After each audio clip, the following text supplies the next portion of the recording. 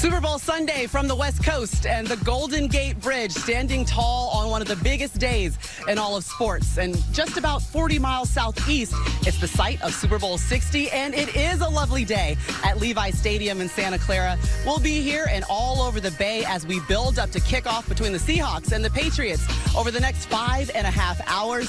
The Super Bowl 60 pregame show on NBC is presented by Liberty Mutual. And welcome inside the stadium. Happy Super Bowl Sunday. My name is Maria Taylor. You guys know that guy. That's the Lombardi Trophy. I introduced him first on Super Bowl Sunday. Devin McCourty, Jason Garrett here with me. And the two of you guys have 6 total Super Bowl rings. I see you guys kind of pulled them out for us here. A little bit. For the show.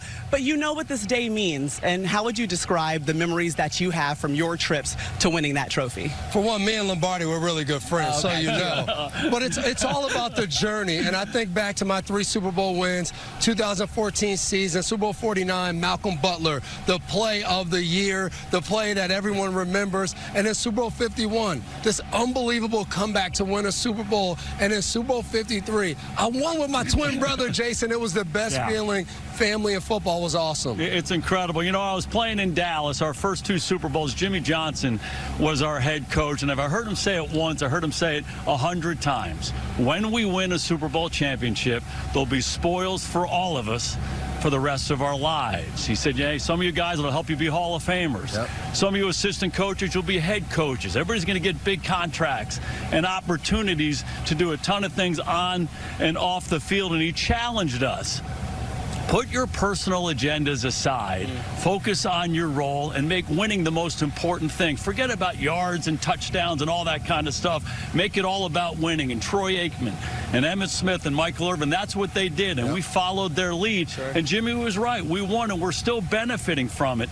The other thing he said that I thought was equally important, when you win a championship and you've made that commitment, the bonds that you form with each other, they're strong and they last a lifetime. And I'm eternally grateful for those experiences and for those bonds. Well, let's talk about the experience that has been the story of Sam Darnold, maybe the ultimate redemption story in all of professional sports. Jason, you've spent time with him twice this season. Walk me through how he makes it through 8 years in the NFL, 5 different teams, and then makes it to this field tonight. Yeah, I love Sam coming out. And, you know, when we interviewed him, I went back to the draft report that we had of him, and it was, you know, really talented guy, arm talent, athletic ability, instincts, but the most important part was the lower right-hand corner of the report. He said he doesn't go away when he has adversity, and when he has a failure, he keeps coming, and that's been the story of his career. Kicked to the curb by the Jets in Carolina, had a rehab here in San Francisco, goes to Minnesota, wins 14 games, and they move on from him, and now he has this team on the perch of a national and a Super Bowl championship. And hanging out in New England, it used to be the expectation that they would be here. This feels like everyone's first Christmas in New England. They're all excited to be back at the Super Bowl, and they've been living for this moment. Yeah, and this is the moment that they've been waiting for. You're going to hear from Drake May, Sam Darnold. We're also going to have Fred Warner, Kyle Shanahan, since we're in the home of the 49ers, stopping by our set. But let's get to the rest of our team. Jack Collinsworth, Tony Dungy, and Rodney Harrison. For the first time ever, we're having a live broadcast from Alcatraz Island. Good morning, guys. Good morning to you, Maria. What was once America's most feared prison now is a historic landmark just across from downtown San Francisco. Rob, we've been all over the city.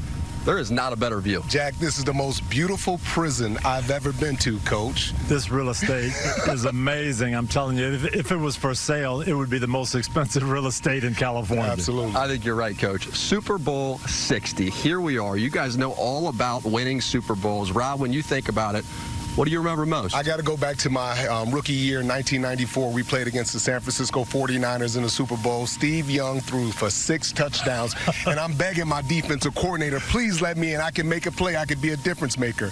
He didn't let me in, and I promised myself from that point on, if I ever played in the Super Bowl, I would be a starter. I went on, played in 3 more Super Bowls, and won back-to-back championships, Coach. Well, my memory was from Super Bowl 13, and I remember walking out on the field for warm-ups and thinking, man, I've watched all 12 of these at home on television. Are people really watching me? And then I look down at the other end, and there's Roger Staubach, Tony Dorsett, Drew Pearson, man, we're going to be in trouble today. And then I had to think, I got Joe Green and Jack Lambert and Mel Blount. I'm going to be okay. And, Coach, you got to understand, too, I made it here my rookie year. It took me 9 years to get back to the Super Bowl. So these teams, when you have an opportunity to win a championship, Super Bowl, you better take advantage of it. No question about it. Took me 28 years to get back. Wow. And, Rod, I can't help but think as well, with you, back-to-back Super Bowls, as you mentioned, with Mike Vrabel, what'd you see from him in those days that you're still seeing today? He always loved football. Yep. He always wanted to be on a football field. Offense, he played defense, he played special teams, and Coach, he would hog up all the scout team reps, but he was a guy that I knew was always prepared and I can count on. We got Martin Scorsese here circling us, showing you everything around this island. We're going to take you all around this 22-acre island throughout the course of the show, but for now, we take you to the water. Chris Sims with a couple of defensive legends. He's with Cam Hayward and Aaron Donald. All you, Chris. Thanks, Jack. Yeah, we're over here on the boat having fun, the party boat in the bay. You said it. I am with legends, Aaron Donald, Cam Hayward. Between all three of us, there's 12 All-Pros here. 0 by me, 8 by him, 4 by him. But when it comes to the Super Bowl, exciting day. Yes. Four years ago, Super Bowl 56, last time NBC had it. Yes. That was a special day for you. Take us through that, because we didn't experience that yet. It was life-changing, right? You talk about being in the moments, playing on big games, to come down to 4th and 1, to make the play to close out the game, right? You line up, you think and run, it's 4th and 1, right? To win it all. You know, short, you see that the running back's child, you rush it, you do your best move, you get to Joe Burrow, right?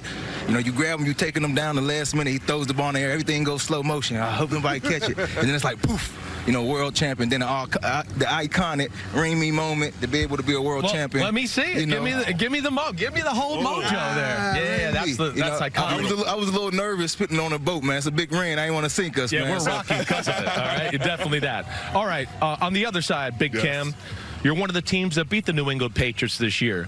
Tell me about them and kind of that experience, you know, facing off against them. Well, we beat them by getting turnovers. And I will say, when you have 5 turnovers, you think you're going to walk away with that game. Right. We did not. We were in a slugfest. And you look at their defense, they come at all angles with Christian Barmore and others, and Christian Gonzalez as well. But they're on the offensive side of the ball, we got turnovers. You got after Ramondre Stevenson, and you also got after Drake May. You got to hit him early. You got to get a lot of pressure, and then you got to make those running backs pay. Yeah, definitely. And a little note on the quarterbacks, right? A little odd that we're going in it. MVP Drake May, almost MVP, I should say, second in the voting. A little cold, right? Hasn't had a whole lot of success in the playoffs because of some of the defenses he's played against. And then Sam Darnold on the other side is going in hot, beating your Rams in the NFC Championship game. I know, don't cry. You'll be okay. All right, they're not here. But regardless, that's going to be one thing to watch today. Drake May, can he get in rhythm early and kind of get that hot hand back? But now it's time to get the party started, all right? It is the Bravo Reality Hot Seat Super Bowl Sailgate Party. Take it to my friends, West Wilson and Kate Chastain. Guys, the NFL is one of the best reality shows of all time, as we know that. We are so excited for Super Bowl 60, which is why we're on a boatload of reality Peacock and Bravo stars. Let's have some fun. That's right, Wes. We've got cast members from The Traitors and House of Villains competing in tailgate competitions. We have Top Chef head judge Tom Colicchio sharing with us his favorite Super Bowl party dishes. Up here on the upper deck, we have the Real Housewives legend, DJ during the medley, spinning bagers, rocking the boat, and of course, we've got mimosas, because what's a Super Bowl party without mimosas? Isn't that right, Maria? We just need some mimosas down here on the field. I like Dorinda getting it early in the morning on the West Coast. Listen, we still got more star power to come, including 13-time Grammy winner John Legend. Snoop Dogg, we got a live talk back with him. He's in Italy for the Winter Olympics.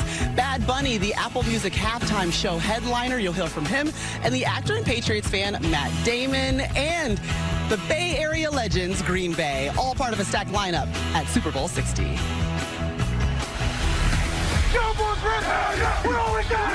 Hi, sports fans. You ready for the show? It's our stage. We're built for it. Sam, you are a magician. Someone's open up. Let it rip. It's about us. 12 is a sacred number. There's power behind that. Hey, America. We're back. Hold the best players coming. That's the blueprint. Who gets on your nerves on the team? Hey! Cut that light go! On real. I made one of the legendary plays. Let's go. 2 clap. Ready. What's up, guys? It's Marcus Jones here, also known as Elliot J. Tell me about Elliot J. Who's that? Yeah, that's me. You know, everyone says, you know, that's the alter ego in a sense when it comes down to music. What does music give you? Songwriting is a great avenue, and being able to have music, you can express your emotions. Jones intercepted. Another pick 6. Touchdown, Marcus Jones. Grammy or Super Bowl ring? I've definitely dreamed about it. Super Bowl ring.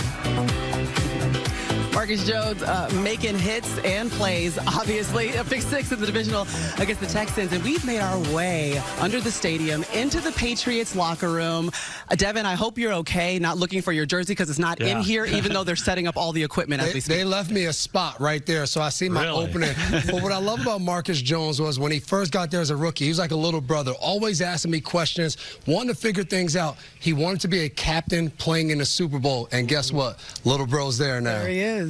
I'll tell you what, the matchup that I'm looking for more than any other is this one. Sam Darnold against this Patriots secondary. They got guys who can cover, but the best thing they do is they make it muddy for the quarterback. They kind of show you a look, and then they slowly move to something else, and it's really unclear for the quarterback as to what coverage they're getting. The key to this game for me is when Sam Darnold doesn't know what he's getting, be a great decision maker. Check the ball down. Don't do something stupid with the ball. And these guys feel like they're not getting enough respect. They're fired up to go in this game. Like you said, they're going to try to disguise and make it hard, but they got a little boulder on their shoulders ready to go. Yeah, and I'm going to try to keep you out of helmet while we're sitting over here. Let's send it over to the Seahawks locker room. Noah Eagle is with 49ers linebacker Fred Warner. All right, Maria, thanks so much. We are in the Seattle Seahawks locker room. This is also the 49ers locker room. We're actually directly in front of Fred's locker. It almost feels like right now we're sitting on your couch watching your TV and somebody else is occupying it. I mean, no, I knew it was going to be a long day today, but it's taking everything in me not to just start ripping stuff down in here. I mean, come on. It's like torture for me. Yeah, I mean, what an honor for Amari Kite, though, to have your locker in particular. And I know you've gotten a chance to get ready for 2 of these in your career. Just give us some of your best memories from those. Well, I mean, there is a moment that I can vividly remember, a young Fred Warner making the biggest play in the biggest moment, an interception in the Super Bowl against Patrick Mahomes, of course. And look, I was so jacked up. I remember getting to the sideline. I'm with my teammates. I'm like, man, if I get a couple more tackles, I might be Super Bowl MVP. Boy, was that so just naive of me, because, of course, we all know how that went and the lore of Patrick Mahomes began, of course. But to your point, your individual performance in both of your Super Bowls off the charts. Your individual performance even against this Seahawks team this year was excellent. However, I know this is going to be tough for you. You said it's going to be a long day. Yeah. Can you give this team a compliment? I don't know if I can. No, of course I can. I mean, look, there's a reason why they're in this game. They play the game the exact right way. They impose their will in all 3 phases, right? Special teams, offense, and defensively. You know, I got to tip my cap where it is, and they got a really good chance at winning this game. The Patriots better come ready to go. NFC West still tops in the league, though. Absolutely. Yeah, no question about Niners, that. #1. Don't get it twisted. Oh, no. There's no allegiance shift here. We are still in the Niners locker room just for today. The Seahawks are occupying. And football has changed a lot over its history, from the forward pass to the tush push. So it's fitting that here in Silicon Valley, in the land of big ideas, that we have our Tim Layden recognize the pioneers of football. We watch football tonight in Silicon Valley, a land of innovation. Football, too, is built on innovation.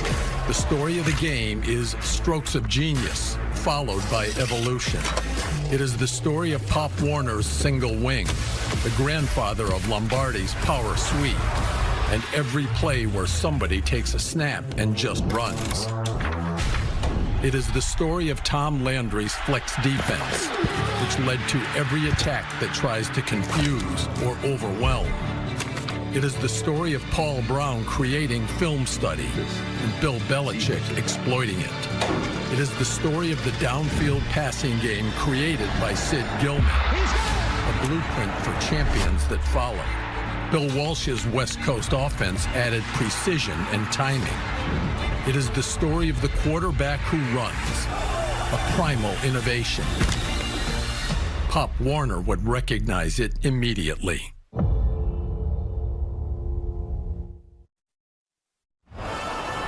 The Super Bowl 60 pregame show on NBC is brought to you by Liberty Mutual Insurance. Only pay for what you need. And by Michelob Ultra Zero. Zero alcohol, just 29 calories. Friday's opening ceremony in Italy kicked off the Milan Cortina Olympics.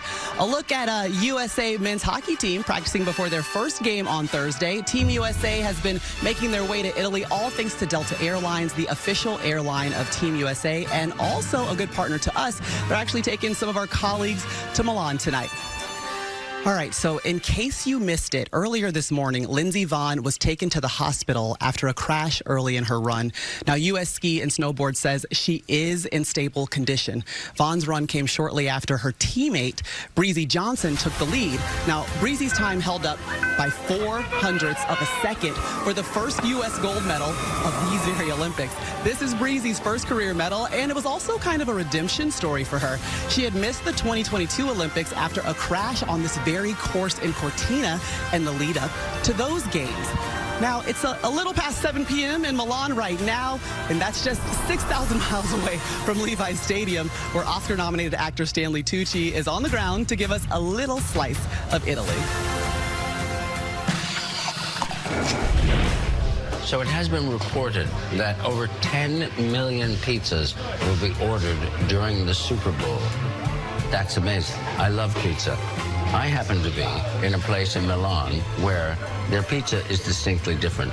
It's fried, a little bit of oil, and then baked a little bit slowly, and you cut it with scissors. Plus, it's crunch. It's so, yeah, it's so crunchy. Absolutely amazing. Very unusual. Thank you so much. Bravo.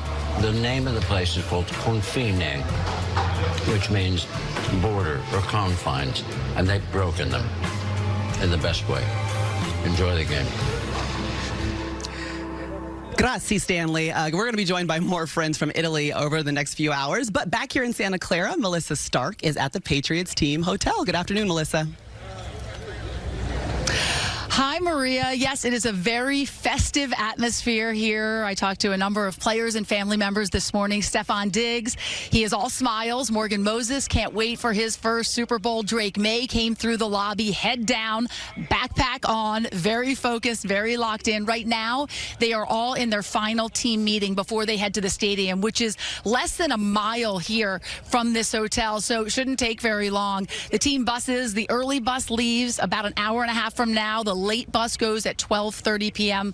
Pacific time. Mike Vrabel addressed the team last night, and he told me he didn't bring anybody else in to talk to the team because he hasn't all year. He said, you don't change things up on Thanksgiving. You stick with the mac and cheese. I'm told that his message was he reminded the players of everything that it took to get here. He told them, just go out today and have fun. Now let's go to Kaylee Hartung. She is at the Seahawks Hotel.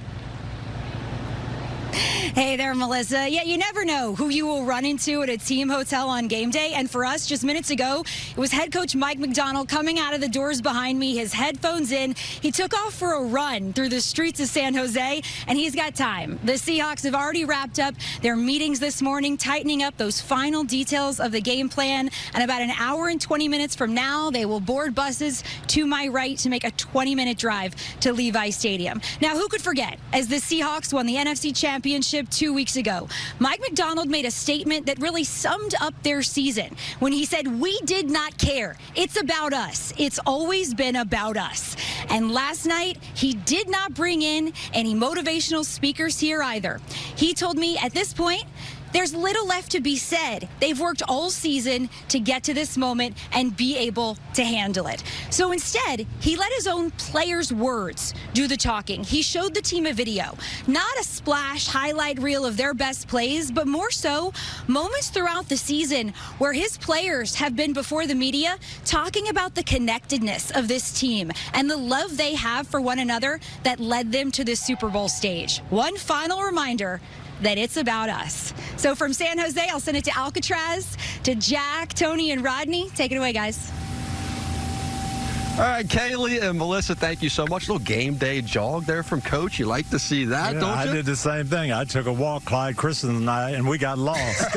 Almost didn't make it to the Super Bowl. Rod, what are most people unaware of the actual routine of Super Bowl Sunday? Coach, Super Bowl Sunday, it was really tough for me because, it just seemed like it took all day. It was really hard for me to calm down and relax and just always felt that level of stress. And you know that as a coach with your players. You're trying to calm them down, trying to tell them, just like Coach McDonald, it's just a normal day, but it's not. We know it, and it's a long day, Rod. Don't wear yourself out in warm-ups. We played against the Philadelphia Eagles. Brian Dawkins, they're out there warming up. They're doing the Eagles. And before we're looking at them like, what are these guys doing? It's like 2.5 hours before the game even starts. The day goes a lot longer. Your routine changes, but they completely wore themselves out. It's amazing you say that because I hadn't been to a Super Bowl in 28 years. I called Andy Reid and asked him about it.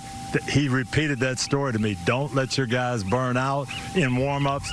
That helped me, and believe it or not, he told Mike McDonald the same story last week. Yep. And guys, as you know, most people, they know this island. They know it as one of the most infamous prisons anywhere in the world. But the history of it, it extends far beyond that. Alcatraz was a Civil War fort and a military prison before it housed some of America's most famous criminals, like Al Capone, Whitey Bulger, and George Machine Gun Kelly. Several years after the federal prison closed, a group of Native Americans occupied the island for 19 months. They protested the treatment of indigenous people in the United States, which led to federal reforms that improved Native American rights. Alcatraz Island attracts more than 1 million tourists every year and has even inspired pop culture with movies featuring Clint Eastwood and Nicolas Cage. We're all. And our coverage from Alcatraz, it wouldn't be possible without the support, collaboration from the National Parks Service, the Golden Gate National Parks Conservancy, and Alcatraz City Cruises. More ahead from the Rock. We'll take you to the Rec Yard next and the Cell Block after that. This portion of the Super Bowl 60 pregame show on NBC was presented by Liberty Mutual Insurance.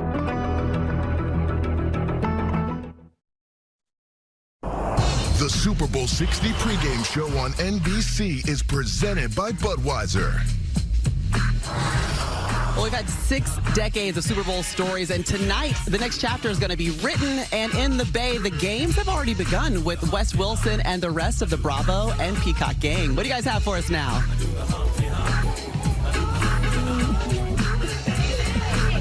What's up, guys? From the top deck, we're going to kick things off with a little showdown. Team Traders versus Team House of Villains. From Team Traders, the lovely Dorinda Medley, round of applause. And from Team House of Villains and my fellow co-host, Kate Chastain, baby. Let's get things going, Dorinda. A little short, we're okay. Nothing overboard. Yeah, Kate, there we go. Yeah, let's go. Dorinda, one more. Here we go. All you. Here we go. Gotta toss it. Oh, one more. Here we go. Kate, go quick. Kate. And we have our winner, Kate Chastain, guys, and we're gonna keep the party going with the story of a Seahawks star who has a unique hobby under the sea. Let's go, guys.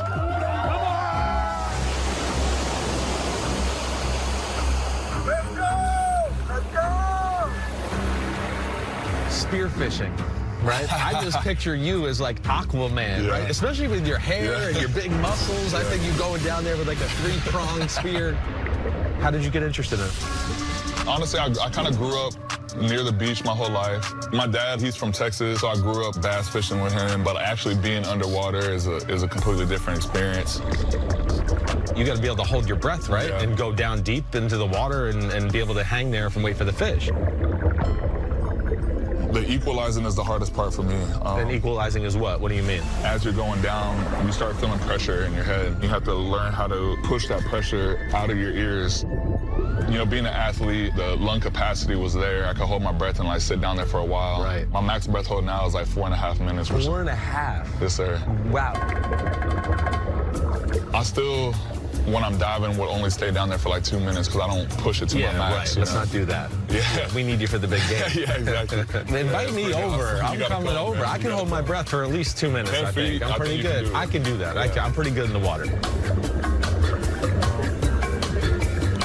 Well, that's pretty special right there, Leonard Williams. I mean, either one of you spearfishing and going down deep, anything? Your big butt's not even fitting in one of those wetsuits. I got it, bro. I can do this. No, I don't even like the water, so I'm stay away.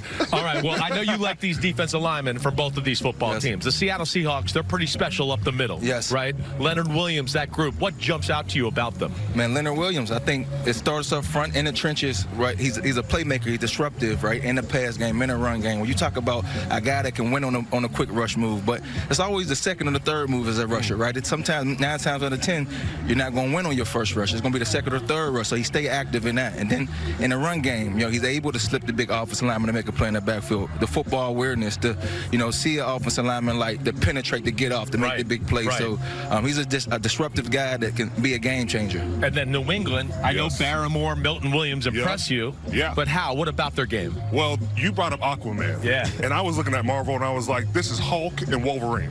Because they are creating a lot of destruction, killing people up front. Hands are fast. I like Milton because he's a little bit shiftier, gets off the ball. He can play the 2-eye, 3-eye. But, having those two guys up front destroys everything. Yeah, I mean, we got deep tackles. We know that. The other thing, too, the edge rushers, right? We're going to hit on, DeMarcus Lawrence, Harold Landry, they're forces off the edge, too. But either way, two of the best defensive linemen in the sport. Which one do you give the edge to? Oh, it's because you got to play the run game. I'm going to go with Seattle. Seattle? You take Seattle? Seattle's got a better team, I think. I'm saying Seattle. I think with DeMarcus Lawrence, Brian Murphy, Leonard Williams, I think them guys just got it. All right. Seattle. All right, let's get over to the Seattle Seahawks locker room with Fred, Noah, and Florio. All right, Chris, appreciate it. I do love watching them talk about the nasty defensive lines and hearing Gwen Stefani in the background. But, Mike, we look forward to this Super Bowl. Clint Kubiak, offensive coordinator, expected to become the next head coach in Vegas for the Raiders. What more can you tell us? Well, it was 8 years ago that the other offensive coordinator in this game, Josh McDaniels, was expected to become the head coach of the Colts. So nothing's done until it's done, Fred. But it is believed Kubiak will head to Las Vegas. Then the question becomes, who will the quarterback be? They've earned the hard way the first overall pick in the draft. The top guy is expected to be Indiana quarterback Fernando Mendoza. And I've talked to a lot of people around the league, Fred, and the belief is this is a perfect fit. Kubiak sees the game through the eyes of the quarterback, and Mendoza can run that drop-back passing game. He's got the athleticism to sprinkle in design runs and boost that running game. That sets up the play action for those downfield shots. Well, Mike, you talk about Coach Kubiak's relationship with his quarterbacks. And in my opinion, the best friend for a quarterback is an effective run game. And I saw that when I was prepping for these guys for week 1. I watched their game against Kansas City in the preseason, and I think they ran the ball about 10 times to start that game for a touchdown. I'm thinking this guy's committed to the run. Yeah, you did win week 1, by the way. Well, absolutely. Okay, I was in that game. We had to make sure we get to put that out. Yes. Let's go to the Patriots locker room with Maria. I love it. Way to remind him, Noah. Listen, we are here in the locker room. I know it's like a sanctuary, but since it is the Patriots locker room, you've been there, done that. I'll allow you to give us one of your best memories from a Super Bowl win. Well, we're standing right by this exercise bike, and I remember Super Bowl 51. Here, hold that for me, Maria, as I tell this story.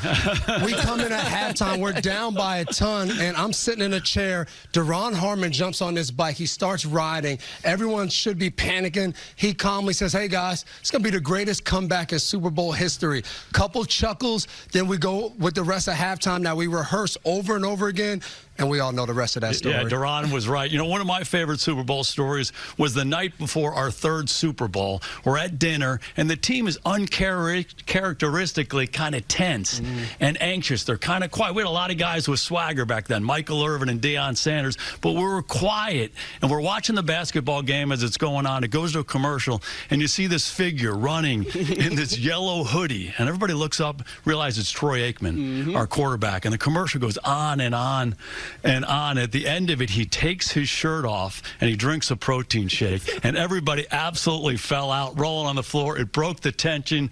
We ended up getting after Pittsburgh the next day. I love it. Okay, well, this is my first Super Bowl, so I'm going to hold on to this, and he's not getting it back. There's no chance. Patriots looking for a record-setting 7th Super Bowl ring. My guess is it's like 3 times the size of this, so the one that they're going to end up rolling out. You're not getting it back. I'm serious. All right, for 150 years, Budweiser has not just been made in America. It's made of America. Check out the Clydesdales kicking off the 150th anniversary celebration here at Super Bowl 60.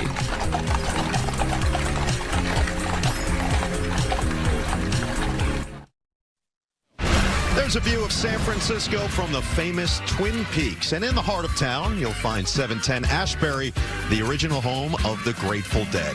The Dead recently lost founding member Bob Weir at age 78. Shortly before his passing, we visited drummer and good friend of Bob's, Mickey Hart, as he reflected on his band's connection to their hometown team. Hi, sports fans. 60 years. It's a long time. And for both the Grateful Dead and the Super Bowl, it's been 6 decades of history. Heroes, heartbreak, reinvention, and a whole lot of joy along the way. And it all started right here in San Francisco. It became our home during the Summer of Love.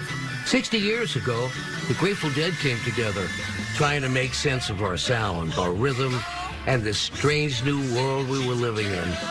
Back then, 710 Ashbury, things were buzzing, a little chaos and a lot of passion. Folks were dancing in the street.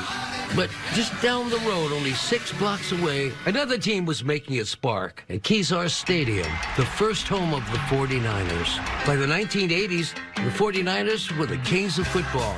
Bill Walsh, Joe Montana, Terry Rice, the best show in the NFL. World champions. That's the greatest feeling in the world for this town. They'll never forget this day.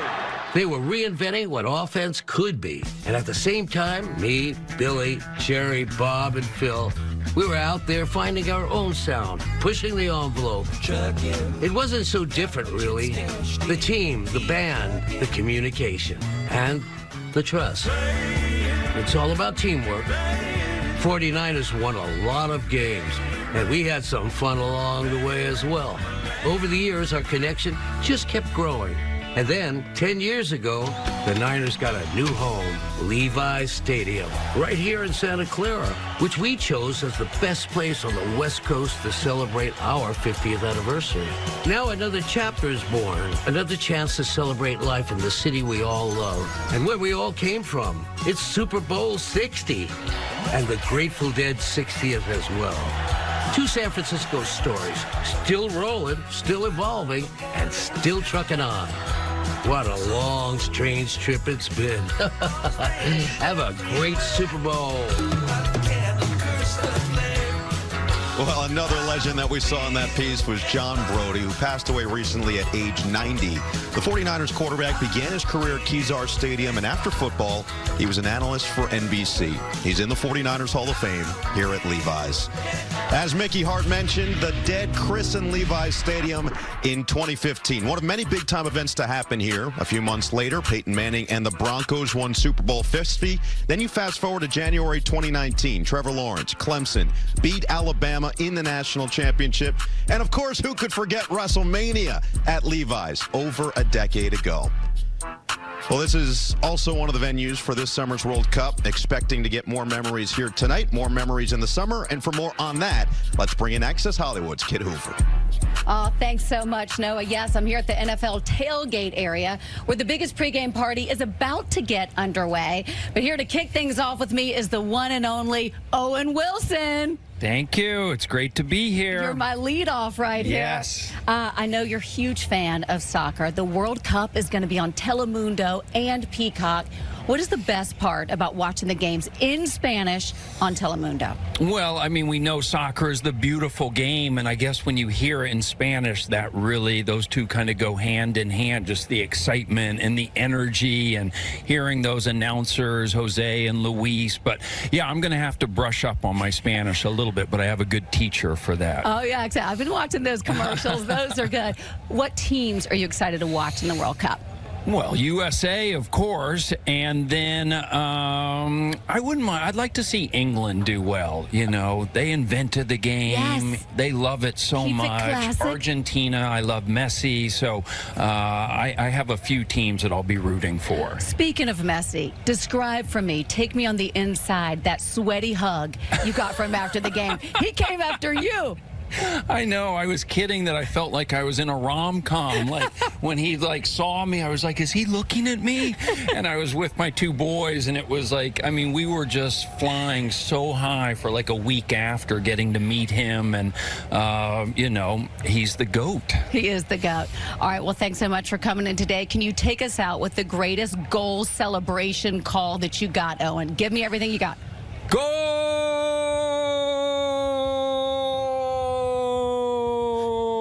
Keep it going. Sign him up.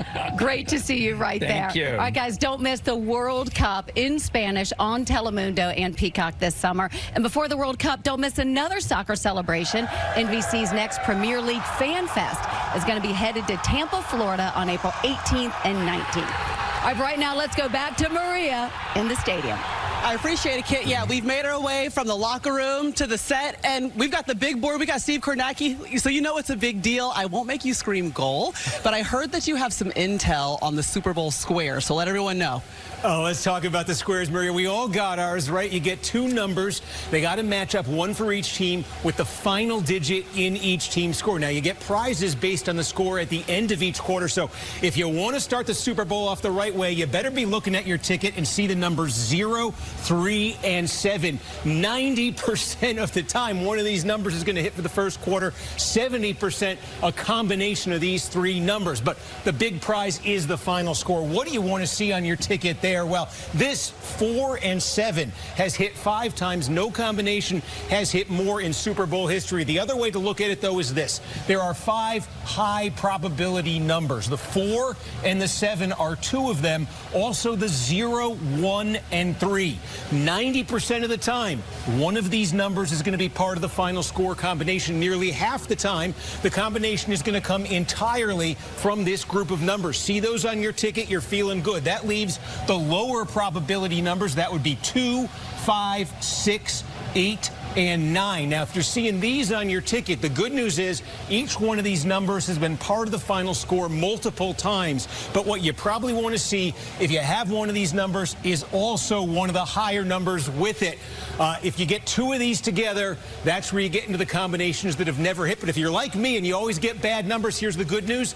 2 of the last 3 Super Bowls, the combination has been one that had never hit before. You're not a bad number, Steve. Never that. Listen, Steve Kornacki only shows up for the big moments, playoffs, and Super Bowl. He's not going anywhere. He'll be back a little bit later and still to come. How the late John Madden continues to make an impact in the Bay Area, and should Bill Belichick have gotten into the Hall of Fame? And a Super Bowl tradition, Jimmy Fallon's Puppy Predictors. His furry friends pick tonight's winner. All that and more ahead of Super Bowl 60.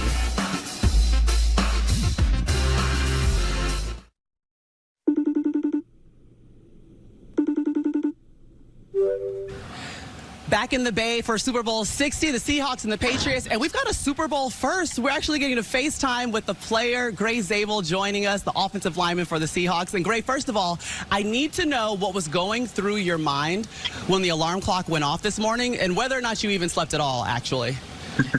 Yeah, no, we woke up before the alarm clock this morning, so we got up and at 'em this morning. We're excited. Mm-hmm. Walk me through what a day looks like for you on Super Bowl Sunday. Yeah, just trying to keep it like every single Sunday this year. You know, wake up, do some stretches, hop in the shower, and then come down for breakfast and get to see everybody and get to know that you're going to be around some great guys today on the team, and we're excited to get out there and strap up the pads and play. All right, I know you're just a guy from Pierre, South Dakota, but living in this moment over the last 24 hours, what is something great that you've heard or seen amongst you and your team?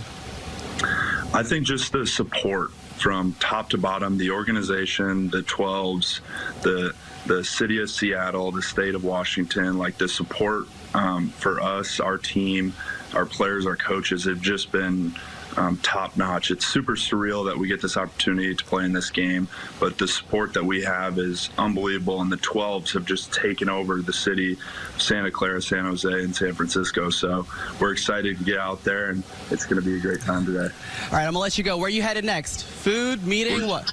Breakfast. About to go have a little morning omelet and kick off the day. So. All right, enjoy your breakfast. We appreciate the time, Gray. Absolutely. Thanks for having me.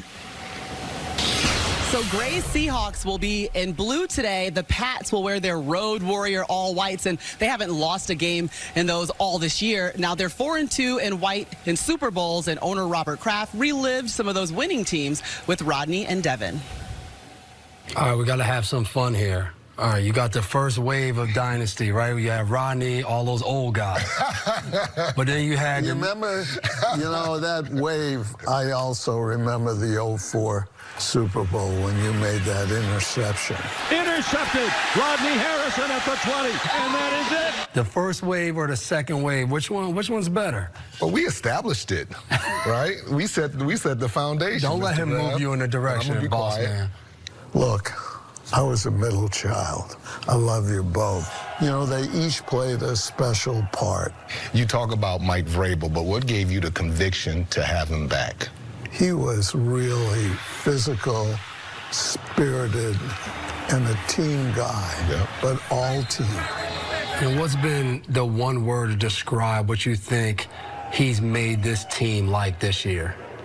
He's really inspirational. I want you to realize what your potential is and what we can do if you just compete and stick together. I'm really impressed that he's not distracted by all the sidebars. All that matters is us winning. You got to pick one safety. RKK, who you picking? Which safety? He's got to go with the young one. That's neither one of us. I'm a middle child, so I go both. You're going both again. I like it. He's going both, and really a good visit there, and we have made our way to the rec yard out here at Alcatraz. I mean, we're literally standing on second base of their baseball field here, right? Coach, what you think? You think you'd take a home run over that? No, I don't think I could get it out there, but if I pulled it to right field, maybe so, yeah. Let's get into the Hall of Fame class, because these New England Patriots, they took plenty of headlines as it relates to this class. As you guys know, no Bill Belichick, no Robert Kraft, but some all-time greats do go in. Drew Brees, Larry Fitzgerald, Luke Kuechly, Adam Vinatieri, and Roger Craig. Coach, one big obvious question here. You're a voter. Did you vote for Bill Belichick?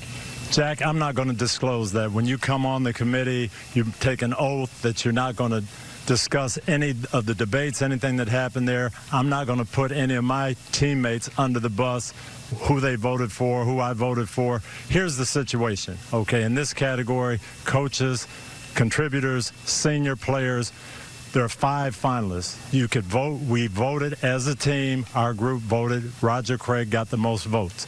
I stand behind that as a teammate. That's how we voted. But here's the problem. We voted for 3 people. There are 2 other slots available. Bill Belichick definitely deserves to be in the Hall of Fame. Robert Kraft deserves to be in the Hall of Fame. L.C. Greenwood deserves to be in the Hall of Fame. Ken Anderson deserves to be in the Hall of Fame, and we've got 2 slots. But because of a change that the Hall of Fame made 2 years ago, none of those guys got in. And it wasn't because of us. People think that we voted against Bill Belichick. We did not. As a matter of fact, if the vote, same exact vote, had taken place, same totals 2 years ago, Bill Belichick would be in, so would another deserving Hall of Famer, and that's why I'm upset. That is not right. What I would say, Coach, is any list that doesn't include Bill Belichick at the top is absolutely wrong. And a lot of those players that we mentioned, they're great players. I played with Drew Brees. I played with Adam Vinatieri. But there's nobody more deserving to be in that Hall of Fame than Coach Belichick. I've seen his greatness. I've seen him design defenses to stop your offense.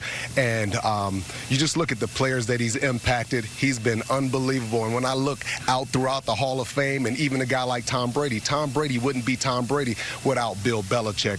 And that's the disappointing part of it, Coach, and you guys got it wrong. Well, I feel your passion, and I'm with you.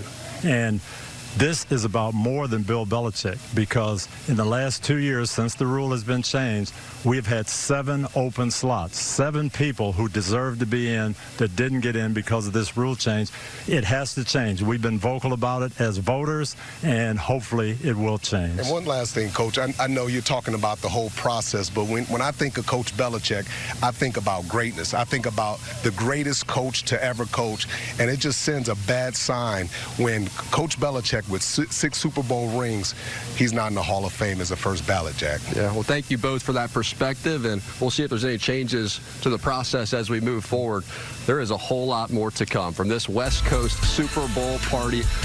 From the rec yard on the island of Alcatraz to the water, where we will take you next to the stadium out there in Santa Clara. We are counting you down to Super Bowl 60.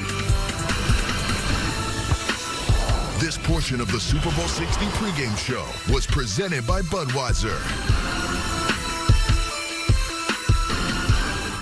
The Super Bowl 60 pregame show on NBC is presented by DraftKings Sportsbook.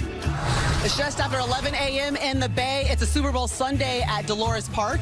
And on San Francisco morning, it's ahead of tonight's game. And our friend Jimmy Fallon decided to put his pups to work to predict the next Super Bowl champion.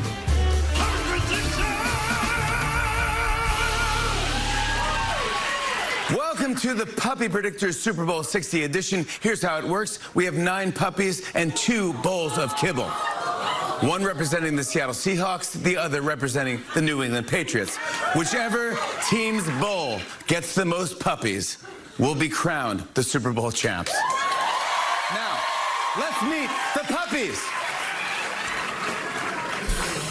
Hi, guys. Guys, I want you to behave, okay? Listen, no butt sniffing, no any weird stuff, okay? Just go out and go whatever bowl of kibble you think is going to win, and this will predict the Super Bowl. Are you guys ready for this? All right, here we go. Release the puppies.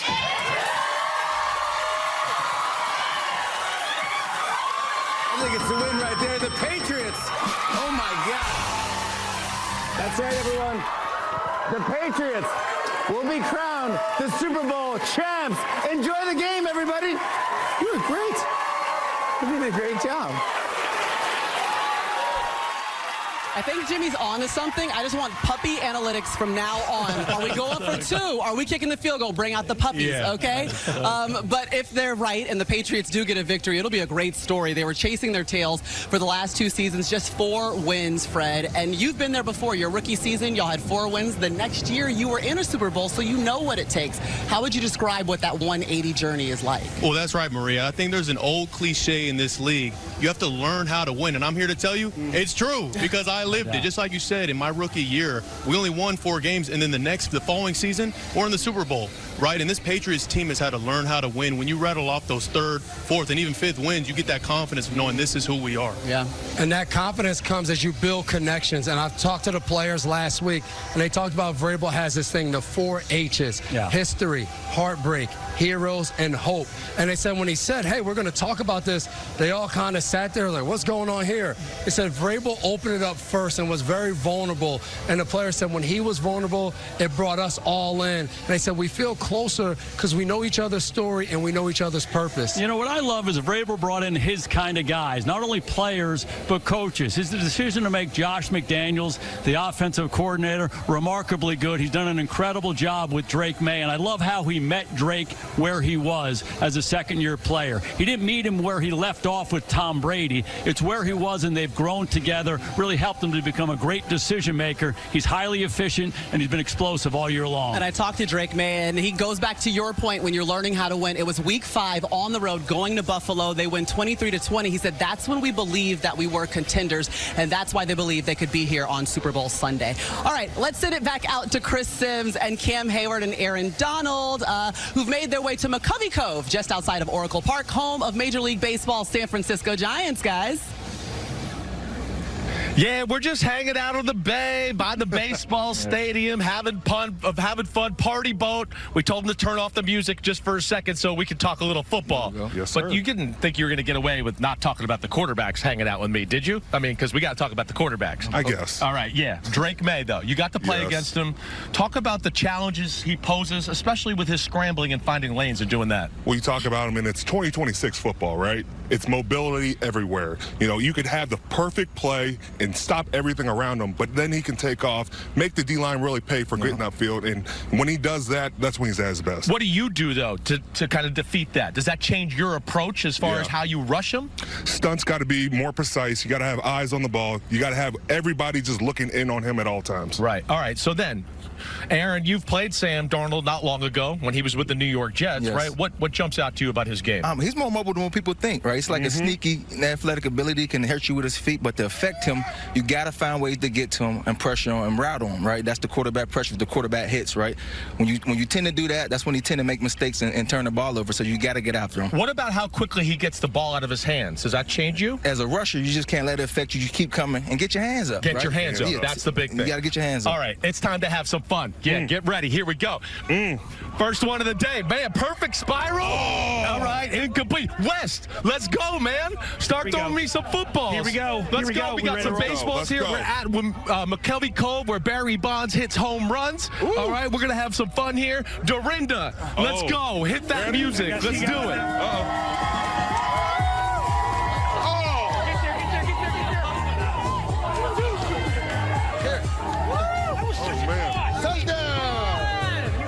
Here we go. Got one? I got one. I want this guy, this net guy. Yeah, here we go. We got it. He's on his phone. Let me get one more. Let me get one more. We had such kayaker catch it. Way to go, guys. I mean, we hit 1 in a million. We'll take it. Good job. All right. That's all we need, 1 in a million chance. Guess what, guys? Baseball is back as MLB returns to NBC and Peacock this season. And we're happy to welcome Anthony Rizzo, Joey Votto, and Dodgers legend Clayton Kershaw to our family. The back-to-back champs are part of a great opening day lineup, March 26th on NBC and Peacock. Yeah, let's just take one more look. What do we see? Okay, perfect spiral. That was good, right? It's a lollipop, Sims. That would have got intercepted, and he missed. Once a hater, always a hater. Sims is a natural. Sims, you did great.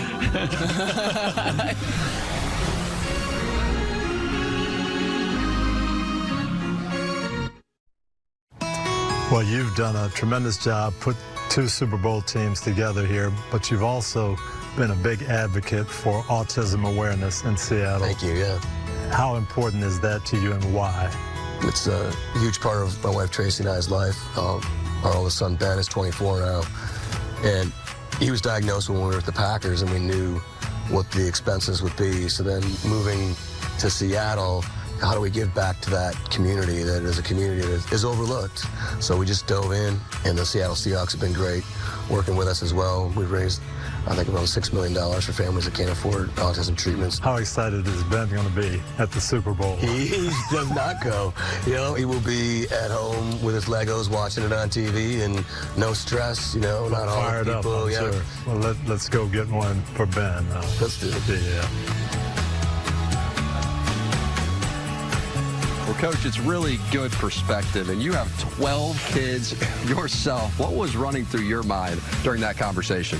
Jack, I was tearing up as he's talking about his son, and I just thought, man, this man has a heart. He's a great dad. He's great in the community, and Rodney, he's a great general manager. And one thing he knows talent. This is the same guy that built the Legion of Doom, and you know, just you look at the defensive players that he brought in this year: DeMarcus Lawrence, Ernest Jones, the leadership that he brought in. But not only that, through the draft, Byron Murphy, Nicky Manuori, these are guys that have made contributions to this game, and they've been great. And he told me that he looks at talent. He knows what athletes are, but he looks at character. And that stuck out to me because they do have a high character team. I asked him about the biggest decision he had to make, who his head coach was going to be. And you know what he told me? He said, it's a marriage. I was looking for somebody with the same vision. I had to pray about it, and God sent me Mike McDonald, and that told me everything I needed to know. And fellas, we are out here on the rec yard, so quickly, Rob, most likely to wreck this game is who? Is Leonard Williams, and if it's me and I'm Josh McDaniels, offense coordinator, Patriots, you double team this guy all day, Coach. I'm going to go to the other side of the ball in the Patriots. Milton Williams is a force. They're not going to let him wreck the game, so look out for Christian Barmore. He could get single blocks, and he could tear things up on that defensive line. I think the defensive line are the game wreckers in this one. That's the key to the game. Well, fellas, we are going to make our way inside the cell house right there behind us. Al Capone. That's right, as we go back into the stadium. Noah Eagle and Matthew Berry. All right, Jack, I mean, loving seeing all the shots from there. Loving seeing you on the field as well, Matthew. Look, you've helped so many of us fall in love with fantasy football over the years, but I know you're a historian at heart, so give us the history lesson as to how fantasy football came to be. Yeah, that's right, Noah. Fantasy football was actually invented in the early 60s by a group that included former Raiders minority owner Bill Winkenbach. They were looking for a distraction in the middle of a very bad season for the Raiders. The first public fantasy football leagues actually founded and played at King's X. That's an Oakland bar that's about 30 miles away. It's now called the Kona Club. Pretty remarkable that that's how it started, and we're in this same area, and here you are on a Super Bowl pregame show as a fantasy analyst. So, with that, what are some props you love for tonight? How about Cooper Kupp, right? Former Super Bowl MVP. I like him to go over on his receiving yards, a number that he's hit in each of the last 2 playoff wins. Think about Mike Vrabel, right? He comes from the Bill Belichick school, take away an opposing team's best player. So I think a lot of attention on JSN, which means Sam Darnold's going to have to look elsewhere, and that includes Cooper Kupp. Also like Matt Collins to get at least 27 receiving yards today. Very quietly, Noah, that is a number that he's hit in 6 of his last 7 games. Despite the love for Matt Collins, he did keep the shoes on, just in case anybody was curious. So you've helped so many people win their fantasy leagues and their fantasy trophies, but it's the Lombardi Trophy that's up for grabs here tonight. There's been 60 years of Super Bowl stories, all in pursuit of that trophy, and John Beaver has literally captured all the moments that have defined the previous 59. This is a picture of my father and I before the first Super Bowl. I think I was 15 when Russell was shot. He and I did the first 35 together. My name is John Beaver. I've photographed all 59 Super Bowls. You have to start really young to be able to say that. Max McGee, first Super Bowl, first touchdown. It's a 37-yard touchdown play. Seeing the faces of the athletes shows how human they are. It shows an intensity. They all have eyes popping out. Mark Van Egan, you can see him pulling the ball and he had mud over his hands. It was a simple picture. Sometimes simple is better. Doug Williams is getting injured. He was showing an emotional face. Cliff Branch catching a pass. If you follow the quarterback, watch his eyes at first and then out of the side of my eye, see if there's a receiver in that area he's looking at. This was a winning touchdown catch. The ball is not quite in his hands. This is Martin in New Orleans celebrating for Dallas. All the lights being in the right spot. John Madden, also one of my favorites. John Madden goes on the shoulders of his players. This probably wouldn't be gotten anymore because such a mass of photographers now that you're not able to get that kind of access after a game. My favorite would be Vince Lombardi after Super Bowl I. My father's on the far right here, so I was lucky to capture them both at my first Super Bowl and the first Super Bowl. You know, 2 of my heroes in the same photo. He'd be proud of that, to keep the streak going. Everybody's in the building. I feel excited about what we have created for the people. I want the people to have fun. I want to make people dance. Let's go. Got to be good, dog. Got to be good. Diggy, diggy, hey. Come on now, don't play with me. Man, Noah's having more fun than Scott Evans and Bad Bunny, and we are going to hear from Bad Bunny. He's the halftime performer, but right now I'm joined by Jose Diaz-Balart, host of NBC Nightly News on Saturdays, as well as Telemundo. Jose, thank you so much for joining us. But I know that you've covered Bad Bunny, his residency in Puerto Rico. You can really speak to the global popularity that is Bad Bunny. What a day, huh, Maria? Yeah. Beautiful day out there, and there's no doubt that Bad Bunny is probably the most significant global musical superstar on the planet today. His album, Debí Tirar Más Fotos, last year was streamed more than 19.8 billion times, and just last week that album won the Grammy for Album of the Year, a first for an all-Spanish language record. Yeah, he's a 6-time Grammy Award winner, yes, he is. But he also made a political statement at that award show. He did indeed. You know, Bad Bunny has always included sharp political and social critique and commentary in his body of work. Now, when asked on Thursday how to understand his performance tonight, he said it's going to be easy. People only have to worry about dancing. They don't even have to learn Spanish. There is no better dance.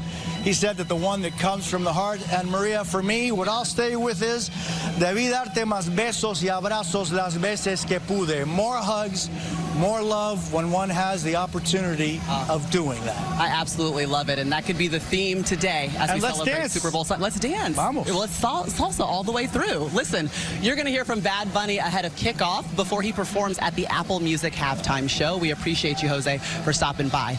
Levi Stadium is hosting the Bay Area's third Super Bowl. The first one was actually played in January 1985, about 10 miles away at Stanford Stadium, and things were just a little bit different back then. You really want to be comfortable when you come to the game. Plan on bringing your hardback chairs, because these seats, folks, they are wooden. We're talking cold, wet, damp, splinters. You know what I mean? And you thought the Orange Bowl was bad. But many frenzied 49er fans aren't worried about the condition of the seats. According to the classified ads here, they're willing to take any seat at any price. Hello. Yes, I saw your ad in the paper about Super Bowl tickets. How much are you selling them for? $500 for a football game? Guess what, Robin Carter from News 4 in Miami? The cheapest ticket today is going for nearly $4,000 and as high as $21,000 on the secondary market. So, okay, it's expensive to get in this bad boy. Let's talk about ticket requests, because you guys have all had that experience. How many did you have? Yeah, I know my bank account looked a lot different that second time around than it did the first time. They say more money, more problems. No, more money, more tickets. Yeah. All right, so I had to pay for a little bit more. You understood the task. My last Super Bowl, Super Bowl 53, my brother played with me. 30 ticket requests, and we did it only because of him, because he never went back. So you know, dozens of requests. People come from out of the woodwork. They all think the tickets are free. My favorite was some guy I played Pop Warner football with, hadn't seen in 20 years. He said, "Hey, I'm going to be out in L.A. Can I get 4?" I'm like, probably not this year. Not this year. Maybe a different game. Try week 1. How about that? You know what I'm saying? Listen, some of the players already rolling up. Christian Gonzalez, the first one in the building, making his Super Bowl debut. He doesn't need any rest. He wants to go ahead and get to the stadium in his 3rd season, named to his first Pro Bowl as well this season. Let's check back in with Chris Sims, who's with Cam Hayward and Aaron Donald. All right, sadly enough, I have to get on a helicopter and get to the stadium, all right? So, like, I had a lot of fun with you guys. I'm going to miss you. I'm not going to shed a tear, all right? But I'm going to miss you a lot. We're going to miss you, too. But it's time to put you under the gun here a little bit. Let's go. All right, who you taking in the Super Bowl? I think it's an even match. 2 great teams, 2 pretty good defenses, but I just think that Seattle team got too many playmakers, man. I think they pull it off, Seattle. Yeah, Seattle a little more talented in your eyes. All right, big guy, what do you think? Well, I hate both teams. And for me, I was going to do 3-2 just because, you know, I don't want to see the team score. Defense battle. But guess I'm going to be even bigger villain. 6-7. 6-7. I like it. That's Yes, awesome. sir. You're the man. All right, that's it from the boat with me. I'm getting on a helicopter. This is the coolest Oreo cookie you've ever seen. And as usual, the filling was overrated. Yeah. Look, back to you guys at the stadium. Get on back here. You be a golden Oreo. We'll find someone for you. Thanks to Cam Hayward and Aaron Donald for joining us. There's just 4 hours left until we kick off Super Bowl 60 from the Bay. This portion of the Super Bowl 60 pregame show on NBC was presented by DraftKings Sportsbook. The Super Bowl 60 pregame show on NBC is presented by Xfinity Wi-Fi. There is San Francisco's famous Lombard Street. And honestly, you see this winding right here. It looks like an Olympic bobsled track, which makes sense because it's the opening weekend of the Winter Games in Italy, as well as an NFL Sunday. So it's only right that we bring in Scott Hansen, who's in the Gold Zone studio for an Olympic update presented by Xfinity Wi-Fi. Thanks, Noah. Happy Super Bowl Sunday, everyone. And ciao. We still have 2 more jam-packed weeks of Olympic action, and we're following it all on Gold Zone. This could be one of the best overseas winter games ever for Team USA. So many stars to talk about, like 21-year-old speed skater Jordan Stolz, the fastest man on ice. He's going for multiple golds in these games, starting Wednesday with one of his best events, the 1,000 meters. Southern California's Chloe Kim trying to do something that no snowboarder has ever done, win a 3rd straight Olympic gold medal in the half pipe. And football fans, her boyfriend Myles Garrett, He's going to be there cheering her on. In alpine skiing, Michaela Schifrin, two-time Olympic gold medalist, won more World Cup races than anyone. She's trying to add to her incredible legacy. And in figure skating, Virginia's Eliam Malinin, the quad god. He's the favorite in the men's competition, but he's also competing in the team event today. That'll be part of our Olympic coverage tonight after Super Bowl 60. Noah?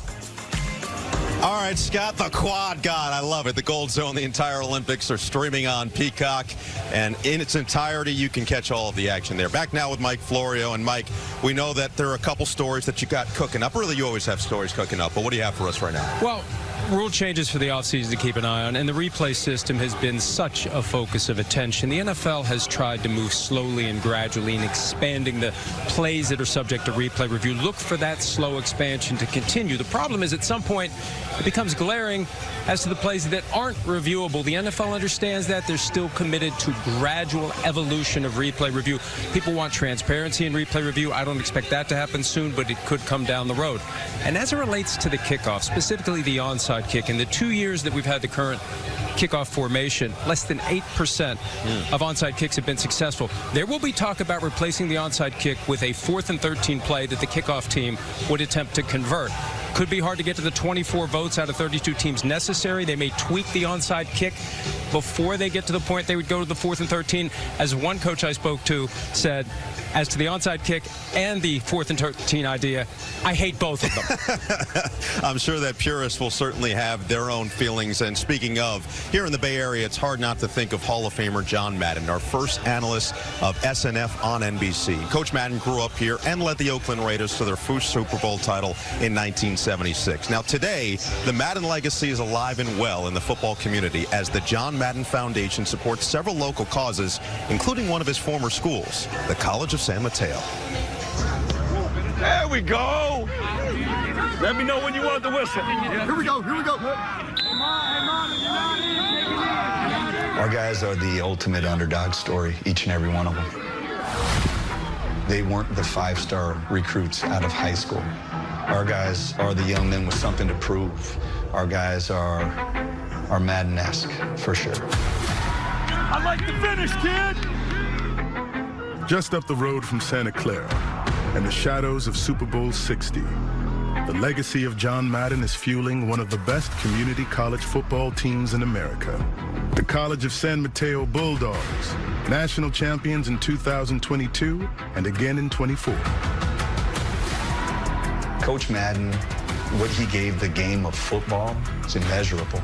We have to continue here to carry that on. Twist there and pivot, and boom, the ball's there. Right. Before Madden was a broadcaster or a Super Bowl winning coach or had anything to do with the video game, he was an offensive lineman at the College of San Mateo back in 1954.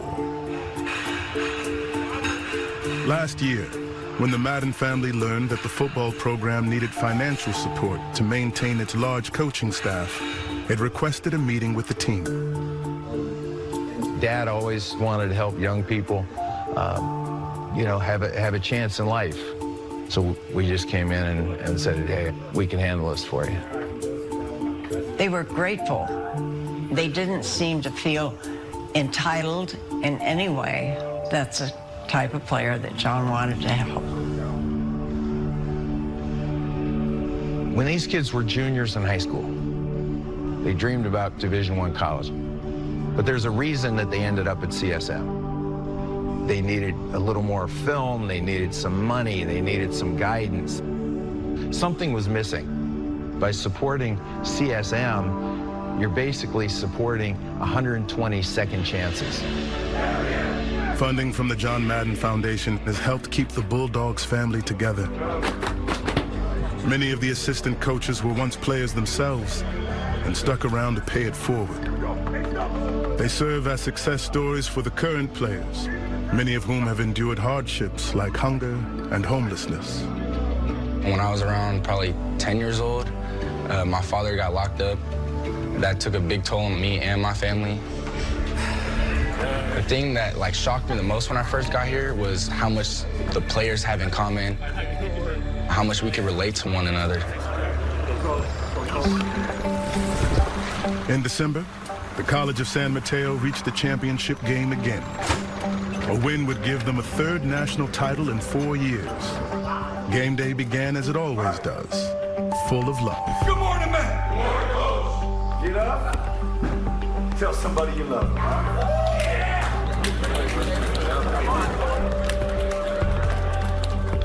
People don't really realize how close we are, and that's the biggest thing I'd say is, like, it's more of like a family. It's our family versus their team.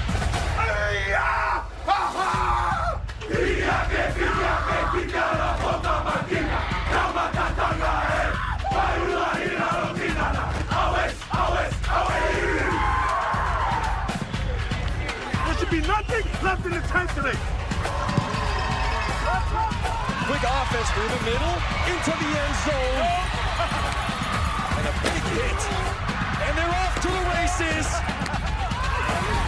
Touchdown, Rustlers! After 59.5 minutes of football, the Bulldogs led by 1 point and needed to stop a 2-point conversion to clinch the championship. And here we go. Owa rolls to his right. Around one, throws it, and incomplete! The Bulldogs, they've done it!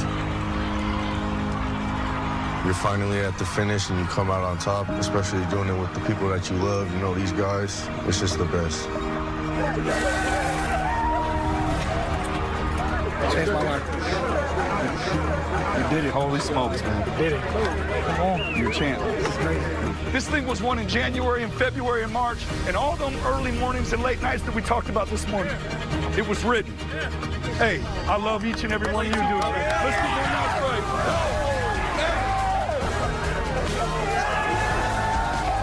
Everybody that's in that field just wants to play for all the right reasons, and it's just refreshing as hell to be a part of that. I think Dad would be behind that 100%. Cool story there from San Mateo. We take a peek at the Oakland Coliseum, another place where John Madden built his legacy. After the break, we'll go back across the bay to Alcatraz.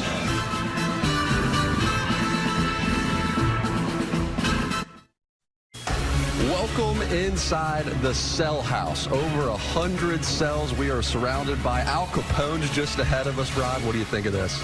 I would say kids do the right thing if you don't want to wind up here. You do not want to be in here. That is for sure. And I had the opportunity to sit down with Drake May's security, left tackle and Will Campbell, and the right tackle, the oldest member of those Patriots, and Morgan Moses.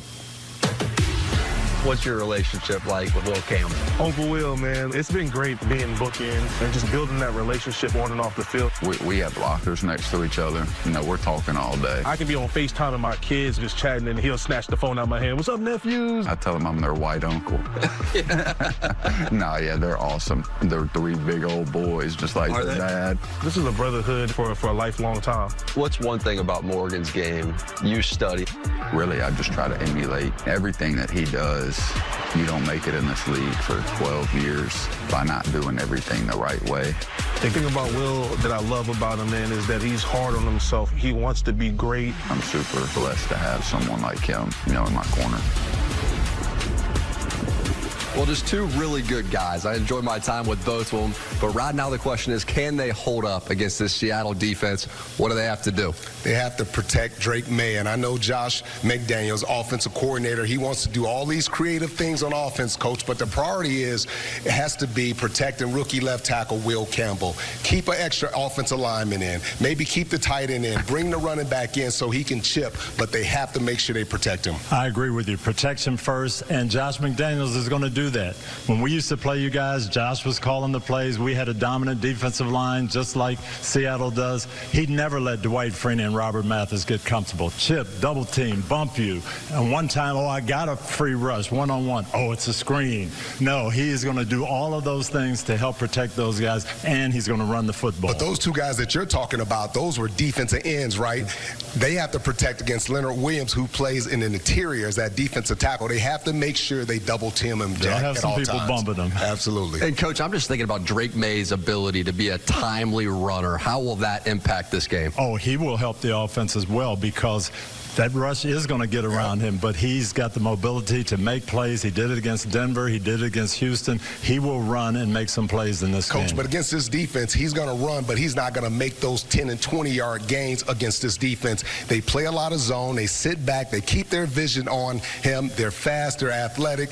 And when he gets down, he might run the ball 5 yards. He has to get down, and he has to protect the football, Jack. 3rd and 5, just run for 6 and make the first down and get down. In that AFC Championship game, the Patriots, they had 1 touchdown.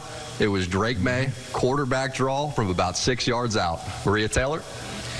I appreciate it, Jack. You guys must have talked him up. There's Will Campbell. All he's doing, just headed to the bus. The rookie out of LSU. And you heard the guys talking a little bit about the Patriots offense. They're averaging just 18 points per game so far. These playoffs, obviously dealing with a lot of weather, some snow, and some tough defenses. But who are the star players on the offensive side of the ball that need to stand out tonight? Well, Maria, the Pats have a bruiser in Ramondre Stevenson. I actually played him a year ago on this very field, and I could feel the force when I'm trying to tackle this guy. It was almost like he had a heavy head, like the way that he was able to fall forward for that extra 1 or 2 yards, which I think is going to be crucially important going against this defense today. Yeah, but Fred and them, they handled the Patriots pretty well, so he tackled Ramondre. He did. And I think that run game will set up the Patriots pass game, and when they do that, I think Seattle plays a little bit more man than we're used to seeing, and can the Patriots wide receivers get open against this man-to-man coverage? McDaniels, Josh is going to draw up these different plans to get guys open. They're going to bank on that, and then they're going to have to do it. Yeah, the Patriots' best playmaker is Stephon Diggs. So talking about getting him in stacks and bunches and using motion to help him wriggle free against that man-to-man coverage. When they have rub routes, they're going to rub for Stephon because not only is he good at catching the ball, he's awfully good after the catch, and that's their chance to make some big plays. Yeah, and then I think another guy, Travion Henderson, you know, as a linebacker, you get this guy outside, he has the speed. That's where he can be dangerous as well. Absolutely. Travion, he can hit the home run ball, but I think what's important today is take the singles and the doubles with Ramondre, and I think that gives you the best chance to win this game. And remember, the Patriots been through a gauntlet, faced the top 3 scoring defenses so far this playoffs. Just the 3rd team in NFL history to ever do that. The Colts in 06. Tony Dungy coached them, and they got the win, okay? There's Jackson Smith in Jigma, the Offensive Player of the Year. Cool, calm, collected. We like the fit, the suede jacket. I like the aviators, everything we got going there. Cooper Kupp, remember, the MVP of Super Bowl 56. And come on, Gray Zabel, you better come with the USA Home. Oh, let's go. Let's head back out to the tailgate with Kit Hoover and another special guest. Oh, USA, everybody. Thanks, Maria. All right, well, the party you can see behind me has just gotten underway. And I'm here with the star of Peacock's new series, The Miniature Wife. Please welcome my friend Elizabeth Banks. Hey, good to see you. I'm so excited to be here. So much buzz around your new show. What can you share?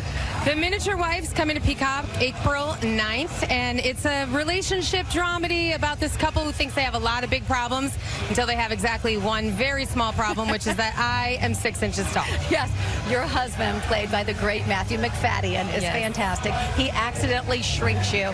Tell me about your dynamic on and off the set with him. You know, most people know Matthew from Succession, Tom Wambsgans. He won Succession, as I like to say. He is the most delightful guy. We had the best time figuring this out. We actually had to do things really opposite each other. He had a miniature doll of me that he acted opposite, and I did the off-camera lines. And for him, I had a little dot way far away, and he did off-camera lines because we had to figure out how to do this thing, you know, totally separately. And then we also have a lot of things together, and it's all about us figuring out, are we going to stay together, or are we going to break up? I hope y'all rooting for us. We are rooting. What's going to surprise people about this show? Because it's not just a normal comedy. You know, it's about a lot of deeper relationship issues. This couple is dealing with a power imbalance. I really love the notion of making the metaphor of feeling small in a relationship actually come to life and what that does to a couple. And this is about their relationships in the marriage and outside of it with their friendships, their business partners. It's relatable, fun, got a bit of an absurdist lens. Oh, it's so great. Always good to see you. Looking great in your jacket. Show me your nails as we go out. And my Patriots nails, you know, go Pats. She's a Pats Cats fan. All episodes of The Miniature Wife debut April 9th, only on Peacock. Maria, back to you. All right, appreciate it, Kit. The man of the hour in his 8th season with his 5th team. The ultimate redemption story is Sam Darnold getting ready to make his Super Bowl debut. Actually sat down with Jason Garrett. You'll hear from him a little later. And now let's see how our NFL Play 60 super kid, Jasmine Resendez, has been getting ready for Super Bowl 60. Jasmine Resendez is this year's NFL Play 60 Super Kid. I am excited to be the Play 60 Super Kid this year. Representing the San Francisco Unified School District, Jasmine will hand off the game ball to start the second half of Super Bowl 60. Hey guys, it's opening night and behind me right now is Stephon Diggs. I'm going to go try and get a question from him. If you wasn't a football player, what would you be doing right now? I like a lot of things. I try to be a Renaissance man. I'm into art. I'm into a little bit of everything, so never know. Thank you for answering my question. You enjoying the week? Through the NFL's Play 60 initiative, the league has partnered with Gen Youth to bring resources such as the NFL Flag in Schools program to millions of students nationwide, encouraging them to play for 60 minutes a day and live an active, healthy lifestyle. To learn more about the NFL and Gen Youth's partnership, visit NFL.com/Play60. Play 60!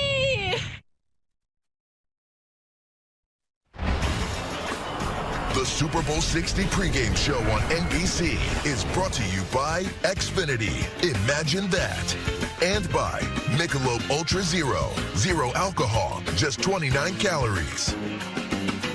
The U.S. men's flag football team scrimmaged Mexico on Thursday, a preview of that sport's Olympic debut in LA 28. And just down the road from that scrimmage is the Chase Center, home of the Warriors and Olympic hero Steph Curry.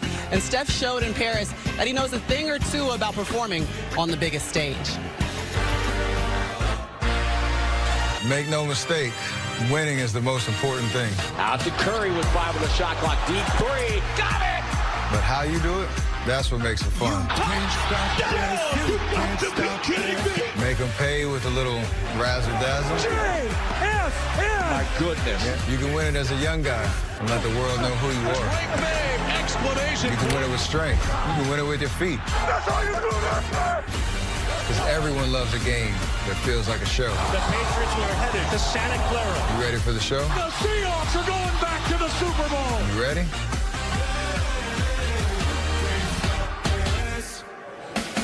Oh, we're ready for the show, Steph. And for the first time in this show, I can put my heels on because the Hoopers are here. Don't do that. Don't do that. I am going to do it. Carmelo Anthony, Reggie Miller, Jamal Crawford, and Donovan Mitchell. Thank you so much for stopping by. Donovan literally fresh off the court, dropped 35 in a win against the King, drove down here. And I know why you're here. It's because Coco's singing Lift Every Voice and Sing. I know why you're about here. us at all. As soon as I saw it on the schedule, I made my way. I knew I had to make my way down. Yeah. I heard her warming up, and she sounds great. But listen, up here on this panel, 22 total All-Star appearances, and that's coming up in L.A. What stands out to you about All-Star Weekend, some of the fondest memories? Well, outside of we have it now, and we're going to do what we got to do to make this right, I just think the whole weekend excitement of All-Star Weekend, being in L.A., being in Intuit, coming off a Super Bowl, coming off a Winter Olympics, and now we get our opportunity as the basketball, as the NBA family to showcase what we going to put on our show. But Friday night, we're going to kick it off on Friday night. Right. And me, Mac, and Austin, and you'll be DC. Coaching. I'm on the sideline. I don't know if I'm going to be coaching or not. You're just gonna be there. I'm on the sideline. I'll be there, but I'm really looking forward to just showing up for All-Star Weekend, just being there, being present, and having an experience from this side of it as opposed to on the court. There you go. Saturday night, shoot or shoot, 3-point competition. The best gunslingers line it up to see who is the best marksman in our game. I've been in that competition 5 times, always a bridesmaid, never a bride. So I want to see who's going to be the top gunslinger this year. Yes. So many great shooters, but you got to give props to Dame, too. He reached out to the league to say he wants to be a part. And when you have the stars participating in the biggest events, it brings it to life. He may have his Magic Johnson moment when Magic sat out the whole year and got MVP. But I'm looking to Sunday because that's when the best players show up. Obviously, USA versus the world. Get back to that competition. There's going to be a lot of pride, a lot of people on there. Yeah, most definitely. I mean, Jamal said it, too, right? He said he wanted to come down and play. This first All-Star for him, he wanted to come down and make him competitive. I'm excited for that.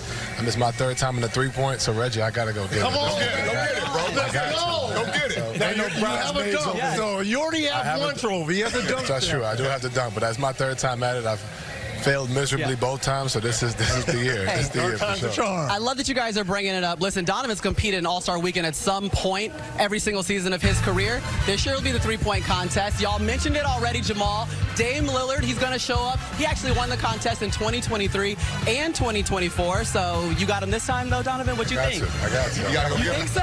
Yeah. Hasn't played all season, but said, I'm coming, and I'm going to shoot them threes, though. They ain't been shooting. That's all he could do. That's all he can't move. That's all he can do. Well, I appreciate you guys showing up and showing out. Super Bowl weekend is very special. I'm curious just to hear what you guys think about being here at this stage, even before the players and the fans enter the stadium. Well, we was coming in and Reg said, man, this is the calm before the storm. And we got a chance to see the behind the scenes, like riding up on a golf cart, coming into the stadium. I can only imagine what the players are actually going through when they coming through on that bus. So I'm looking forward. This is my first Super Bowl, and I'm excited about it. Welcome. Well, we're used to, like, finals, conference finals, but those are best of, right? So if you play bad in game 1 or 2, you have a chance to come back. Right. These players, this is it. One game takes it all. My Seahawks is here. You see the glasses. Come on. What about you, Donovan? Honestly, I'm here for my fiance. Good answer. That's right. You're very smart. Listen, all these guys will be coming your way during a wonderful All-Star weekend, and it's going to be star-packed. On Friday, the Rising Stars and HBCU Classic. On Saturday, Shooting Stars and the Slam Dunk Contest. And on Sunday, it's a brand new USA vs. the World All-Star Game format. Come on, Donovan. You'll see Donovan playing in it, absolutely. Don't let us down, Donovan. Okay? It's an Olympic year, Donovan. Come on, Donovan. Handle it. All right, it's all going to take place in Inglewood at the Intuit Dome, which is right next door to SoFi Stadium. The Intuit Dome is also going to host Olympic basketball LA 28, where both Team USA men and women are going to try to win gold yet again. Guys, we actually get some unprecedented access inside the Seahawks buzz. What's going through their mind right now? How does it feel? We bring this back to the town. This ain't no doubt about that. Yeah, he on the phone talking to his kid. Yeah. And then we got Chris Sims on the chopper. Chris Sims out here wild about it. I don't think we would have put y'all. Would you ever hop on the chopper and fly to the stadium? I mean, Chris is holding on for his dear life. That's all. He on the chopper and Alcatraz. He got the best of both. We'll be back after this. This portion of the Super Bowl 60 pregame show on NBC was presented by Xfinity Wi-Fi. The rush is on, and he's hit and set. When you think about the 85 Bears, Ball down. Pops loose. Mike Singletary at the bottom of the pile. we were committed, we were focused, and there were no exceptions. We played for each other. You know what this opportunity means. Let's go. The domination. Eason's rattled. It was one of the few times that I've ever experienced quarterback crying. A masterful performance by the Bears. That's who we were. The dream is reality. World champions of football.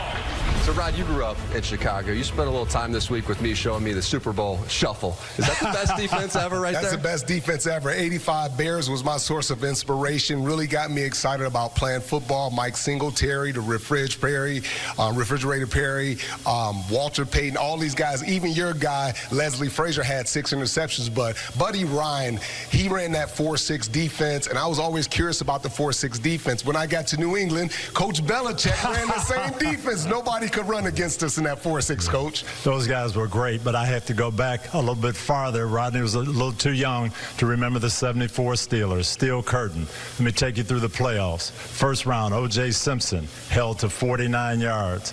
Second round, AFC Championship game, Oakland Raiders, 7 Hall of Famers on offense. They ran 21 times for 29 yards. Longest run in the game was 4 yards. Next round, Super Bowl, Minnesota Vikings. They ran 21 times, only got 17 yards. That defense outscored the Minnesota offense 2-0. Yeah, that was an unbelievable group. I would say the 85 Bears in 3 of those games, 2 playoff games and a Super Bowl, they gave up 10 points, Coach. So I don't care about all the yards. It's about the points, Jack. As you guys know, Alcatraz known for being inescapable. There was 14 attempts, and the most famous came inside this cell right here. 3 inmates went through a hole in the back of their cell. What was it, 120 pounds?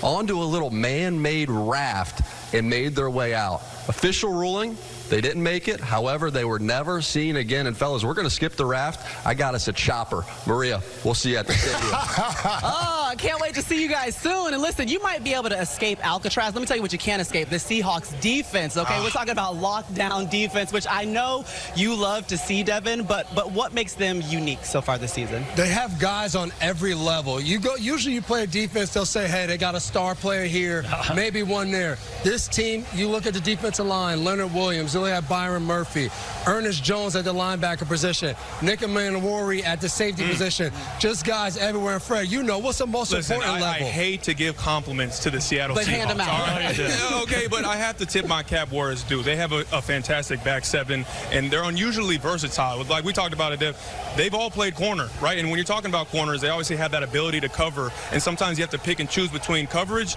and the ability to tackle. Not only are they willing tacklers, I hate to say it, they'll come up and hit you too. Good. Yeah. No doubt. I love how their big guys run to the ball. I love how their little guys tackle. My one caution for them is they're so good. Be careful playing too much man-to-man and letting Drake May throw one up to Booty to make a big play. If they make New England earn it and drive the football the whole game, I don't think New England can get it done. Yeah, but I think they're going to feel like we have to go and play man, and we can't let Drake May just pick us apart in those zone coverages. Look for Drake May to have a little bit of a day today. Okay.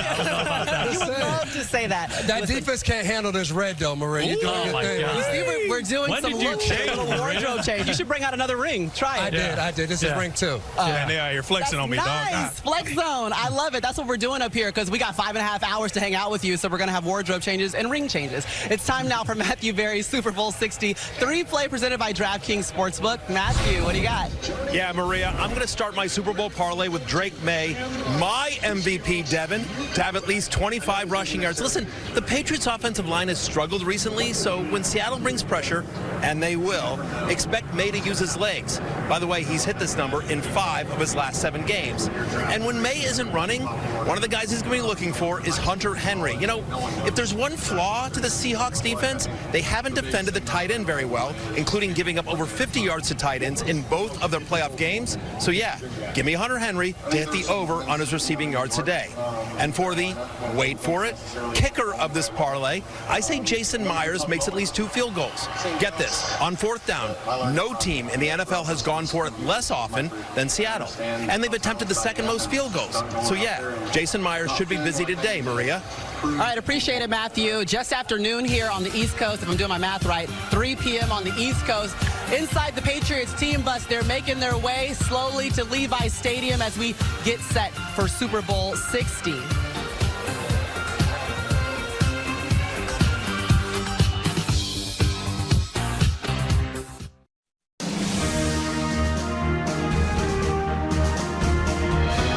Good afternoon. I'm Tom Yamas from Nightly News. It has become an annual American tradition. For Super Bowl Sunday, the President of the United States sits down for a wide-ranging interview ahead of the big game. This week, I spoke with President Trump inside the Oval Office. We discussed everything from his immigration crackdown to possible military action in Iran. The whole interview is now available at NBCnews.com. We should note the conversation took place on Wednesday before the president's social media account reposted that racist video of the Obamas, which was ultimately taken down. But I did talk to President Trump about the cost of living in America and, of course, tonight's big game. Mr. President, we thank you so much for your time. We really do appreciate it. Thank you very much. As you know, Americans are getting ready for the Super Bowl, for this great big game, and you have 2 teams, the Seattle Seahawks versus the New England Patriots. Who do you think is going to win? Well, I've watched them both during the season, and New England's amazing because to have a second coming is pretty good. Quarterbacks, both good. Seattle's an amazing comeback quarterback, and the other one's just an amazing quarterback. I think it's going to be a great game. You know, I like both areas of our country very much. I better not make any predictions. You get yourself in big trouble. But I think it's going to be a really great game. Seattle's had an amazing season. Yeah. And strong defense. New England has a great tradition of winning. And Bob Kraft's done a fantastic job. You know, the whole thing is really, it's going to be very exciting. The quarterback situation is interesting. They're great. They're both great. Both great. That leads me to my next question. You have a really good relationship with the Patriots, including the former head coach, Bill Belichick. Right. What did you think when he was snubbed on the first ballot of the Hall of Fame? I thought it was terrible. I mean, he's won so much, won so many Super Bowls, great coach. Became a little bit controversial, I guess, after that. His little period after that. During it, he was just a great coach. I thought it was very inappropriate. You think he deserves it, the Hall of Fame? Oh, yeah. It's like, what have you done for me lately? Well, you know, you have a great career, and he has had a little bit of a controversial year and a half, 2 years, maybe. But what difference does that make? No, he should be in there right at the top. What are your plans for the Super Bowl? We know you're not going to go over there. You're going to watch here, and who are you inviting? I'll be sitting in probably Palm Beach, depending on what happens. You know, in my position in this job of mine, sometimes you have to move around quickly, very quickly. Yeah. But we'll be most likely at Mar-a-Lago or one of my clubs, watching with a lot of people, a lot of friends, or I may very well be in the White House. Friends and families just like you will be coming together on Super Bowl Sunday. People are shopping this week. Yeah. They're running the kids around. They're trying to heat their homes with this brutal winter we've been having. In the last year, a lot of prices have come down. Things like gas and eggs, but others since you took office have come up, like natural gas and coffee. When can Americans expect those prices to come down? Well, they've already come down. I think you've seen, Tom, when I took over, eggs, poultry, all these things were through the roof. In fact, the first question I got, what are you going to do about eggs? It was my second day in office at a news conference, and they were screaming, what are you going to do about eggs? Eggs had gone up like 4 times. If you notice over the last few days, it's only a few days, but the Democrats have gone to another subject. I think they're probably saying dictator or something. They've got a new word. They don't use the word affordability anymore because prices are way down. Gasoline is, I just left Iowa, $1.99 and even $1.85 a gallon, yeah. $1.85 a gallon. That's in Iowa. Many states are cracking $2. Gasoline is way down. And honestly, everything is coming way down. Beef is coming down. Yeah, but beef, coffee, natural gas, they're coming down. Coffee's, yeah, coffee's coming down. Well, it's already come down. I'll tell you what.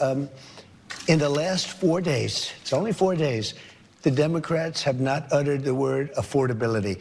They're the ones that caused the problem. I took over a mess in every way. The border was a mess. That everybody admits. The border is great. Crime was a mess. Right now, 125 years, it's the lowest crime that we've had since 1900. So we're doing a job. But the one thing that they don't say anymore is affordability, because I fixed the problem that they created. Let's stay on the economy. You just mentioned it. You said you inherited a mess from President Biden when it comes to the economy. But at what point is it on you? At what point are we in the Trump economy? Oh, I'd say we're there now. I'm very proud of it, 5.6%. You know, we have a GDP of 5.6 despite a shutdown. We had a 42-day shutdown. I call it the Democrat shutdown. And because of that, I lost 1.5 points. I would have been at a 7 GDP, which hasn't been seen, I don't know, ever, maybe ever. Yeah. And I think 26 is even going to be better. You know, we have hundreds of billions of dollars pouring into our country, actually trillions. $18 trillion is being invested in our country as we speak. And there are factories and plants and thousands of businesses being built all over the country. Nobody has ever seen any. I just spoke to President Xi of China. Nobody has ever seen anything like what's happening right now in America. When will we see those jobs and those factories open? Because manufacturing has been down. Well, you're already seeing it in construction because they're all building. You know, we have factories being built, car plants. They're coming in from Canada, coming in from Mexico. They're leaving Germany, Japan. They're all coming into the United States. And you're seeing it in your construction numbers. And, you know, the plant, we have to build them.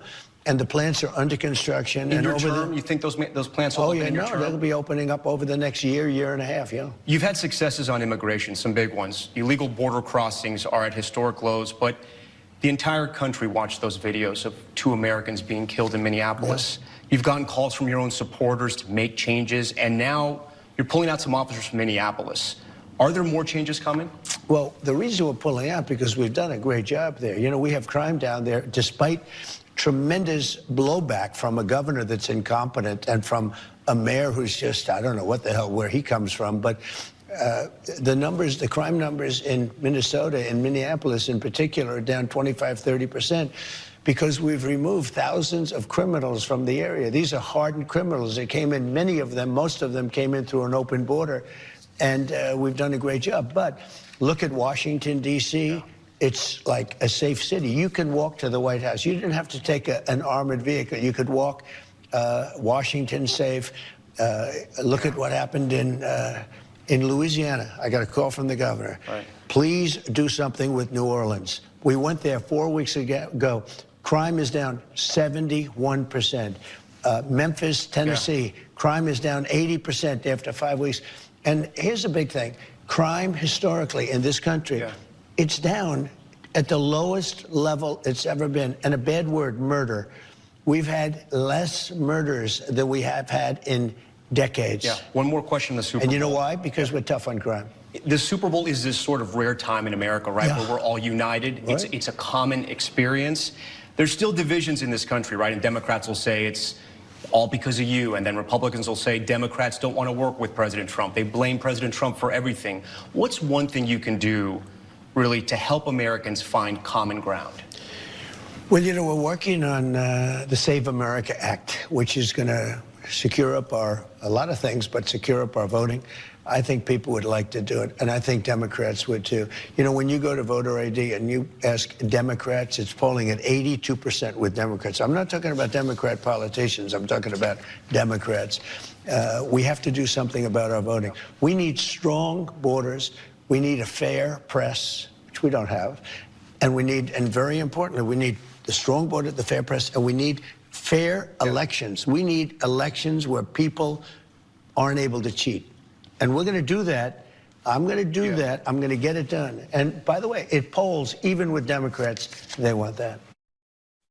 We should note voter ID rules do have wide public support, but the vast majority of Democrats on Capitol Hill oppose them, arguing that such rules would make voting more difficult for millions of Americans.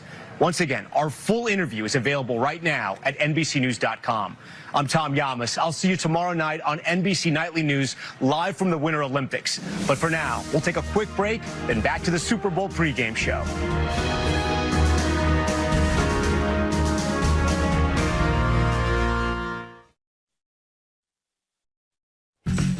Waiting for kickoff at Super Bowl 60. There's Stefon Diggs in his 11th season, his first with the Patriots. He's also the first New England wide receiver with 1,000 receiving yards since Julian Edelman did that in 2019. He's going against the Seahawks. Their quarterback is Sam Darnold. He finished 5th in the NFL in passing yards. A great redemption story. We want to hear from both of their head coaches, though. Let's start with Kaylee Hartung, who's with Mike McDonald. Well, Mike, on the bus ride over to Super Bowl 60, what were you thinking about? I had my worship playlist playing and saying some prayers and just very thankful for our team. Pretty cool to see all the fans. It's a great setting, so really excited. Earlier this season, you described yourself to me as a psycho. Game planning all week up until your team takes the field. Yeah. With a little over 3 hours to go, what preparations are happening between now and kickoff? We're going to keep it the same. So there's some things we still want to talk about going into the game, but that's par for the course. We'll figure out how we're going to start the game, finalize it, let the guys know, and then go let it rip. Thank you. Good luck, Mike. Thanks, Kaylee. Thank you.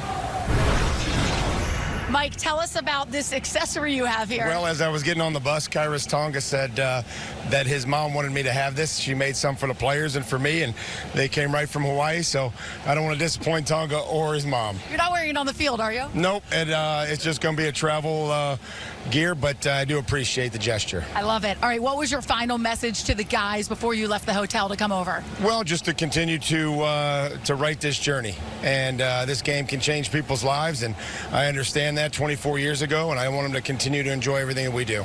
You have played in 4 Super Bowls, first time coaching. How did your experience as a player impact the way you scheduled the week? Well, just trying to think about what they could do or what we could do to help them as they work their way through the week. Try to continue to put some stuff in to keep them engaged, keep them stimulated as the week went on. Good luck tonight. Thank you. Thanks, Melissa. Listen, Vrabel can become the first to win a Super Bowl as a player and a head coach with the same franchise. We'll see if he pulls that off tonight, but we've hit lunchtime here on the Bay. So with food on our mind, let's head back out to our friends on the water.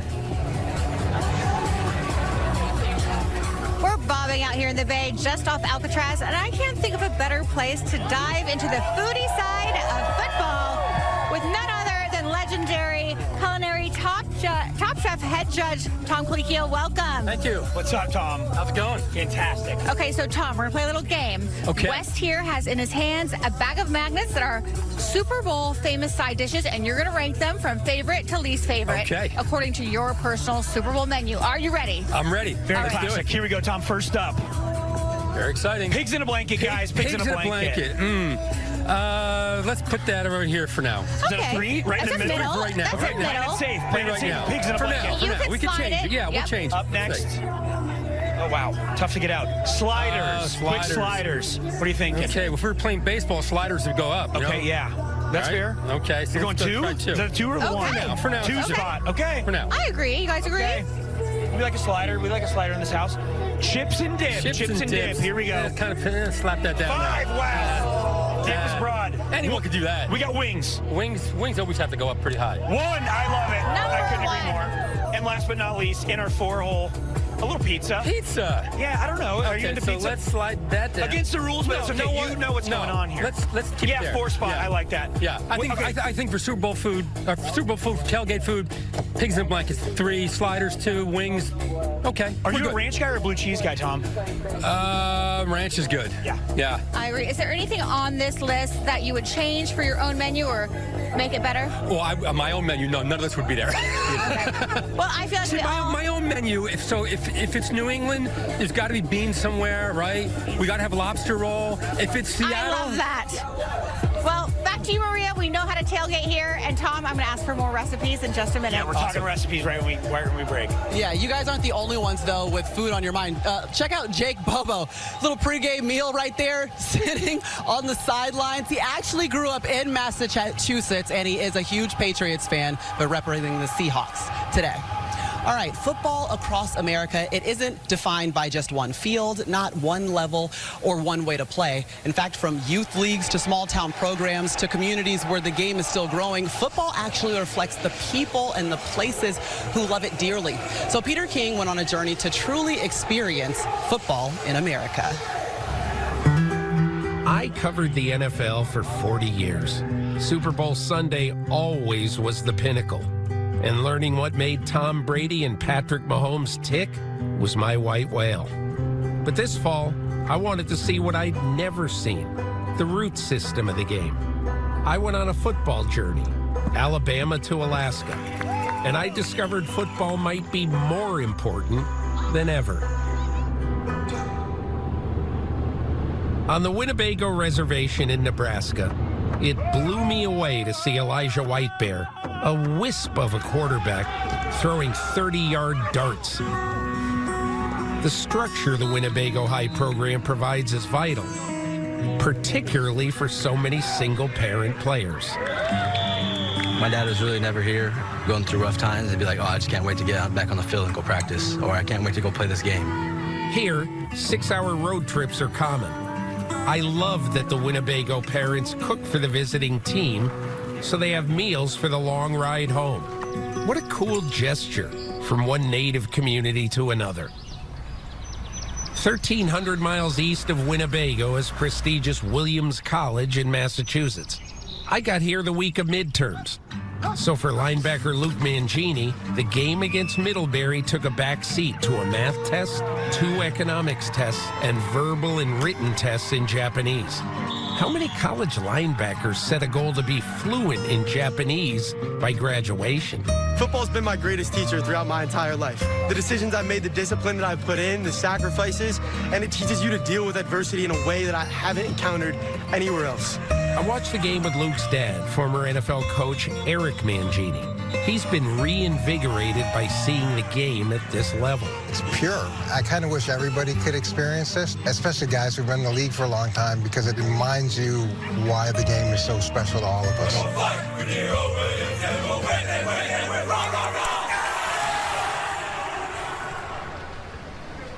You don't have to hear football to love it.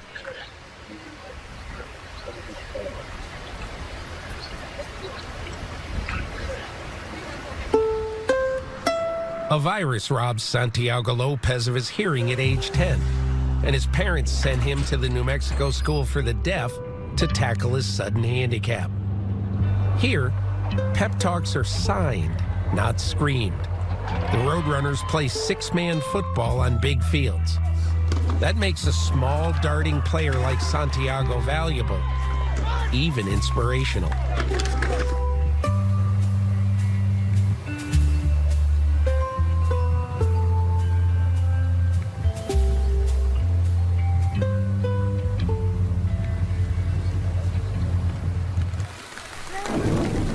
Alaska is twice the size of Texas and has but 22 high school football teams.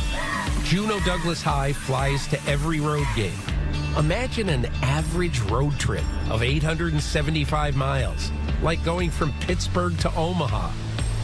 Each player works odd jobs to raise $2,400 a year for travel expenses. What they have to do to even put on a jersey day one is unmatched by anybody out there. So they're not going to choose to play a video game or do something different. They're going to be a part of this team. To earn money for team dues, one player installed a toilet, learning how by watching a YouTube video. I met one player who has another job, taping ankles before games. Noah Alt is an aspiring athletic trainer. Growing up, I didn't really have any friends. So football kind of brought friends to me. I just fell in love with the sport, and it just makes me happy every single day.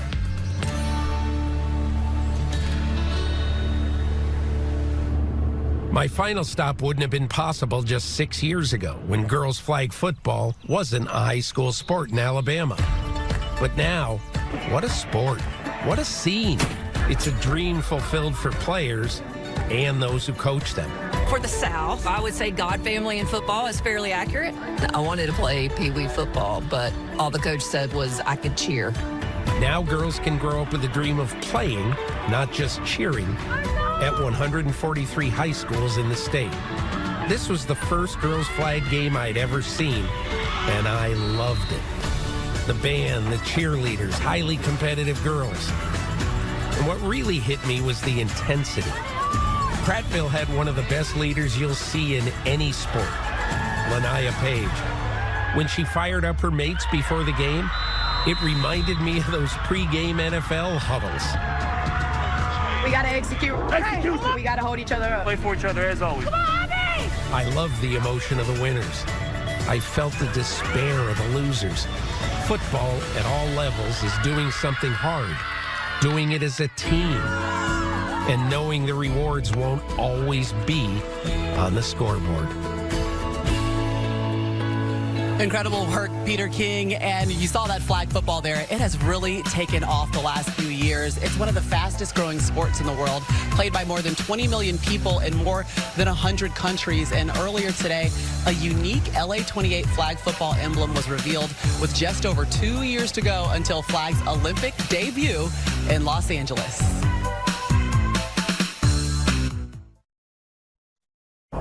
The Super Bowl 60 pregame show on NBC is presented by Progressive Insurance. Getting closer to kickoff, and the Super Bowl MVP from just 4 years ago, chopping it up with our NBA on NBC comrades. Plus, you got Cooper Kupp, the pride of Yakima, a Seattle legend in Jamal Crawford, with a nice embrace ahead of this absolute battle that we're about to see. So for Cooper Kupp, he's trying to win a Super Bowl for his hometown team, the Seahawks. And Mike Florio, the rumor is the Seahawks are going up for sale after this game. What more can you tell us? Well, Seahawks owner Paul Allen died in October of 2018. His sister Jody has operated the team with the understanding that it eventually will be sold. The league has been pushing behind the scenes to get this done. My understanding is that process is going to begin very, very soon. Now, who buys it? The first name that's going to come up is Amazon founder Jeff Bezos. He lived in Seattle for 30 years, but he doesn't live there anymore. And some of the other owners are thinking it may be someone else who steps up, some tech billionaire that we don't know about now, who just pops up with the biggest bid and gets it done. And what will the number be? I'm told 9 to 11 billion. Yeah, this is the land of money, and you know what? That just feels like the common theme. I keep looking at Devin's finger, so Maria, take it away. Yeah, I'm sure he's changed into a different ring. Meanwhile, Christian Gonzalez trying to get his named to his first Pro Bowl in his third 3rd season, but making his Super Bowl debut. And one of the guys, Devin, I know that you absolutely love to talk about on this Patriots defense, which was 4th in scoring, 8th in total, had some success this year. Yeah, he's one of the best players. And then I look at him in the back end and then these guys up front, Milton Williams and Christian Barmore. They're the ones who eat up blocks. They make it hard on the offense. And I saw Milton Williams' dad this week. He said he's ready to go. He feels like this is his moment more than even last year. Well, I think their ability to disguise and pressure through their disguises is one of their biggest strengths. When you don't have that Nick Bosa, you don't have that Myles Garrett, you have to still find ways to pressure the quarterback. Don't be surprised today if you see a lot of funky looks for Sam Darnold in their offense today. All right, let's talk more about what Sam Darnold's going to see. Get inside his helmet. And apparently Chris Sims has landed from the helicopter flight. Oh, my gosh. Way to go, Sims. Hey, no big deal. No big deal. Helicopter. I'm a mover. I'm a shaker. All right, that's what I do. Love it. But talking about moving and shaking a little bit, this New England defense, they do some moving and shaking. You want to avoid 3rd down against New England, right? They do a lot of creative stuff with their front, with the secondary and all that, and that's what we're going to show right here, right, JG? First off, look at this. As a quarterback, the coverage, it's changing. We don't know who's blitzing, who's coming, right? So that makes it very hard to ID and get people in the right spots as far as blocking, and that's the first part of the equation. Yeah, muddy's the word. It's muddy up front. You don't know who's rushing. You don't know who's dropping. If you look at the back end of this thing, the quarterback thinks he's getting cover 0, man-to-man with no help. But look what happens. They drop 3 guys out underneath those short routes. Herbert gets stuck holding the football. Sam Darnold has to see this defense after the ball is snapped. No doubt. Causes chaos, makes it confusing for the quarterback. If you can figure out how to block it up, there could be some big plays down the field. Absolutely. But it's a lot to figure out for the quarterback. Back to you, Maria. Did you say big plays down the field? Oh, let's show JSN. I think that's what he's good at. Offensive Player of the Year, 1st team All-Pro, making his Super Bowl debut. You know he's going to come up with some big plays here tonight. Great to see him making it down to the field in Levi Stadium.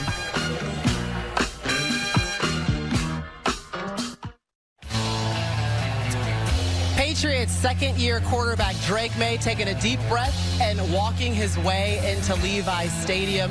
You know, he talks about his family from North Carolina being part of the reason why he's here tonight, the youngest of 4 boys. You'll hear a conversation with him a little bit later today. And speaking of conversations, Jason Garrett, you've been a part of 3 Super Bowls. I know you've heard some amazing speeches going into the big game. What's some of your favorite? Yeah, the best one was by Jimmy Johnson before our first Super Bowl. Before going out to California, he comes into a team meeting and says, hey, guys, if I had a 2x4 that was 10 yards long and put it on the floor in front of you and asked you guys to walk across it, how would you guys do it? He said, I know you.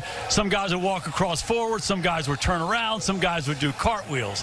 But if I took that same 2x4 and put it 100 stories up between 2 skyscrapers, how would you walk across it then? He said, you can't let the circumstances affect you. It's the same 2x4. Walk across it the same way. And he says, if we have the Buffalo Bills on our practice field, everybody feels pretty good we can get after those guys. Just because we're going out to the Rose Bowl, 100,000 people, 100 million people watching, we're playing for the Super Bowl championship, don't let those circumstances change us. Sure. Be who we are, do what we do, and as only Jimmy can say, we're going to kick their ass. Oh, yes. And we sure did. And you went there and said it. You certainly did. And I love that. It's the perfect lead to our next guy. He knows what it's like to walk any plank. He's like held a torch. He's been on the ice. He's been on a Zamboni, and he's in Italy covering the Milan Cortina Olympics for us. Snoop Dogg, thank you so much for joining us. First of all, I see you got Lindsey Vonn right now on your jacket, and all of our thoughts and prayers are with her. I'm a representative. You know what it is, Maria. I'm out here doing what I do, making America look good, putting smiles on people's faces, and moving around trying out these different events. I got a question for you. What has been so far your favorite thing that you've done, and will we see you on skis at some point during the Winter Olympics? I mean, just being here has been fun, but watching Breezy do her thing today, Easy Breezy came down and won that gold. And then watching the figure skaters work out before the time that they got to actually get down, working out with the curling team. Just moving and grooving, you know, making myself felt out here. I know you are, but I know you also want to watch this game. I know it's going to be a little late in Italy. What are the plans? What's the watch party looking like for Snoop? I'm going to be in my room posted up like a thumbtack, enjoying the Super Bowl. I have no dog in the fight, but I hope to see a great game because both teams earned their way to get there.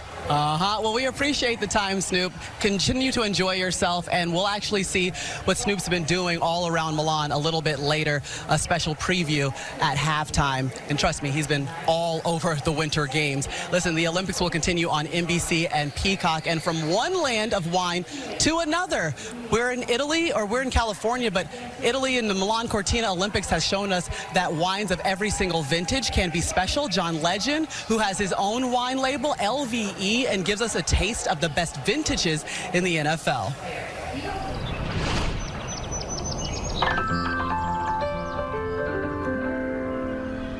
The perfect pour, the perfect sip, the greatest teams, the most dominating dynasties. They're all really one and the same when you think about it. Take the first great vintage of the Super Bowl era, the Vince Lombardi Packers. What the hell's going on out here? Perhaps not the most refined, a bit rough on the palate, but leaving a lasting impression nonetheless. The Green Bay Packers are the world champions of pro football. Now, many wines have a certain earthiness to them. And in the 70s, the foundation of the steel curtain was most certainly down in the dirt. The 49ers and Cowboys were the class of the late 80s and early 90s. How about them Cowboys? Rich, deep, and complex, with talent and swagger. For the first 2 decades of this century, the Brady-Belichick Patriots were a model of well-balanced brilliance. Crisp offense, refined defense, and a team-first flavor. Every component in harmony. Pass is intercepted at the goal line by Malcolm Butler. Unreal. And interested in a strong finish? Look no further than Patrick Mahomes and the Chiefs. 3 titles in 5 years, each one on the strength of late comebacks. Super Bowl champs, let's Just go. some of the highlights of 60 years of unforgettable vintages and so many incredible memories to savor.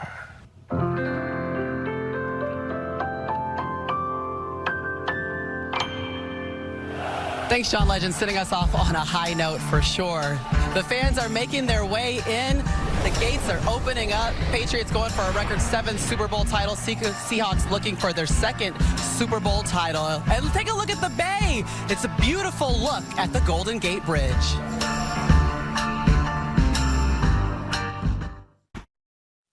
Nearly 1 o'clock here on the West Coast. The boat's made its way to the Golden Gate Bridge. Let's check back in with Kate Chastain and Wes Wilson for the final time. Guys, we are under the bridge for another reality showdown. This time it is Super Bowl sized. Take a look. We have Big Pong from the Traders, our conga line queen, Candace Dillard-Bassett. Let's go, Candace.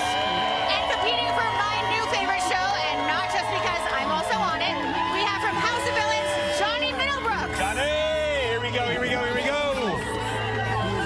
All right, Candace.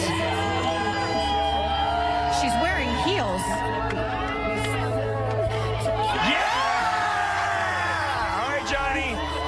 Don't let me down, Johnny. Keep it moving. Don't let me down, Johnny.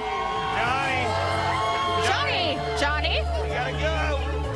There he is. Throw the ball, Johnny. Oh, all right, Candace. Heating up, Candace. Seal the deal. Candace. Heating up. She's heating up, guys. She gonna get balls back? She does a good conga line. She really does. Here we go. Throw the ball. Here we go. She's throwing. DJ booth, saved by Kyle. It could be anyone's game if Johnny makes this. Here we go, Johnny. All right, Johnny. Johnny. House of Villains. Sing front cut, beautiful. Here we go. You know what? Who won? Who cares? We all won because we had such a great time. I had a great time. Kyle. Best day ever, guys. Truly the best day ever. Play us something good, Kyle. Turn it up, baby. Oh, they're enjoying the party. Meanwhile, it's all business for Drake May in his 2nd season. The MVP runner-up, and says that he wanted to take a more vocal approach this season. Meanwhile, JSN, Jackson Smith and Jigma, led the NFL in receiving. He became the NFL's Offensive Player of the Year. While defensive backs can't keep up with him, Chris Sims found a way to sit down and have a conversation. Jackson! Jackson Smith-Njigba. You got one of the coolest three-letter nicknames there are, JSN. Growing up, were you a catch guy all the time? I grew up in a sports household. My dad was a linebacker, played at Stephen F. My brother grew up a quarterback, ended up getting drafted playing baseball, so I was his wide receiver. I've been playing wide receiver, catching the football since I was 3 years old. JSN is out there. JSN has it. What's your best attribute as a wide receiver? Is getting open an attribute? It is. Route running. I can find the zone. And I can beat my man. Makes the catch, single coverage. You guys know better than that. You have to be a great salesman. Double moves, triple moves. I'm selling something. Breaks the tackle. It's caught. Let me see your hands, because I just want to see it. Big, no, but damn, they're good. What's the secret? The secret is the eyes. I feel like I can see where I need to put my hands. That's what I think about. Where do I need to put my hands when the ball's approaching me? What's up with you? You're supposed to be a diva, I want the ball receiver. I was open. Why didn't you throw me the ball? Yeah. When's the last time you did that to a quarterback? Quarterback is the hardest position. I'm just here to make it easy on them. Football is the ultimate team game. It's taught me a lot about life. I just love my teammates. I'll do anything for them and anything to win. All right, well, as you guys know, I mean, this guy's had a special season. I mean, record-breaking season. You see right here, everybody at home can read how much they use Jackson Smith-Njigba, right? But talk about defending him, being on the field a little bit. Nobody's got more experience than you. Yeah, unfortunately I do, Chris. And look, everybody talks about how smooth JSN is, but it's a deceptive speed that you feel when you're playing against him. You think that he's running the out route, but nope, he's running the goal ball. Of course, they're trying to show me up on my Niners right here. You can't let them do me like that, man. Hey, that's what happens when you get on TV. They always show when you're out there. But I love when he does get the ball in his hands. He lines up anywhere, and then he continues to make a play. And I look for the New England Patriots to say, hey, Jackson Smith-Njigba, we're not going to give you all of this space. If you line up in the backfield, defensive end, outside linebacker, they're going to hit you. When you come on the line of scrimmage in the slot, we're going to double team you.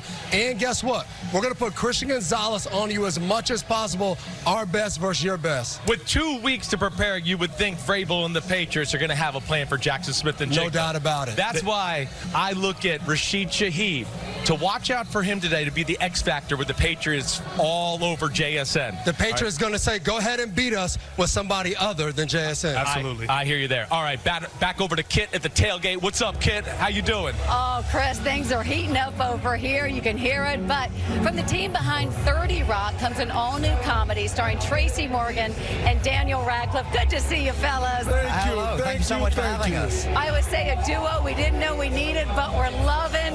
Daniel, how would you describe it?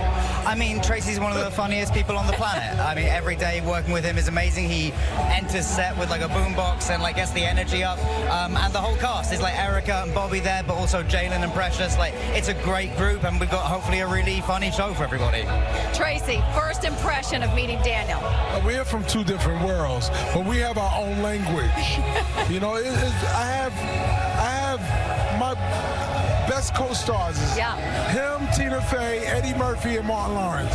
But then there's Dan. I look, Dan is in that group with me. He's making me better. Yeah. Well, y'all have been all over with this show, which has been so much fun. Saw you in New York at the Knicks game with our friend Mike Tirico right here. What's going on? I feel like we need to sign y'all up. Walk me through it.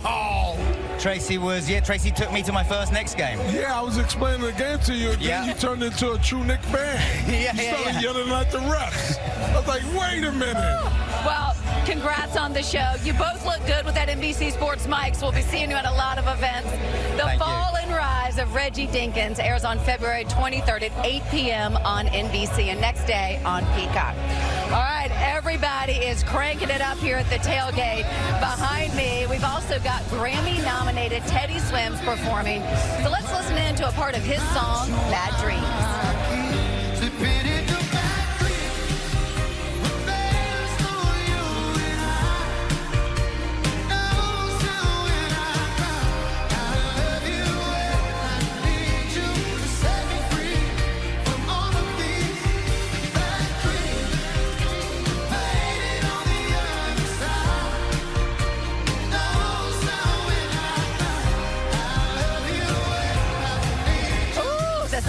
Teddy, if you want to listen to Teddy Slim's full concert, it's going on right now on Peacock as we get ready for Super Bowl 60.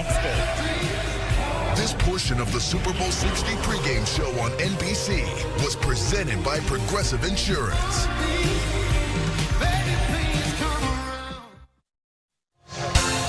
Take a look at the Robin Williams Tunnel, giving you a glimpse of San Francisco. Just the backdrop of Super Bowl 60 happening in nearby Santa Clara at Levi Stadium. The doors are open. You can see some of the fans filing in. Drake May taking it all in, the calm before the storm, looking to become the second youngest quarterback to start a Super Bowl, could become the youngest to win it. Meanwhile, we got some vets on the call. Chris Collinsworth played in 2 Super Bowls, calling his 6th. Mike Tirico, play-by-play duty for the very first time. Welcome to your rookie Super Bowl, guys. Good afternoon. Thanks, Maria. Hi, everyone. Happy Super Sunday, everyone. We got a little party favor for you here. Lombardi Trophy. Maria will be up on the podium handing that out in about 6 hours or so. Chris, you think of Super Bowl 59? I asked Sam Darnold when we got to visit with him this week, did you have any thought at Super Bowl 59 that you'd be in Seattle for Super Bowl 60? He said, not a chance. This wasn't even a thought. To me, that headlines how improbable this matchup is. It really is. And when you talk to really both of these quarterbacks, there is just no detectable ego. I haven't been around a whole lot of quarterbacks with no almost to the point where I wanted to go, are you guys sure your quarterback's out there? But I really do believe it permeates both of these football teams because you don't see anybody who is above the rest. They're all working together. It's the reason they're here. I love what both sides have built. Mike McDonald with Seattle and Mike Vrabel with the Patriots. Chris, this team is 2/3 about different from where they were last year. Such a turnover in personnel, yet they're tight, they're cohesive. There's something you embrace, and that team can get you there. Yeah, it really is. And I thought that Vrabel's first message to his team was very simple. You will respect everyone in this building. Everyone in this building. And Milton Williams was telling us, he goes, I was stunned. You know, I thought he was going to say, you know, something about winning or hard work or whatever it was, but it was all about respect. And as you watch them play throughout the course of the season, you could feel the respect, certainly for him, for Vrabel, right? Yes. But amongst those players as well. And either side doesn't really have a face of football like a Mahomes or a Brady, but the collective, these two teams are very powerful together. We got that feeling spending time around them, and we'll see how it manifests itself during the game. We're going to hang on the field for a bit, then head up to the booth. Look forward to seeing you for kickoff in a couple hours. Maria, as we go back to you. Yeah, we look forward to listening to you guys. And look, we've added to our team here. Apparently, Fred said he's not doing the show without his head coach.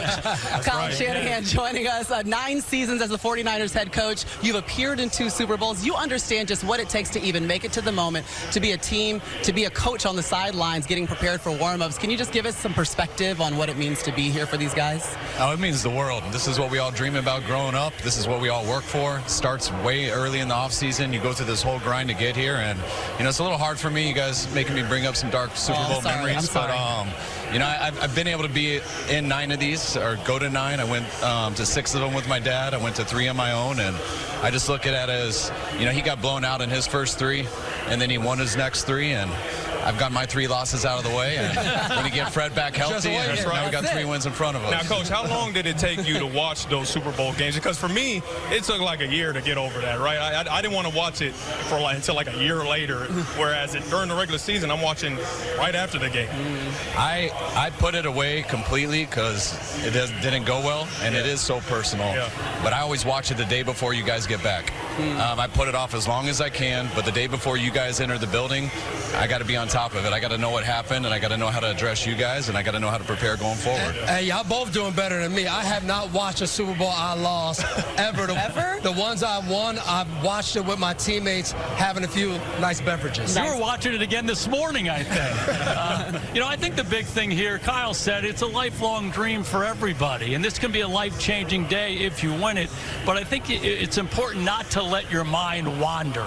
You can't think about those kinds of things. You have to go back to focus on what you need to do, one play at a time, coach it as well as you can, play it as well as you can, stay in the moment, and don't think about the implications of the game. That's when you're going to play the best. Well, Kyle, I love that you brought up your dad, because we know how much football is a family business, but we just learned with our newest, youngest teammate that it might be a family broadcasting business brewing in the McCourty household. Let's bring out Devin's daughter, London, who sat down with a few players asking some of the hardest hitting questions in the smallest chairs I've ever seen in my life. Hi, my name is London. I have some questions for you. How are you doing? Good. You think I'm gonna fit in this? Yeah? Hey, young lady. I'm Julian. Nice to meet you. Nice to meet you too. I made you Shirley Temple. Thank you so much. That's good. Why are you called the Big Cat?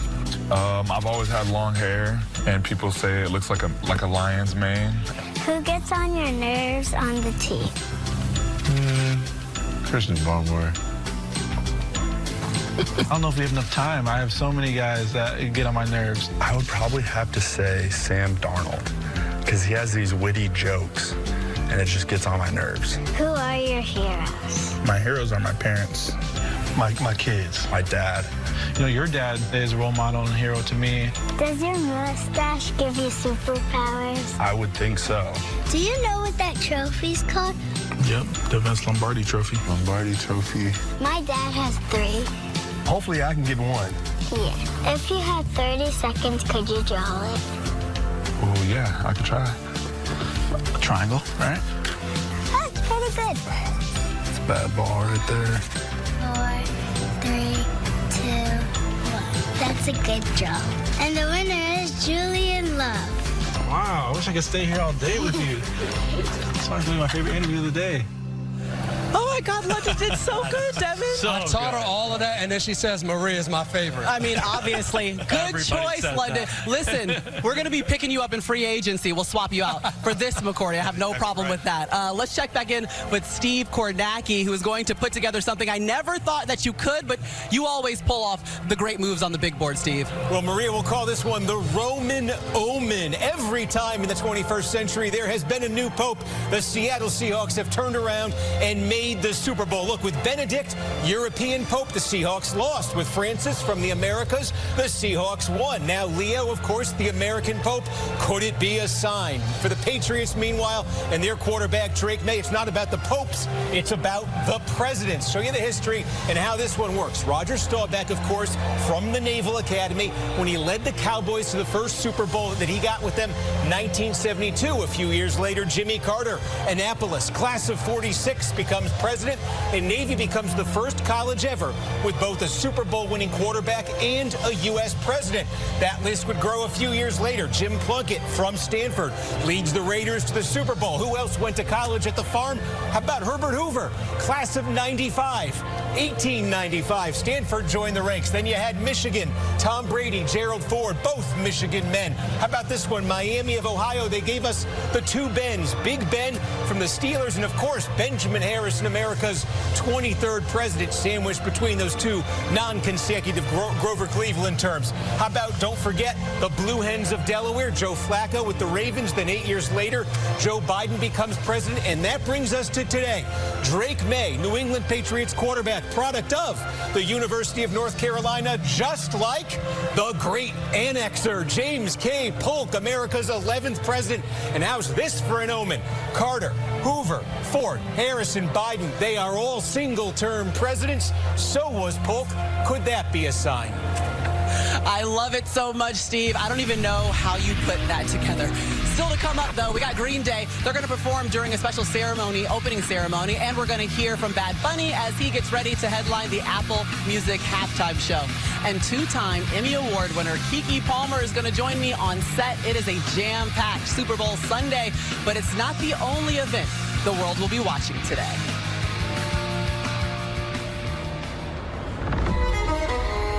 The games we play have always told us who we are.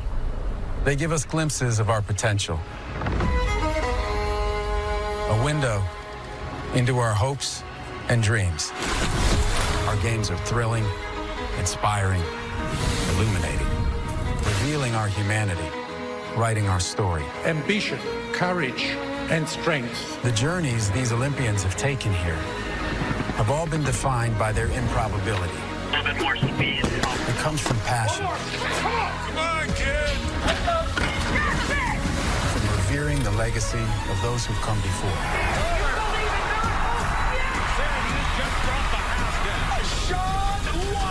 From having the hunger to dictate what will come next. Michaela Schifrin, Alpine Immortality. Jackson's rise to the top. Welcome to the show, Chloe Kim. Stoltz into the lead. Now, the tests they've been preparing for all their lives are right in front of them. Here she comes. Will it be enough? Oh, too close to goal. Huge. Oh, she cannot believe it.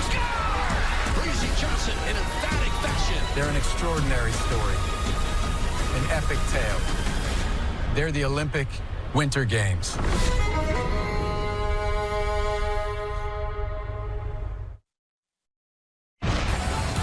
The Super Bowl 60 pregame show on NBC is brought to you by Applebee's. Come in and enjoy cheesy goodness with the new OM Cheeseburger. And by Xfinity. Imagine that. All right, those pictures taken about 75 miles north of us.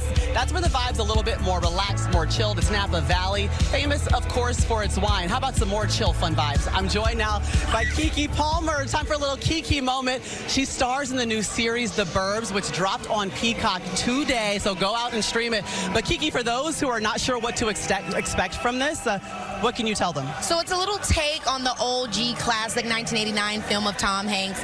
My character, Samira, moves to Hinkley Hills, which is where her husband is from with their newborn baby.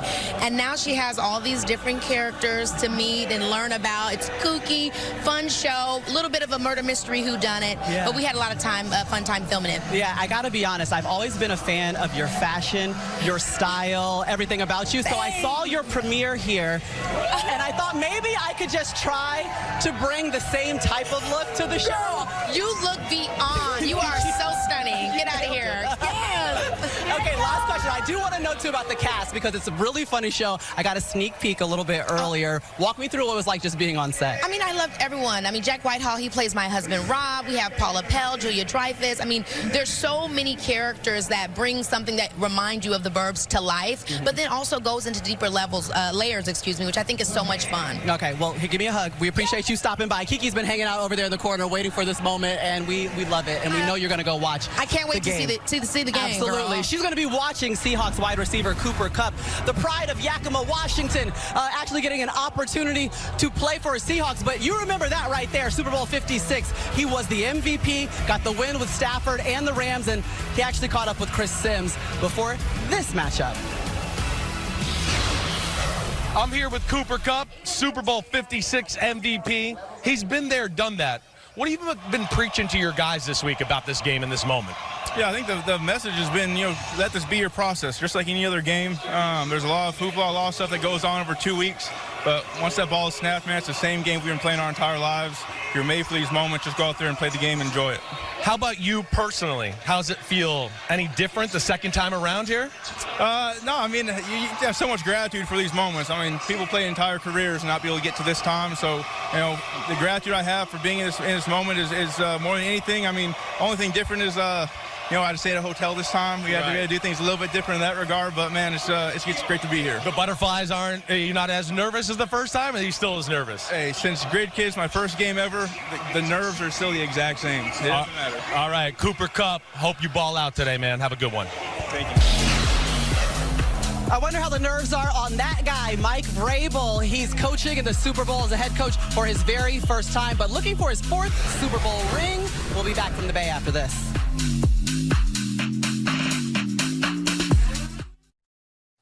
Welcome back. We're getting set for Super Bowl 60. Take a look at Mac Hollins wearing a Vrabel High School jersey. Warriors on the front. By the way, the Patriots called themselves the Road Warriors after getting a win against Miami. He showed them the 1979 film, and now Mac Hollins has really taken it to heart wearing the Warriors jersey. Sure is. He comes in sometimes saying, "Warriors, come out and play." So that's what's happening on the field. But just over 2 hours from kickoff, Devin had a chance to catch up with Malcolm Butler about the play in an unlikely meeting, Super Bowl 49 between the Patriots and the Seahawks. Well. Boy, you come in looking like money. Don't do that. Appreciate Think about this, man. 11 years ago, making that interception. What was that feeling like? 3 corners, 3, Malcolm, go! Second down and goal. They're going goal line. Clock still moving down to 36. Now you have to stop Marshawn Lynch. Play clock at 5. Pass is intercepted at the goal line by Malcolm Butler. Unbelievable. Malcolm Butler, amazing. racing. You come into the game, it's goal line. Are you thinking about anything at that moment when you lined up? First of all, when I got out there, I was like, oh, Lord. Because the play before, when I tipped the ball in the air and he called it, so I'm really mad. So I had to take my frustration out on somebody. But, like, during pre-snap, I wasn't thinking about nothing, McCourty. I tell you that. I'm looking at number 3, and I just keep seeing him, just looking, just keep looking. I said, something up. And I just said, if they throw it, it's mine. Intercepted! Butler stepped in front of the throw! When you hit Lockett, you hit him hard. Did you even realize that, like, he was breaking and was right there trying to catch the ball, too? No. I don't want the wide receiver. I want that ball. But when I knew I did something special is when I was on the ground and grown men on top of me crying. I started crying, too. Malcolm! Are you kidding me? Hey, what a play! You kind of changed the trajectory of 2 franchises, and that Seattle team fell apart. Have you ever thought about just like that impact? I'm going to do what I got to do for my team. Well, I made one of the legendary plays in Super Bowl history. Unreal! I love it. Malcolm Butler, the hero of Super Bowl 49, now the head coach of St. Thomas in Houston. But this is my favorite stat of the game. You were on the field for 52 of 53 defensive snaps for the Patriots. Not on the field for that one. I'm just wondering what was going through your mind as it happened. I told Malcolm this is why he's here for this moment, so I said I got to sacrifice myself. But the funny thing is that Friday before the game, Malcolm totally blows that play. He didn't think he was going to play a snap in the game because of that. He gets in, learned his lesson from practice, and it showed up. Yeah, you know, you hate to be this guy, but if you have to do that one over again, you run the ball. And, you know, Kyle, you know better than anybody. The biggest factor for me is Marshawn Lynch gets the ball on the 5-yard line on the play before. Now they're inside the 1. They have timeouts. You got to give it to the big guys. The biggest, baddest guy on the field. He's going to get it in the end zone. Yeah, I mean, I can't agree more. You need to run the ball, but the issue is once they took him off the field for the first time in the whole game, that's not what they're expecting. Right. When you have 3 wide receivers on the field and Belichick goes goal line defense, you can't run the ball unless you want one of your receivers to block a defensive lineman, which is a very uphill battle. I think it was a hell of a play by Malcolm Butler. I think it was the right play by the offense in the situation, but I know if they had that back, they would have gone goal line, gone big on big, and ran it in. Yeah, you know, it's the thing that literally in the middle of the night, 20 years later, you think about that decision, that call, because it changed lives. Yeah. I'm here to tell you guys. I'm listening. Great call. Great pass call. I'm just here to tell you. Yeah, all the shoulda, woulda, couldas, and this is what he got, all right? Carlton Davis, though, is one of the 3 current Patriots to have previously won the Super Bowl, and he's on the field with Noah. All right, Carlton, well, you've been in the Super Bowl before. You won in 2020 with Tampa Bay. What do you feel like you guys need to do and your experience can help in winning a second one today? I feel like we got to stop the run first. The Seahawks have a good run game, also a good passing game off that run game. So I feel like we got to make it one-dimensional in this game and, you know, just stay poised. It's a lot going on. It's a lot of distractions. It's a big game, but at the end of the day, it's still football. Well, look, if you do stop the run game, their wide receivers can certainly hurt and have hurt a lot of teams this year. But you have 3 big-time cover corners on your team. How do you feel like you match up with that group? I'm so happy you said 3 because a lot of the times they don't count Marcus Jones, but he's a great player. And I like us against anybody in the NFL.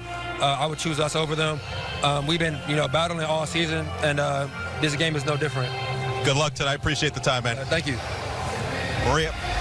Appreciate it, Noah. Take a look at this. We've got the Hoopers hanging out with the footballers. Reggie Miller with Jackson Smith in Jigma. I wonder if Jamal Crawford has found him yet because he is a Seahawks legend, fan. He wants them to win, being a native from there. Let's head back to the tailgate for the final time. Kit, what do you have?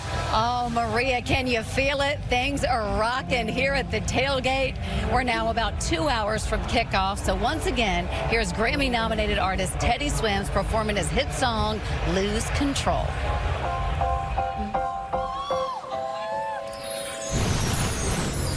Something's got a hold of me lately. No, I don't know myself anymore. Feels like the walls are all closing in, and the devil's knocking at my door. Oh, out of my mind, how many times did I tell you I'm no good at being?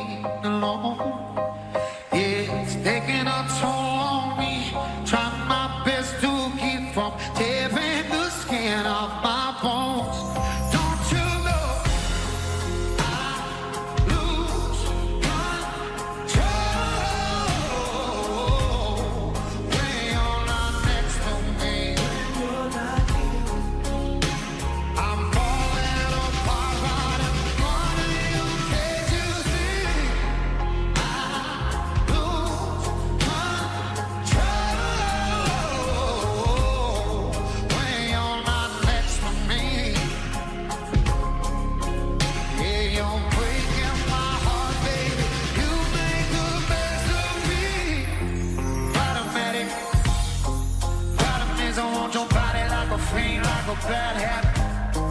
Bad habits hard to break when I'm with you. Yeah, I know I could do it on my own, but I want that real full moon, black magic, and it takes two.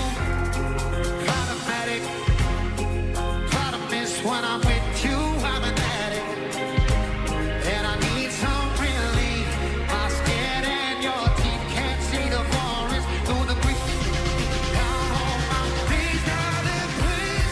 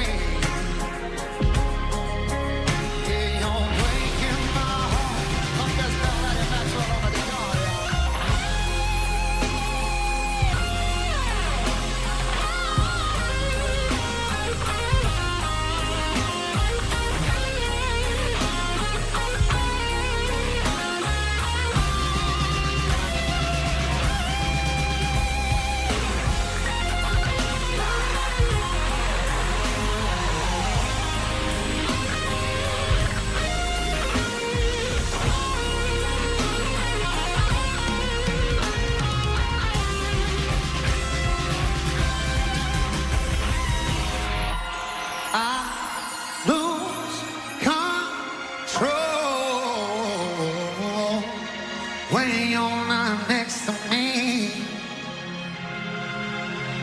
I'm falling apart, but falling, can't you see? I lose control when you're not next to me. Yeah, you're breaking my heart, baby. You make the best of me.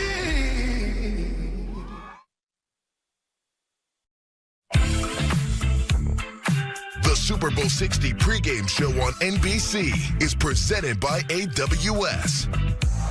Getting closer to kickoff of Super Bowl 60 here from Levi's Stadium, and the Seahawks are making their final preparations. Everybody getting warm, everybody getting loose.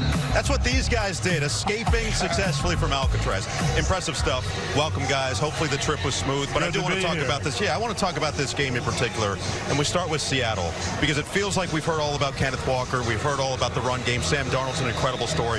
The wide receivers could be the difference. Absolutely, Coach. If I'm Mike Vrabel, I'm double teaming Jackson Smith and Jigba, and Rashid Shaheed is a guy. Anytime he's in the game, alert, alert, alert for the double moves, alert for the deep ball, alert for the trick play. Yeah, I think he could have a big, big part today because he's not going to play all the time. But one thing that Sam Darnold knows, when he's in the game, he's not going to get doubled. Any double is going to go to JSN. So I've got a chance to take some shots to Shaheed during the game. Yeah, anytime he's in the game, he can change the game. Coach, it feels like a lot of credit is due to Ramondre Stevenson, the way that he played down the stretch in the regular season so far in the postseason. But there's a reason that New England took that early second-round pick and spent it on a walking home run hitter out of Ohio State. Yes, Travion Henderson has made big plays for them, and I think that's going to be important today, Rod.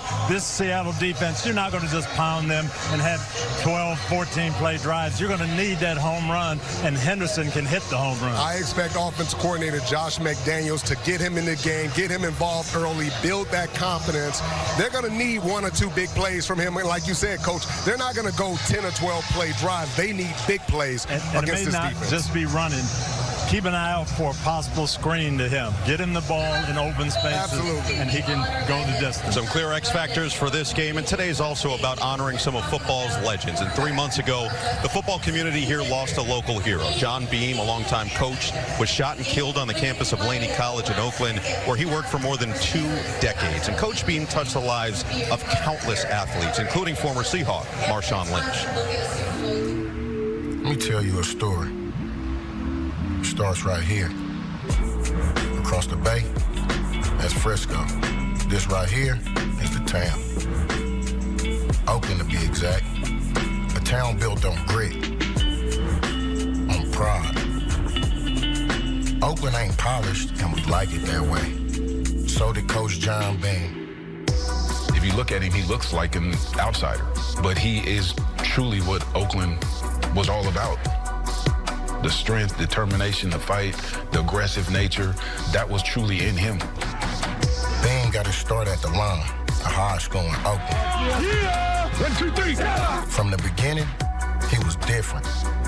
Where others stopped looking for potential, he found it everywhere. Bean looked at a kid the world had already counted out and said, nah, come here. You got more in you than that. He wouldn't allow me to fail. And I honestly couldn't see anything in me worth motivating to that extent at all. So he definitely saw it far before I ever did.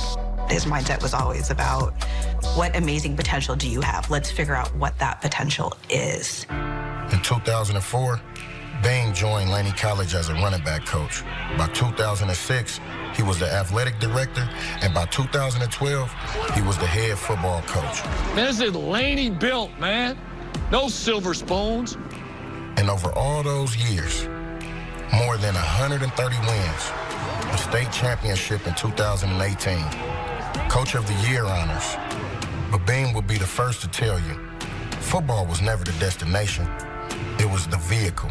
You better come strong, you come to the town. A way to help young men become better people, better leaders. Here we go, 2 claps. Ready. And at the center of it was the ever-present godfather of Oakland and the father figure to young men. Come on, we good. In 2017, my dad, he was shot and killed, and Beam came and woke me and my brother up the next morning. He just told us, like, I got you guys' back. We had like an hour talk, and it was mostly centered around, like, what would my dad want us to do? He kind of played that father role, someone that I can call whenever. Bottom line, Bean showed up in the bad times and the good. The game is over. The Pittsburgh Steelers did it the hard way. Winning my first Super Bowl, the best part about it was that he was there.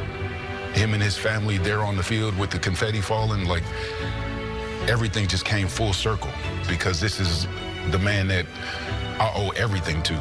We didn't know it yet, but those moments with Bean mattered more than we understood. Because just 1 year after he stepped away from the sidelines, there was the news. Coach Bean was shot and killed, and it didn't make any sense. Because it happened in the very place where he spent his life trying to help. Coach did so much for me, but he never asked for anything.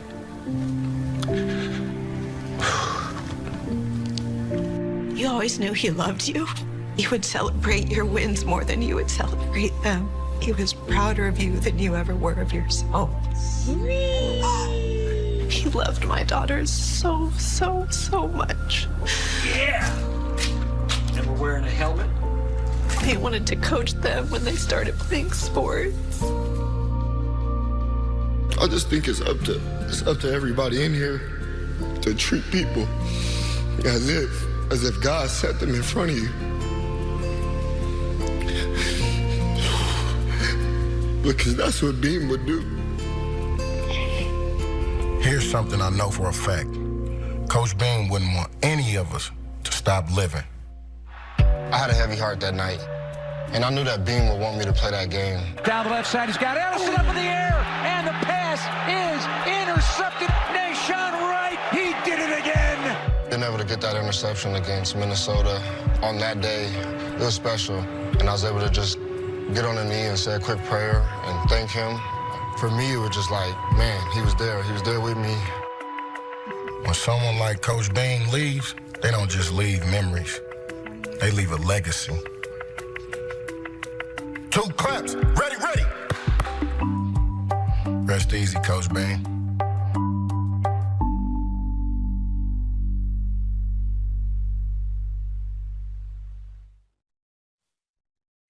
DraftKings Sportsbook is your home for live betting, and new customers can bet $5 and get $300 in bonus bets if your bet wins. Download the app and use promo code SNF when you sign up. DraftKings Sportsbook, the crown is yours. Back in Santa Clara, Jack Collinsworth with Matthew Berry. And Berry's bet finished the year on a 9-game heater. Congrats on that, by the way. Thank you. Your best bet for Super Bowl 60, what is it going to be? Yeah, Jack, I'm going with Kenneth Walker to catch at least 3 passes. Look, the Patriots actually allowed the 5th most receptions to opposing running backs in the regular season, so I expect Seattle to exploit that using Walker as a receiver today. By the way, he's actually hit this number in 4 of his past 5 games, including both playoff wins. So Kenneth Walker over 3 receptions, 3 receptions. That is my Berry's bet. Remember, when the game starts, don't forget to check out all the live betting markets on DraftKings Sportsbook. Matthew, as you know, so many Super Bowls. It comes down to the kicker's right toe. Could that be the case tonight for the Patriots? It is Andy Borregales, the rookie out of Miami. 4 of 4 on kicks from 50-plus during the regular season, and he will become the first Venezuelan to play in the Super Bowl today. And tonight's broadcast is going to debut technology called WHAM that gives fans a unique look at wind patterns that both these kickers will be dealing with, even on a beautiful day like this. Maria? It is a beautiful day. I just got word it's 67 degrees, but feels like 72, which means it's real warm down here. We made the trek from up there. A little breeze was coming through the set. Feels just a little bit different down here. But guys, we're inching closer and closer to kickoff for Super Bowl 60 here in Levi Stadium. We got the Patriots looking for their record-setting 7th title. Meanwhile, the Seahawks, their 2nd. Fred, let's start with some of the impact players that you have your eye on, and I know one of them is Kenneth Walker. That's right. I hate to say it, but I hate going against Kenneth Walker. You know why? Because it's like playing the Energizer Bunny. You have to track him down. He got all this ability in his body. But just because I hate it doesn't mean I haven't had success against him. There you go. The few times that I have played him, the times that I can get a lick on him early, just like most running backs, it kind of changes the way that they run the football. Yeah, you know, for me on the other side, Drake May, New England's quarterback, this guy has been phenomenal. 2nd-year player, high completion percentage, explosive plays. He has not been as good in the playoffs, turning the ball over way too much. Critical for him to take care of the ball today. I think the other part of it is use your feet to get yourself into the game early. And I look for Nick Manwari to maybe be one of those guys that stops him from using his feet. He's a Swiss Army knife for this defense. He's going to line up close to the line of scrimmage, sometimes deep. He's going to cover receivers, tight ends, backs. He is a playmaker. Ooh, the rookie making his Super Bowl debut. Okay, guys, this is actually pretty fun because these 2 guys are friends, the 2 best friends that anyone could have. Chris Sims, Kyle Shanahan hanging out, and look at how long they've known each other. Right there, though. Wow. A lot has changed, guys. A lot's changed. Man, calm down. Very good work by you. You're very funny, Maria. But, Kyle, I know you have the ultimate respect for this Seattle Seahawks defense. And full disclosure, when we talked about this earlier in the week, he's like, I don't know how much I want to say in front of Coach Mike McDonald. He might know some of my tricks. But regardless, talk about what's so hard about facing the Seahawks D. Well, yeah, first of all, I mean, I know you guys want my expert opinion, but I haven't scored a touchdown on these guys the last 2 times we played them, so I don't know how good that is. But it's a grind versus these guys. I mean, when you just look at this film, I mean, this is what they stay in all day. All right, they want to have 2 safeties that are deep. It's a huge challenge. You can't stay in this defense very long and stop the run, but they do. And when you do go deep, Julian Love is always there. He's the smartest safety I've seen. When you want to move these guys like Brock is here, move the mic, move the safeties, get them out of the way so you can create a one-on-one with the corner. That's what happens. You do that, but then the pass rush gets there. It takes a long time to get that ball off to unlock this D, and that's why there's no secrets to it. You would think you could check it down, but their defense rallies fast. That's another thing you brought up. Seahawks defense, we know Drake May and company are going to have a challenge in front of them today, Maria. All right, appreciate it, Chris. And we're just getting you set one step closer to kickoff here, but we're also getting excited for the Apple Music halftime performance. It's going to be featuring Bad Bunny. He sat down with Access Hollywood's Scott Evans a little bit earlier this week. You ready? Yeah, I'm This ready. is so exciting, first of all. I just feel like this performance, the announcement, the energy around your Super Bowl halftime performance is going to be insane. How are you feeling about what you're going to be performing? I just want to be there. Right? You know, It's like, I'm just ready to do it. Yeah, I want to do it. I want to feel it. I want people to watch it and enjoy it. Where were you when you got the call that you were doing the Super Bowl halftime show? I was working out. I was at the gym. You were at the gym? Yeah, I was at the gym. So it was great, because after that, I was like, you know, It was like a pre-workout. Like, let's do this. Let's do this. Right.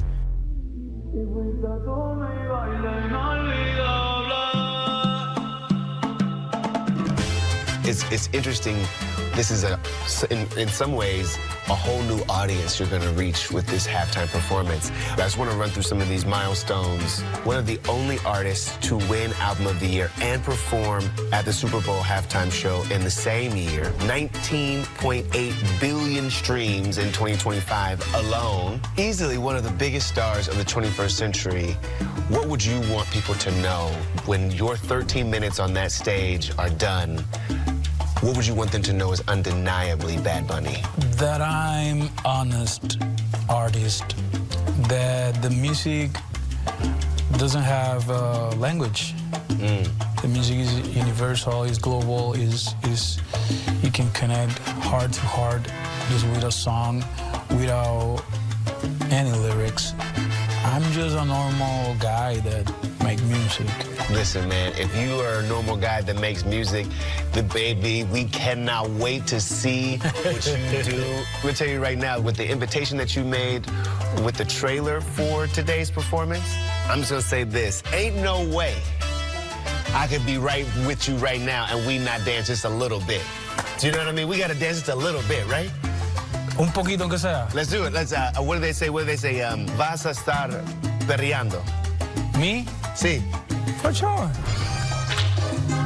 Taki, kiki, hey, teke, teke, hey. Come on now, don't play with me. Let's go. Can't wait to see more moves tonight because the countdown is on for Bad Bunny and the Apple Music Super Bowl 60 halftime show. Watch the performance and then hear his biggest hits in spatial audio on Apple Music. All right, coming up next after the break, my conversation with Mike McDonald, who's hit all the right notes for Seattle this season.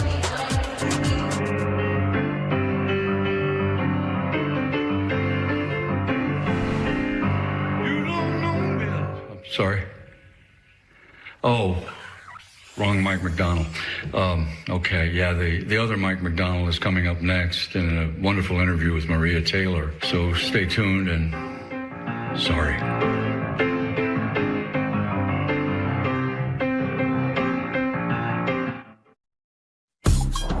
Welcome back to the Super Bowl 60 pregame show on NBC, presented by AWS. And welcome back to Levi's Stadium. We're getting you set for Super Bowl 60 between the Patriots and the Seahawks. And let's talk about Seattle's head coach, the 38-year-old Mike McDonald, in his second season with the Seahawks, making his Super Bowl debut. And I actually got a chance to catch up with my old high school friend earlier this week on what life might have looked like without football.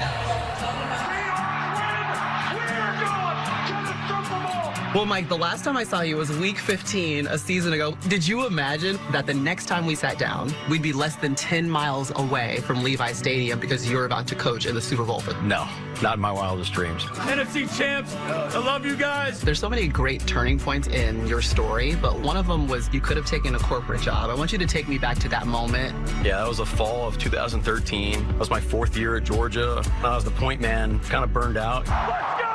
Felt like it's not really going the direction I wanted. So I actually, in that fall, I kind of snuck away during the bye week and went and interviewed down at the Career Center for KPMG. And this is a job I should have pursued with a finance degree. And I'm going through the process like, this does not feel right. Yes, sir!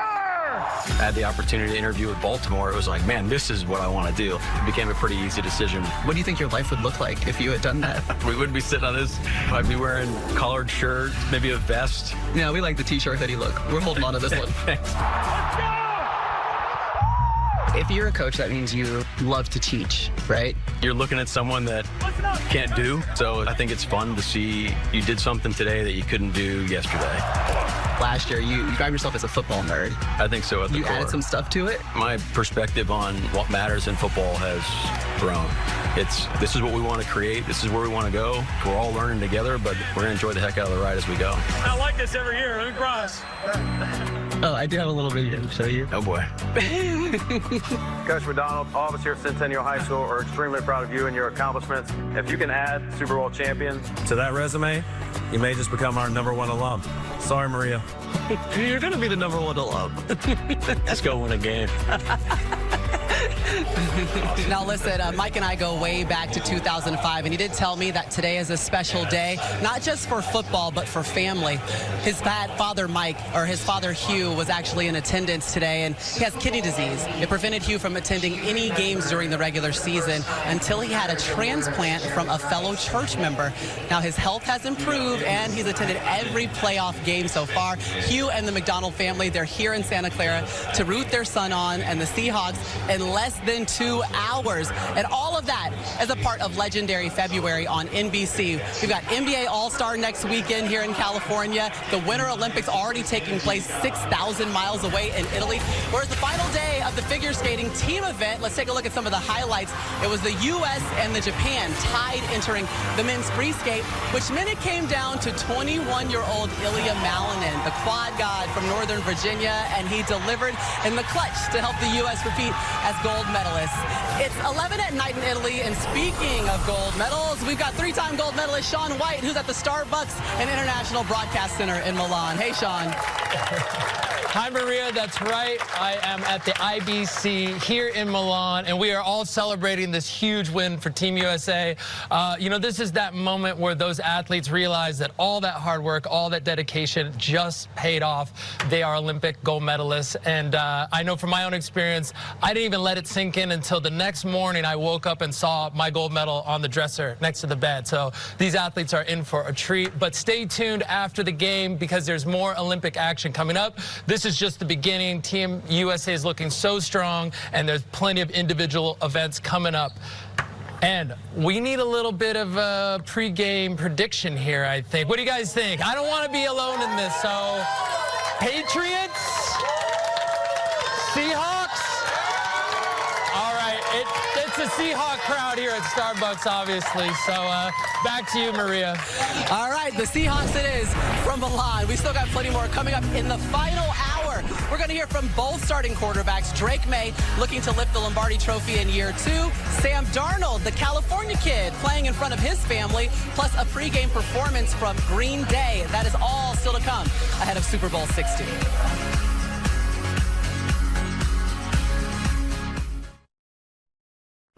The Super Bowl 60 pregame show on NBC is presented by Starbucks. Yeah, I just want to give a shout out to all my loved ones that have been there with me throughout this whole journey. I'll probably give a shout out to my family, my mom, my dad, and my 4 older brothers. You know, they've been there since day one. I want to give a special shout out to my mom, my dad, my brothers. I truly appreciate it. Thank you just for taking care of me. I owe everything to y'all. Let me think. Dang, that's gonna cause tears, bro. I want to shout out my wife, Julia. We've been together since we were 16 years old, living the dream still. We're happy to have a shot at this thing together. I'm gonna say my children, everything that they sacrificed for me to be in this moment now, I appreciate them. I would say my parents. My parents. It's gotta be my parents. Sacrifices that they all made throughout my life. I'm forever grateful. Come from Pierce, South Dakota. Now we're playing on the biggest stage of football. I wouldn't be here without you guys. I wouldn't be here without my mom, of course. Being my phone call and being somebody that's always been there for me. Shout out to my mom. Thank you for staying disciplined on me, even when I strayed away from you sometimes. You got me back in line. Motivating me when I'm down, keeping my spirits up high. I love you so much, and I'm so thankful for you, and you're the best mom a kid can ask for. My father, who has, guided me, has prepared me for these moments. He's someone I look up to. He's my role model. For me, my hero is my dad. For him moving from Colombia, he didn't even speak English. To me, it was just like I just want to pay him back. To be able to hold that trophy for my dad and to be able to let him know that we did it, that means everything. Ernest Jones seeming like he's getting a little choked up there, just thinking about the people that have backed him up to make him to this stage and this moment. All of you guys sitting up here have been there on the sidelines. We're about 90 minutes before kickoff. Can you walk me through some of the emotions some of the players and coaches would be feeling right now? Yeah, this was a time I would give my group our pregame kind of speech, and I would always talk to them about, hey, we're here for a reason, and it's time to represent those people who believe in you, not the haters and all that nonsense. I would look at them and say, hey, those people that had your back 2 or or three people, bring them with you and let them enjoy the Super Bowl too. No doubt. I think the biggest thing is you have to control your emotions. Everybody's heart's racing, your mind's racing. I think you got to breathe in through your nose, out through your mouth, slow everything down, get back into your rhythm, and remember, one play at a time, just go execute and play football. Yeah, Coach, I remember I was way too hyped up to start our game that first time around. I was making every play and getting up and celebrating like it truly was my last. But we got burnt out in that fourth quarter and we didn't have enough in the tank. So that second time around, I was the veteran going up to my team and talking about, hey, go sit down in between series. We're going to need all the juice that we can get. Unfortunately, I didn't know that we were going to have to play an extra quarter in that game. No, it happens. I mean, I've seen guys after the first play come out and need oxygen tanks. Everything's about breathing, relaxing, trying to keep that pulse down so when you get to that game, you're ready to go. But for me, this is the first time after usually the NFC Championship that I feel normal. You go through this whole dog and pony show, you're doing all this traveling, all your schedule's a little bit off, but now you're kind of in your element. You're going over the openers, you're going over all the situations, you're doing what you've done your whole life, and it finally feels normal. Yeah, you're going to come out, there's going to be an anthem, a lot more stuff, but you're ready to go, and you're finally ready to do what you're made for. What are you doing to keep the players from ending up like Fred and being all over the place, jumping out of their skin? A young Fred, excuse me, a rookie Fred. The biggest thing for me is I get that out through the whole 2 weeks of talking to them. Okay. You know, I don't think there's a lot on game day where you're going to come out as a coach and say a lot of magical words. We've put that work in for 2 weeks. Now, especially as a play caller, I'm kind of in a room going through 5,000 situations, so I can just be ready to not hesitate and go, and I count on guys like Fred to keep the guys poised. Hey, you've been around me. I'm cracking jokes. I'm making fun of guys. I just want guys to realize, hey, we're here for a reason. We put the work in. Let's just go have fun. Loosen up. No doubt. And I think a big word is trust. Keep reminding players to trust themselves, trust the preparation, trust each other, trust the play call, and just do what you've been doing all year long. Now, look, we just saw the Seahawks taking the field. You can hear the Seahawks fans standing up. They've been here since 11 a.m. When these gates open, they started filling into Levi's Stadium. The celebrities are starting to pull up. Shout out to Travis Scott. Kyle Shanahan actually had your shoes on yesterday. I saw you with the Travis Scotts during rehearsal. You look pretty good. John Bon Jovi is a Patriot legend right there. Bon Jovi at every big game. Okay, of course you would hop in during that. And then Robert Kraft has made it into the building, trying to set the record with 7 Super Bowl championships. Vrabel has 3 to his name as a player, trying to get 1 as a head coach. You're going to hear next.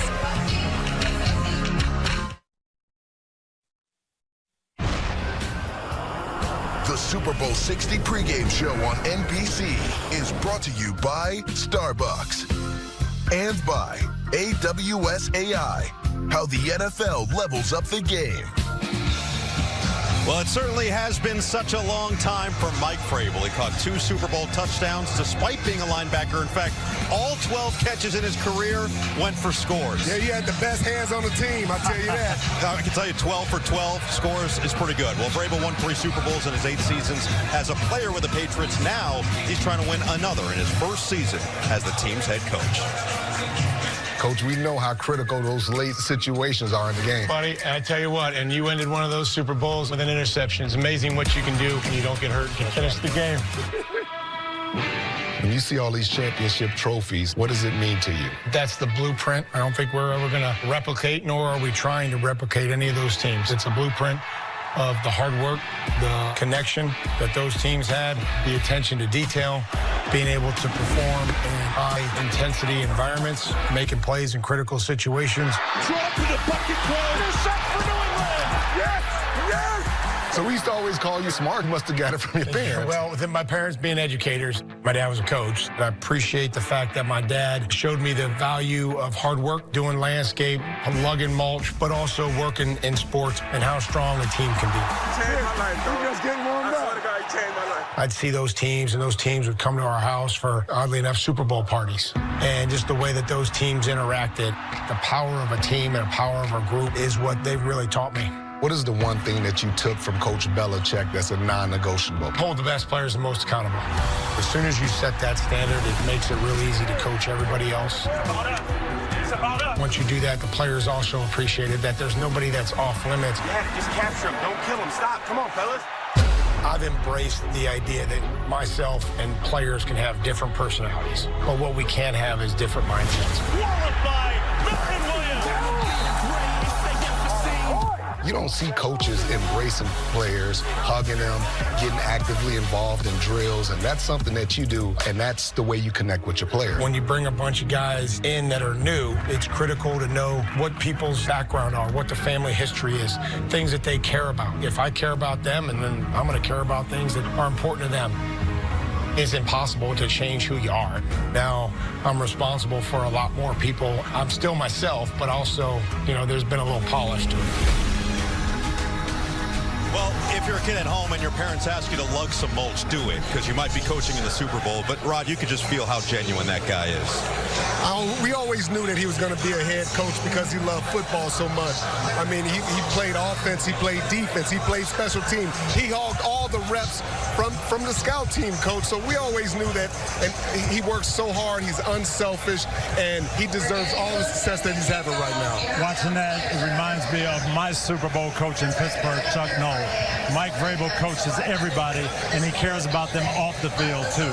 He brought a lot of his coaching staff from Tennessee, some great teachers, but he also brought his chaplain, James Mitchell, because he did want to coach them off the field. He wants to help them be better men as well as better players. I love Coach Vrabel. I love the way he embraces his players. You feel that Belichick tree, and we'll see if it can lead to another Super Bowl victory. Back over to Maria. All right, appreciate it. Yeah, you see Sam Darnold right there on the field. Ultimate redemption story. You're still going to hear from him. He will be in conversation with Jason just a little bit later. Meanwhile, we're getting you set for Super Bowl 60 here at Levi Stadium. Sam Darnold, quite a story, though, right? What an unbelievable story for this guy to journey the way he did. He was kind of a nomad, going to all these different situations, saying, how do I find the best teaching? And now he found out. He found out in San Francisco with Kyle. Then he found it with Kevin O'Connell, but he found a home in Seattle. I think there are going to be some real challenges for him today against this New England defense. I think it's important for Seattle to play the game on their own terms. Running the football is going to be big. It'll make the environment for Sam that much easier. You have to handle New England's pressure. You got to handle it, and you got to gash it and make some plays when you get a chance to do it. One more thing, a lot of low safeties. If you get a chance to make a play down the field, Sam got to cash in on it. All right, let's go back up to Steve Kornacki for the final time with some fun Super Bowl props that he has his eyes on. Yeah, Maria, fans trying to figure some of these out, like who is going to be the MVP of Super Bowl 60? Well, here's a helpful hint for you. Maybe you need it, maybe you don't, but it's almost always a player on the offense, although one of these recent exceptions, it was a Seahawk linebacker, Malcolm Smith, the MVP of Super Bowl 48 when Seattle beat Denver. How about the question on everybody's mind? What color is the Gatorade bath going to be? Well, history says that orange is the most likely, 5 of the most recent 16, but honestly, this one's wide open. Last year, Nick Sirianni of the Eagles, he was doused in yellow. The 2 years before that, Andy Reid, he took a bath of purple. Would anyone dare try red today? Never been done before at the Super Bowl. How about no bath at all? Bill Belichick escaped it 3 times when he won with the Patriots. And apologies to the fans in Seattle, but the deja vu bet as well. You could bet whether the Seahawks, like they did 11 years ago, will attempt a pass from the 1-yard line. The odds you can get on that, Maria, they say 5-1. All right, appreciate it so much. Look, Mike McDonald making his way down the field, giving a kiss to Stephanie. They also have a young 18-month-old back at home. We'll be watching. DraftKings Sportsbook is your home for live betting, and new customers can bet $5 and get $300 in bonus bets if your bet wins. Download the app and use promo code SNF when you sign up. DraftKings Sportsbook, the crown is yours. There's Drake May, the second youngest quarterback to start in the Super Bowl. Could become the youngest to win it. He's sitting in his Jordan year. But the question really and truly is, can he handle the dark side?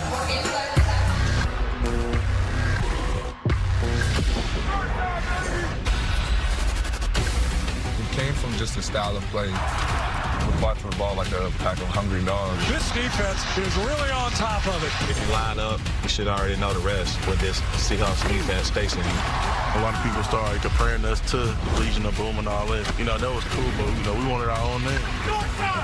Dark side is a bunch of hungry savages. Cutthroat. We don't take no prisoners. So destructive right now. Our defense coordinator, he's always talking about the dead zone. You look at our defense, it's scary, like how much talent we have and how hungry dudes really are. The energy we play with on every level. It's dark, it's cloudy, it's rainy out. Talk about a style nobody wants to play. Lightning strikes for the defense.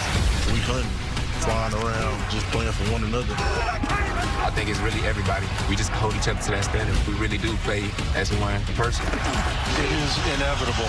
We play with such violence. They have to tap.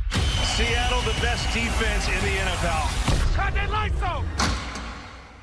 I feel like we just watched a trailer for the worst horror film that any quarterback has ever seen. Get your popcorn ready. I got my defenders up here with us. Let's go. Let's get into it.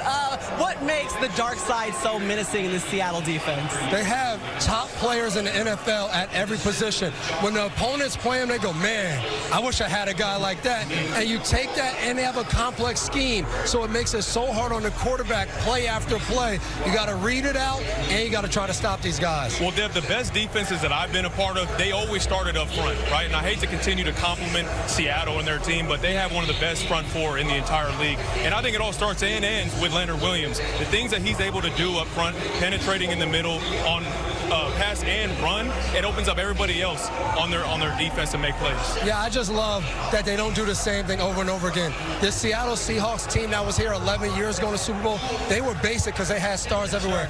Mike McDonald said, let me make this complex. Let them have guys like Nick Manwari run all over the field. Drake May, find number 3 as much as you can and stay away from him.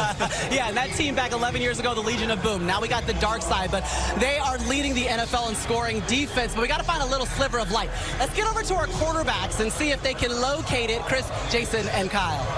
Yeah, I'm here, right? Got a quarterback, got the 2 offensive geniuses right here, and who better to talk about the Seahawks defense than you, Kyle? Really, what's the plan of attack? How do you expose them? What's the formula? Yeah, I mean, there's not much secrets to being in a talented, very sound team. I mean, I think there's 2 Super Bowl defenses this year, and it was Seattle and it's Houston. And when I say that, it means they're capable of winning totally on their own if the other side of the ball, special teams and offense, don't mess it up. And when you attack these guys, all right, if you want to do it and unlock them, you better be able to run the ball. If you can't run the ball, they're going to keep their 2 safeties very deep. They're going to give up no explosives. I've looked for 2 years. You can't get the explosives unless you run the ball, unlock them, bring them up. When that happens, you lean on them, get those 40 runs in, and that was how we beat them in week 1. Weren't able to do that the last 2 times, and you guys saw that result. Yeah, I think that's it. It starts with being patient, running the football, and trying to create a matchup outside. The one thing I would say if I were Josh McDaniels, maybe build in some go routes outside. There's no weaknesses on this defense, but maybe the corner opposite Witherspoon is a guy you can go get. Joby or Woolen, build those things in. If Drake likes the matchup, throw it up there and give him a chance to make a play. Well, go routes are the best way, but if you don't run that ball, Mike McDonald's not going to allow you the go route look. You're going to have deep safeties. Run the ball, attack the corners on the outside. This is all good, but this is why I'm going to still take the Seahawks in a close one, Maria. All right, appreciate it, Chris. His pick is in, and there's a lot riding on the right shoulder of Drake May as you saw him getting warmed up. All the fans making their way into Levi Stadium. You're going to hear from the Patriots quarterback Drake May when we come back. This portion of the Super Bowl 60 pregame show on NBC was presented by Starbucks. The Super Bowl 60 pregame show on NBC is presented by Intuit TurboTax. Back here at Super Bowl 60 at Levi Stadium, really the crowd filling in right now. Drake May, take a look at this, getting his good luck kiss from Ann Michael May. That's his wife. She's a star in her own right. Good follow on social media too. Listen, Drake, a North Carolina native, is the 2nd youngest quarterback to start at a Super Bowl, but he's also the youngest of 4 who grew up playing backyard football in Charlotte. One take, Drake. One take, Drizzy. Drake. There we go. There we go. Your dad, he was a quarterback too at UNC. I'm curious what kind of quarterback he was. Recently, me and my family sat around and we watched an old game of his. We were just laughing. They were running it like almost every play and maybe had a few rollout bootlegs. Mark May on the rollout. He was a pretty good athlete. My dad had real strong arms. Mark May, a big story, the #2 passer in the ACC. My dad always said, be the ones that want to be in the moment. Having somebody in my corner that experience is pretty sweet. So was he the guy in the backyard throwing with you, preparing you for games? He still is. My 3 brothers are the ones usually spot catching, so I got about 3, 6, 7 tight ends out there. My dad's the one snapping, and I wouldn't like it any other way. Bet you got a full football team. That must be nice. Pretty Right. close. In the Yeah, backyard. pretty close. Got 3 wide receivers and a center and a quarterback. We're not going to leave Mom out of this, because I know that you say that she's the best athlete in the whole family. You know, the competitive side, it comes out of her. Even cheering for us in the stands, you see her yelling and, you know, get into it with some parents. Looking back at it now, like, man, my mom was dope. She always taught me about body language, and oftentimes I have my head down and she gets mad at me for. So little things like that just moms are just great at. I'm going to remember that, though. I'm going to be like, Drake, Mom said put your head up. Exactly. I see you on the field. Coach Vrabel will probably say the same thing. Your brothers, I've heard you say several times they're your heroes. Being the youngest, were you the guy that was always trying to keep up, or were you the one that adapted? I think definitely trying to keep up. They were all about 6'5". When I was in middle school, I was probably about 5'8" or 9". I hit a late growth spurt, so it was really just trying to, catch up. They all found a passion in life, and I was able to chase them and find a passion for myself. We could all, have something in common. 2 of them chose basketball, Cole chose baseball, and look at me here at football, so we got them covered. Drake on a deep drop. Touchdown, Patriots! I'm just curious what you would want to say to them as they watch you on such a big stage on Sunday. It's our stage. He runs up the middle, up top. That guy right there. Drake back. That's how you do that. That's how you do that. You know, those are my 3 best friends in life. I know it's me in the spotlight, but you guys are just a big part of that. What's the group chat like? The group chat, we're probably making fun of each other, the number one thing. We enjoy picking on each other while at the same time, loving each other.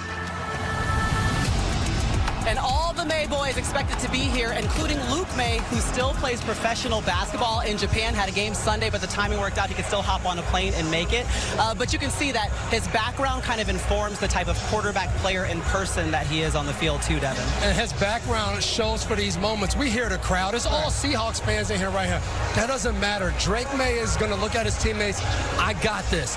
Chaos is going on. He's calm, and he tells everybody again, I got us. Don't worry. He handles it. Yeah, and I think a big part of this game is Josh McDaniels, the offensive coordinator, helping Drake get into the ball game. Get him 5 completions without even thinking about it and get him into the flow of the game. The worst thing in any game, particularly the Super Bowl, is to be 0 for 4, 0 for 5 at the end of the first quarter. Get him into the flow. Yeah, I loved watching Drake this week. I've seen his interviews, how he carries himself, amazing. But it's really cool when you watch the silent tape and you can see a guy's character on film. The way he plays in a humble way, yet confident. But tonight, I think he's going to see something that he hasn't seen yet. There's not going to be much space. He's going to feel the length of the defense. He's going to feel a D-line coming out the gate right away. If they can get into that second half and he can kind of unlock it with his athletic ability, then he'll have a chance to make some points and unlock a very sound defense with his talent. Well, yeah, Coach, like you said, I think the strength, one of Drake May's best strengths is running the football. And as a linebacker, it makes you just a tick slower in coverage when I have to drop back and have him in the side of my eye, right, to make sure I'm worrying about, is he going to take off, is he not? And I think that makes all the difference in just a pass breakup, an interception, or him scampering off for a 20-yard gain. Yeah, Drake May, just one of the quarterbacks here at the Super Bowl on an improbable journey. Remember, the Patriots and the Seahawks were not in the playoffs a season ago. Now they have 14 wins, a Super Bowl appearance to their name, and really could walk home with the Lombardi Trophy. You're going to hear from Seahawks quarterback Sam Darnold after this.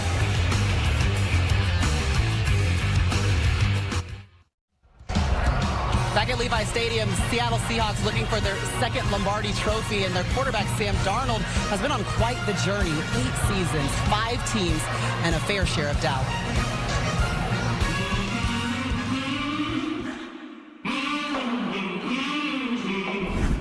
This is the Sam Darnold draft report with my notes on it. I thought you were an amazing player. Quiet leader, great intangibles, great instincts. But down here, I have it circled, not affected by failure, keeps coming. I wonder where that resiliency came from. My family, my dad working his butt off from 3 a.m. to 1 p.m., finding the energy somehow to play catch with me. And my mom, after a long day of dealing with 7th and 8th graders, like finding the energy to always put food on the table for us. They never talked about it. They always led by example. That's always been my leadership style, just naturally. But I have them to thank for how resilient I've been throughout my career and in life in general. Was there any takeaway from those first 5 years that you say, that's really where I grew the most? I think one of the biggest things that I think of football-wise, feeling like I needed to make a play, especially coming from college where you can make a play. In the NFL, it's not that easy. Darnold fires one, intercepted. Seeing ghosts. Were there ever moments where you doubt yourself or start to lose faith? I have a ton of confidence in myself. I've always believed in myself, but there was always doubt. You know, I'd be lying if I said there wasn't. But again, I had a great support system, so that little doubt that kind of creeped in, that was quickly pushed to the side. Perfect pass by Sam Darnold. What's the balance between letting it rip and being a great decision maker? There's a fine line, you know. Sam, you are a magician. It's just playing free is always important for me, especially early on in my career as a young player. I always felt like don't mess it up, and I feel like when you have that mindset of let it rip, it kind of takes that weight off your shoulders. Yeah. You got to find a way to protect the football, but if someone's open, I'm going to let it rip. Yeah. You've gotten this team to this place. Tell me how you handle big moments like this. I think it comes down to all the time that we've spent practicing those situations. Sam Darnold making big plays at the biggest moments. I feel like it's just second nature to just be able to let it rip in those scenarios. Well, Jason, you did a great job with that sit down, but that's the second time you've interviewed him. What stood out to you about the way that he has made it approach here to the Super Bowl stage? It's my favorite story in the NFL. I mean, this guy's a real inspiration. What an example of mental toughness and resilience and grit, all the things you preach as a coach. But what I love most is his positive spirit. There's no bitterness. It's all about trying to get better. And look at this. He's got his team in the Super Bowl. Well, yeah, I mean, as a former teammate of mine, I saw the talent every single day at practice, all the throws that he's able to make. And now going against him this year, he's made the plays to put his team in position to be in this moment. Now, removing myself from it, as a fan of the game, I want to see the ball in Sam Darnold's hands at the end of this game. If the Patriots can keep it close and somehow maintain a lead, I want to see, can Sam Darnold will his team to a victory? Because it's one thing to do it in the regular season. It's one thing to also do it in an NFC Championship game. It's another thing to do it in a Super Bowl. Yeah, Sam's a stud. And, you know, us having him for a year, I think we get a little too much credit for what we did. We didn't do anything for him. We just gave him a platform to where we could take the pressure off him for a year. And I think him watching that, Sam's always let it rip. But when you let it rip all the time and you're always trying to win the game, a lot of times you keep both teams in the game. And I think that's really what's changed with him. He picks and chooses better. He's got a really good team. And when you have a really good team, you don't always have to try to win it. This game tonight, he's going to have a lot of opportunities for big plays the way New England plays, which will give them a chance to blow him out. But if he chases that too much, there'll be a lot of 3-and-outs. There could be picks, and that's what will give New England a chance. Yeah, it's so interesting. Go ahead. I was in 2019, I was in that game where it was seeing ghosts and all of those things. And I think Zach Cord, the defensive coordinator for the Patriots, he's going to send that pressure. He wants to create those ghosts so these Patriots defenders can get interceptions and make plays. This defense is dying to prove to the world that they are one of the top defenses. I think a big part of this thing is Clint Kubiak, the offensive coordinator, quieting the game down for him by running the ball. He won't see the ghosts if they're coming off the ball and making 4 and 5 yards when they run it. He'll get some opportunities outside. He'll be comfortable, and he's capable of making the plays. I couldn't agree more with that. The hard thing for Clint and Sam, just watching New England, they're aggressive. I love their two safeties. But anytime that's your strength, it could be your biggest weakness. And Clint and Sam, they'll be very tempted. I know what they love to do. They love to go deep. If you do that a lot and you hit, yeah, then you kill somebody. But chasing that all day, that can get you off your rhythm, get you away from the run game, and that's when Seattle's D will take over. And remember, we heard Carlton Davis before. He said, we like our 3 corners against anybody. These Patriot defenders, they're confident in how they can match up outside. Sam Darnold just needs to maintain the football. Do not turn the ball over, and you give your team the best chance to win this game. We saw Mike McDonald kind of dapping up his team as he went. One thing he said about Sam Darnold is he's shown courage repeatedly throughout this process, and he's always had a ton of faith in him. He's just an easy guy to root for. He is. He's been through so much. He's got an amazing spirit. He's got tremendous ability. If he keeps the ball in the fairway, it's going to be hard for New England to win this game. All right, Sam Darnold from San Clemente, 400 miles south of right where we sit right now. We are less than an hour to go from kickoff. Some of the Super Bowl MVPs are going to be in the house. Green Day is going to take the stage. Coco Jones will perform Lift Every Voice and Sing. Brandy Carlisle well as America the Beautiful, Charlie Puth will sing the Star-Spangled Banner, and in partnership with the NFL and NBC Sports is offering sign language artist performances both at halftime and coming up next. You can find those at NBCSports.com/ASL.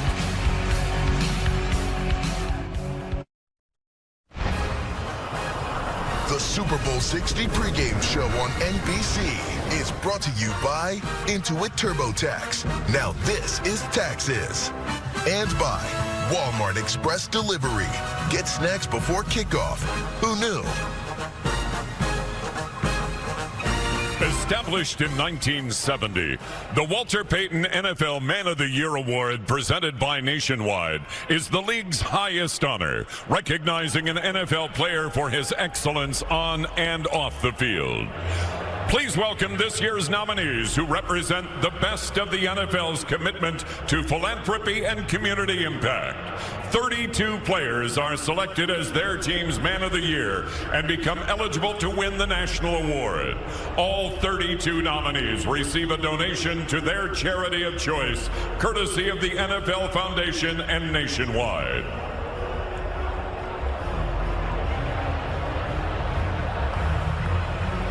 Please give a warm welcome to Walter's children, Jarrett and Brittany. And the 2024 Walter Payton NFL Man of the Year, Eric Armstead. Joined by the 2025 Walter Payton NFL Man of the Year, Bobby Wagner of the Washington Commanders.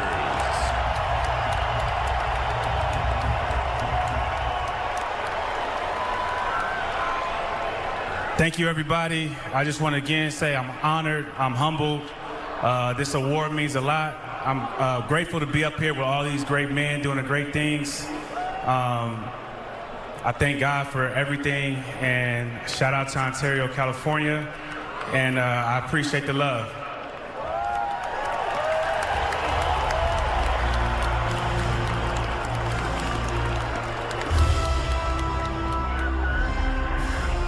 Signing in American Sign Language is renowned deaf music artist Fred Beam. And now, for a presentation of Lift Every Voice and Sing, please welcome Grammy Award-winning artist and acclaimed actress, Coco Jones.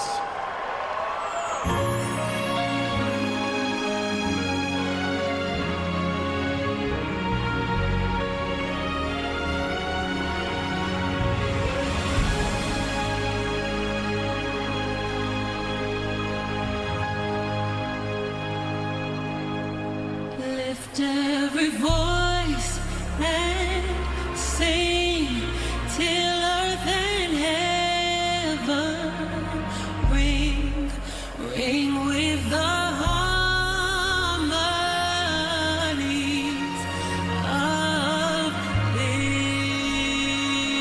liberty. Let our rejoicing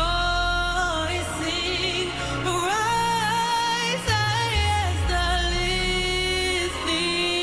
skies. Let it resound loud as a rolling sea. Sing a song full of the faith that the dark past has taught us. Sing a song full of the hope that the present has brought us. Facing the rising sun of a new day begun. Let us march on till victory. Let us march on till victory.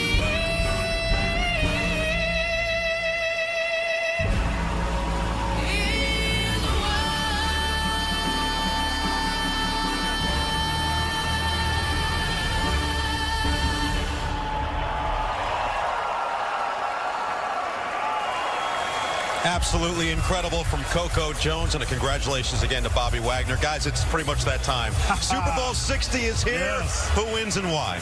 I like the Patriots, and if you're the Patriots, don't change what you've done all year. Put the ball in Drake May's hands. They're going to need big plays against this defense if they want to win this game. Well, usually the Super Bowl MVP is the quarterback. I think it's the defensive line that forces the quarterback into mistakes. I'm going with Seattle and their D-line in a close one. One last point. I saw Nick Emmanuel jogging out here. He didn't look 100%. Pay attention to that. Something to keep in mind, Maria. Yeah, appreciate it. The picks are in, and it's time for you guys to give them. You can see all of the players right now still in the locker room. Sam Darnold getting one last look at that play call sheet.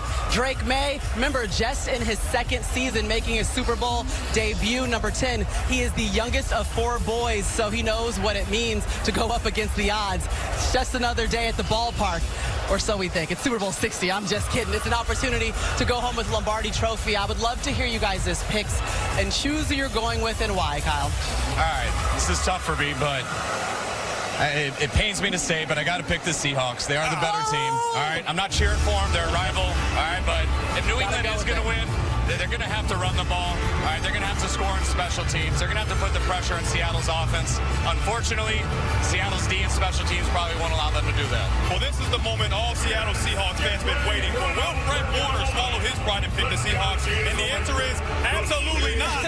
All right, I got the Patriots. Okay. And I hope that they can keep it close enough and get those 1 or 2 takeaways that I was talking earlier. I think that'll be the difference. Yeah, the Patriots, they've been here before. Josh McDaniels with 2 weeks to prepare. He's going to unlock how to attack the Seattle defense. I see the Patriots winning. Patriots been here. It's just like Super Bowl 49, JG. You know, I think there's a way the Patriots can win this game, but I just think Seattle is better from top to bottom. And I agree with Coach Dungy. That defensive line against New England's offensive line, I just think it's going to be a tough environment for Drake May. They're going to stop the run. They're going to pressure the quarterback. And on the other side, the best story in the National Football this year, Sam Darnold is going to light it up. I think it's the Seahawks. I think it's the Seahawks big. All right, I will say the 12s are in the building, Devin. We said that. It almost felt like, is this a Seahawks home game when we first started out here? They like that in New England. They like that energy. Yeah, I thought the Patriots were coming in a little bit late. Probably no one knows them better than Kyle Shanahan, and he's rolling with the Seahawks. We appreciate you guys for joining us here, opening up Levi Stadium for us so we can spend a little bit of time. Super Bowl 60 is getting set to get underway. Mike McDonald, Seattle's 38-year-old coach. Mike Vrabel, he's the NFL's Coach of the Year. His quarterback, Drake May, the MVP runner-up, and Sam Darnold seeking the ultimate redemption story. Can he complete it? The stage is set. Mike, Chris, Melissa, and Kaylee are next. This portion of the Super Bowl 60 pregame show on NBC was presented by Intuit TurboTax.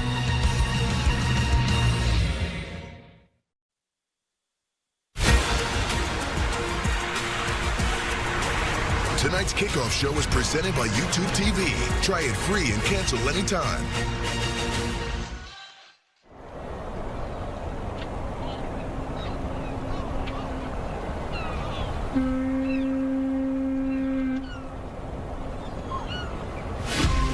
Good morning on this Super Bowl Sunday. The best day of the year is here, folks.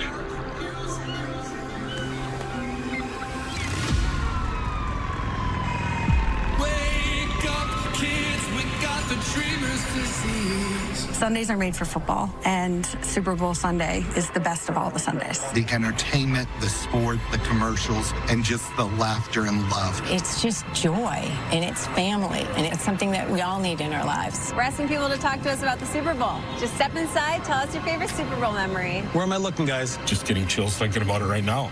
Do I look right here? So you're not going to believe this, but we would have never met had it not been for the Super Bowl. I had a baby Super Bowl Sunday at halftime. That's my memory of Super Bowl IX, a baby and Franco Harris. I'm in Desert Storm. I'm listening to the national anthem on the radio, and it's unbelievable.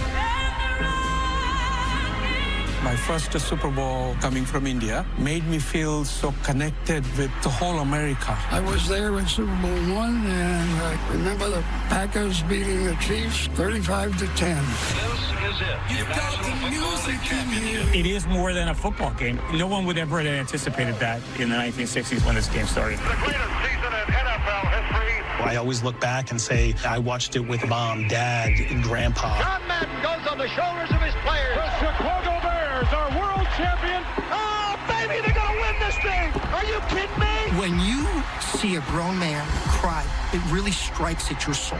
And that's how powerful the game is. Pass is intercepted at the goal line. Unreal. Growing up, every kid wants to play in the Super Bowl. Since I was playing kindergarten flag football, I could see myself making plays in the Super Bowl. I would do anything to play in the Super Bowl and be someone who a little kid looks up to. Tom Brady, a player for the ages. I loved the San Francisco 49ers growing up. Watching Jerry Rice, Joe Montana, there was nothing greater as a kid than Super Bowl Sunday. Goes for the end zone. Jerry Rice, touchdown 49ers. Hey, what's up, stranger? Good to see you. That first time you walk onto a Super Bowl field, it's special. You know, when I first came into the league, you were wearing your rings. And I didn't have one. And I said to myself, I got to get one of those. Here you go. That's what you play for. That's what you play for right there. Every generation that plays this game is standing on the shoulders of giants that came before them. I mean, 60 years, come on. Those moments in history fueled me to play in Super Bowls and win them. I'm still the little guy who was trying to play football with the big kids, and I was too afraid to drop it because they never threw me another ball. A sensational catch for the Steelers with Swan. A lot of underdogs in the world, more underdogs than there are favorites. And we win that game, that's a lift to a whole lot of people. I get goosebumps talking about it now, you see. The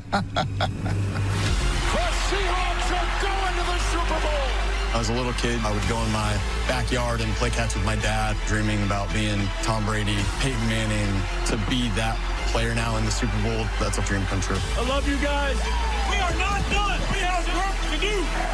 Drake May sends the Patriots back to the Super Bowl. In 7th grade, me and my dad went to the Super Bowl in Santa Clara, and it's kind of surreal now we're here and getting to put our names in the history books. What more could you want than a chance to hold up that Lombardi trophy? Every single person has helped us get here. It means everything. So proud of you. You're going to the Super Bowl. It is amazing to watch over 60 years. It's brought generations together. It's about family. It's about tradition. And it's just the best day of the year. You got the two best pro football teams in the world out there. It's going to be a great one, and I guarantee it. Wake up, kids, we got the dreamer's disease.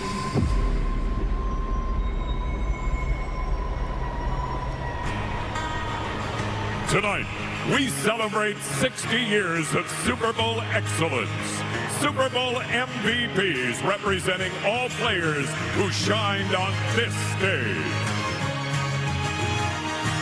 Steve Young.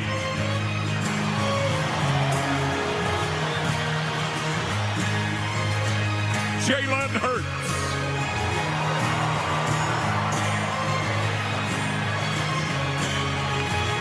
Lynn Swan.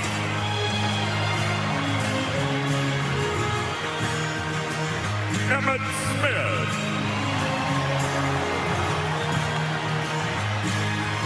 Eli Manning. Peyton Manning. Tom Brady. Joe Montana. And Jerry Rice.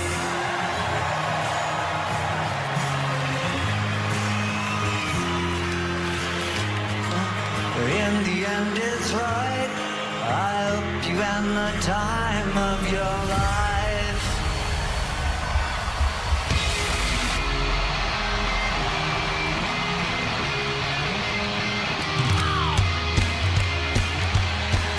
Say hey.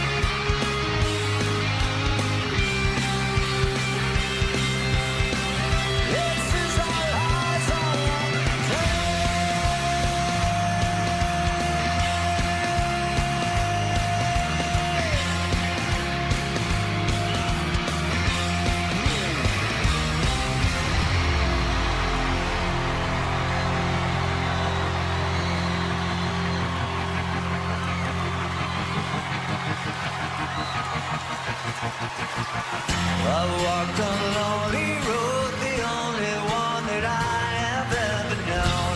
Don't know where it goes, but it's home to me, and I walk alone.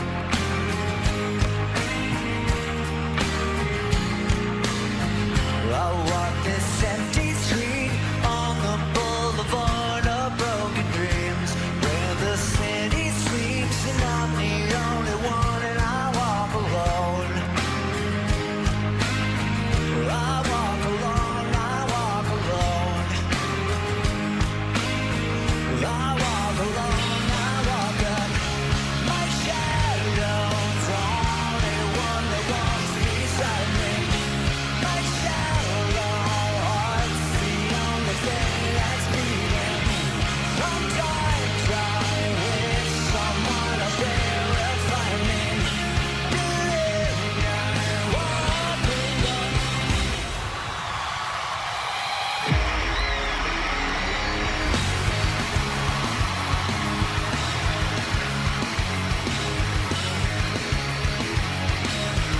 Don't wanna be an American idiot. Don't want a nation under the new media. Hey, can you hear the sound of hysteria? The sublime of America. Work to only contention. Across the alien mission. Everything is meant to be okay. Corruption brings out tomorrow. We're not the ones that we can follow. For it's a nothing. Let's go crazy!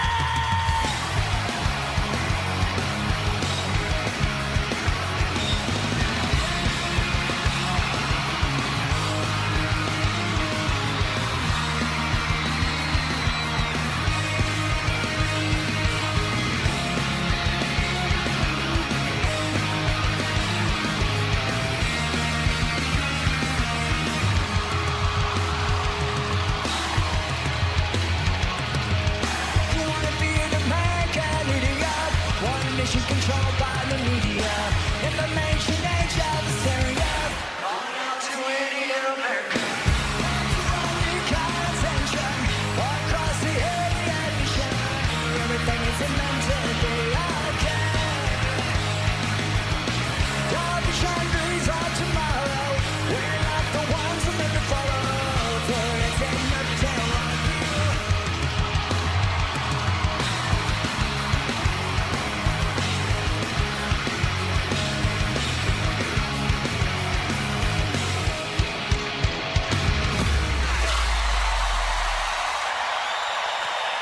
Welcome to the Bay! It's Super Bowl 60!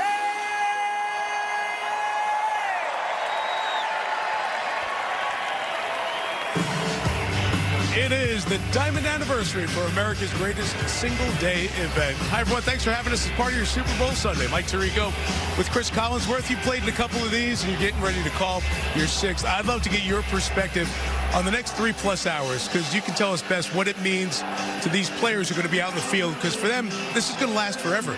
This day truly lasts forever, regardless of the outcome. I understand that as well as anybody. But this is also the strangest part of this day. You know, locker rooms are usually, just so loud and crazy, and now it just could not be more quiet. And as players, you're not used to having this much time warming up and then going to the game. 1 hour before kickoff is when they went back in those locker rooms. Just saw those quarterbacks, of course, they're front and center. It's the Super Bowl. They're both #3 overall picks, and Chris, both have had really special seasons. They really have. Drake May, he's cooled a little bit here with the weather in the playoffs, but what a year he had, barely missing out on that MVP award. And Sam Darnold, I think he is playing his best football in the playoffs. The doubters are still out there. They're not going anywhere, but he is now just one win away from a Super Bowl ring and one glorious I told you so. And he gets to do it in a place he is very familiar with. Sam Darnold was a backup for the San Francisco 49ers 2 years ago. 10 years ago, teenage Drake May was in the crowd for Super Bowl 50. Now they meet here in the Bay Area for the Lombardi Trophy in Super Bowl 60. Teams will take the field when we come back. Tonight's kickoff show is presented by YouTube TV. Try it free and cancel anytime.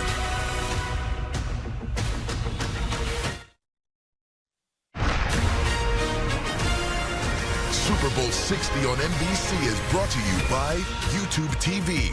Don't settle for meh live TV. Trade up to YouTube TV. And by Uber Eats. When football makes you hungry, order Uber Eats.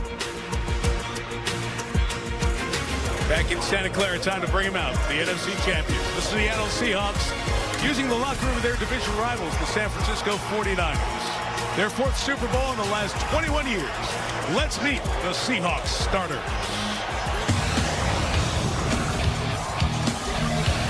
Sam Darnold, USC. Ken Walker, Memphis, Tennessee. Cooper Kupp, Yakima, Washington. Rashid Shaheed, Weaver State. Jackson Smith and Jigba, The Ohio State University. AJ Barner, Aurora, Ohio. Charles Cross, Mississippi State. Gray Zabel, North Dakota State. Jalen Sundell, North Dakota State. Anthony Bradford, LSU. Abraham Lucas, Washington State.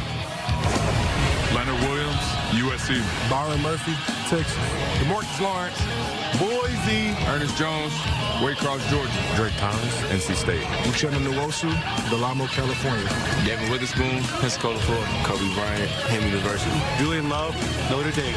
Mickey McWarry, South Carolina. Reed Woodland, straight out of Fort Worth, Texas. Jason Myers, Marist College. Michael Dixon, Texas. Chris Stoll, Penn State. Your NFC champion, Seattle Seahawks!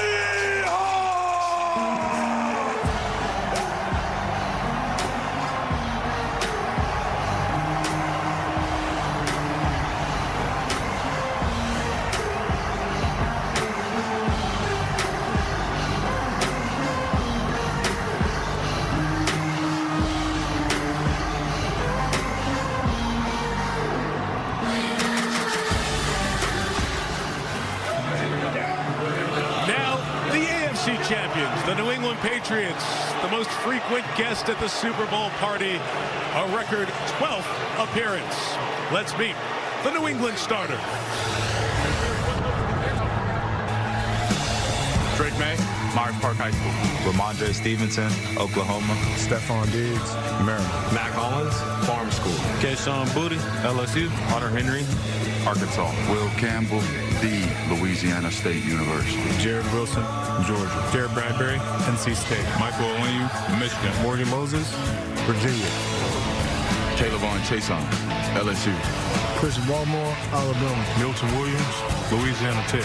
Harold Landry, Boston College. Robert Spillane, Fenwick High School. Chris Nellis, Idaho. Carlton Davis, Auburn. Marcus Jones, Houston. Jalen Hawkins, Cal. Craig Woodson, Cal. Christian Gonzalez, Oregon.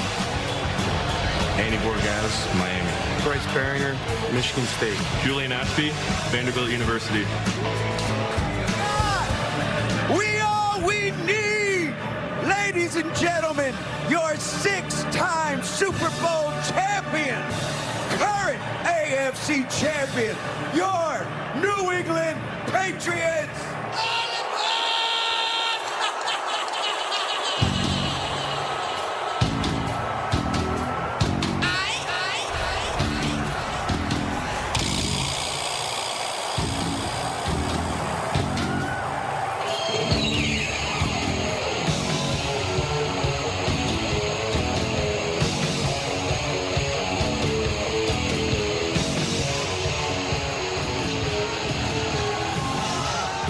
Teams are here. Let's take you down to the field. Kaylee Hartung is covering the Seahawks tonight, and she is with their star receiver, Jackson Smith in Jigba. Kaylee. Thanks, Mike. Jackson, you just ran out the tunnel at the Super Bowl for the first time in your career. Look around. Describe these emotions. Blessed to be here. Ready to give it all for however long it takes. Me and my team are ready, so just proud of these guys, and we're ready to go get it. You are the offensive player of the year, and with that comes extra attention. How can you make sure you are still able to have an impact tonight? I never cared about any of that stuff. I cared about this moment right here, and this is all that matters right now, so we're ready. You and your teammates consistently talk about how special it is to do this with this group of guys. Yeah. What gives you confidence in this moment? the guys, we earned the right to be here. Every step of the way, these guys earned it. We deserve to be here, and it's just time to go have fun and go play for one another. Thank you, Jackson. Now we go to Melissa Stark on the Patriots sideline with Drake May. Drake, 10 years ago, you were here as a fan with your dad watching the Super Bowl. What is it like to be on the field getting ready to play? Got a game to win at this point. It was a surreal moment. Come out here for the first time, we got a game to win. Much better view from down here, right? You are going up against a Seattle defense that's allowed the fewest points in the NFL this season. What's the key for you in this offense? Yeah, play our brand of football. We know they're going to be a tough challenge. We're going to battle some adversity, just be us, play for each other, go out there and have some fun. Have a great time, Drake. Thank you. All right, one note about Drake's right throwing shoulder. He's been on the injury report the last 2 weeks. He came off on Friday. He told me he has no worries, that the warm weather certainly helps, and he told me he plans to sling it tonight, Mike. Shoulder's good. The game face is ready as well, Melissa. Thanks. When we come back, Brandi Carlile sings America the Beautiful, and Charlie Puth performs our national anthem as we count down to Super Bowl 60.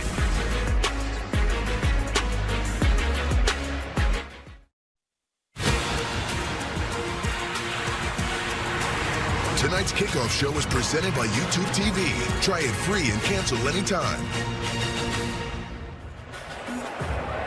Ladies and gentlemen, as our nation approaches its 250th anniversary, the year 2026 will commemorate 2.5 centuries of freedom, unity, and the founding ideals set forth in the Declaration of Independence.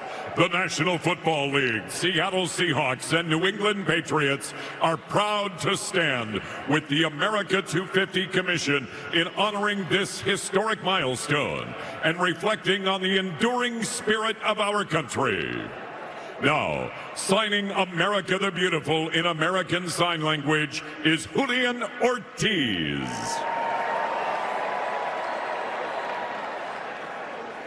Performing America the Beautiful, 11-time Grammy Award-winning artist from Washington State, Brandi Carlile.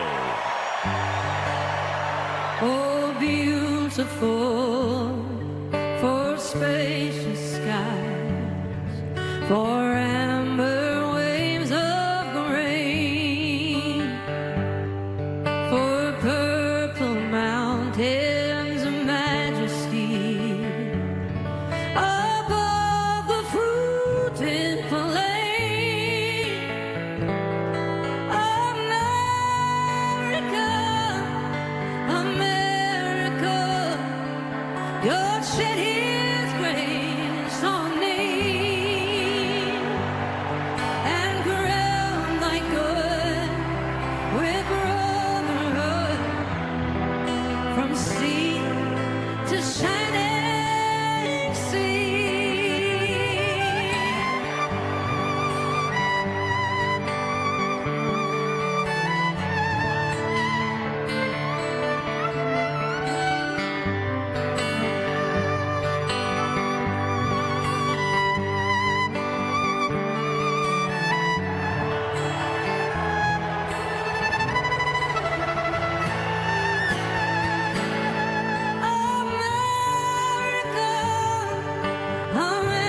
America, God shed your grace on thee and crown thy good with brotherhood from sea to shining sea.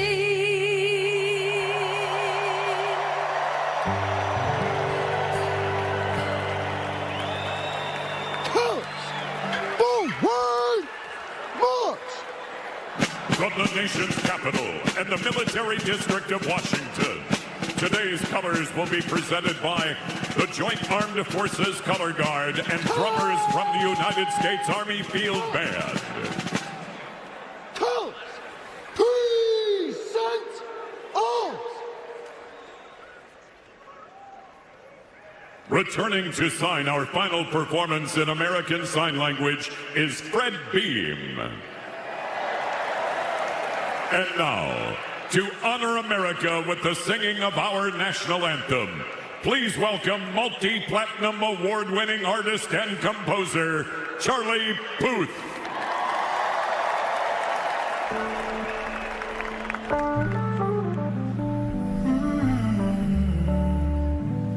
Oh, say, can you see by the dawn's early light what surrounding realm at the twilight's last gleaming, whose broad stripes and bright stars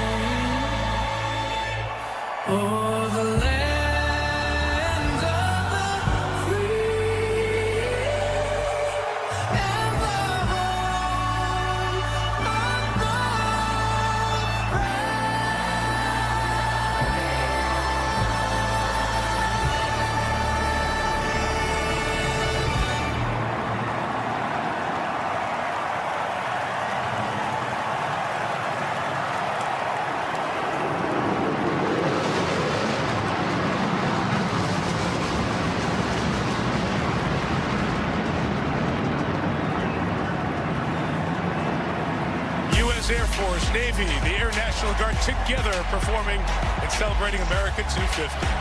When we come back, the coin toss, minutes away from kickoff of Super Bowl number 60.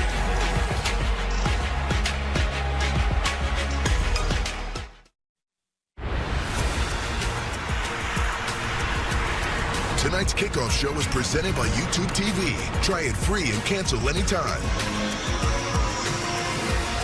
Last year, the Seattle Seahawks, the New England Patriots, they both missed the playoffs. This year, 14-3, tied for the best record in the league, meeting here in Santa Clara, California, to crown the champion of Super Bowl 60. And Chris, and probably, they were both 60-1 shots to get to the big game when the season started. Now they're here. Now it's game time. Get us all ready. What are you going to be looking for when Seattle has the ball? Let's start with Jackson Smith-Njigba. What an amazing year that guy has had. NFL Offensive Player of the Year. But the Patriots have always had a history of being able to take away the other team's best player. I'm anxious to see what that plan is tonight. Let's flip it. What about when New England and Drake May have it on offense? Man, I'd love to get creative with you right here, but I can't. This game really falls on Drake May. He has to be the tiebreaker for the Pats. He's facing the #1 scoring defense, and he will have to have one of the best days of his career to win. We're all ready to kick it off, aren't we? Yes, sir. One last piece of business to do. For that, we go back down to the field. Ladies and gentlemen, as we celebrate America's 250th anniversary, our Super Bowl 60 captains and honorary captains represent the past, present, and future of our sport and our great country. The captains of the NFC champion Seattle Seahawks, Sam Darnold, Jackson Smith-Njigba, Devin Witherspoon, Brady Russell, Leonard Williams, and Julian Love.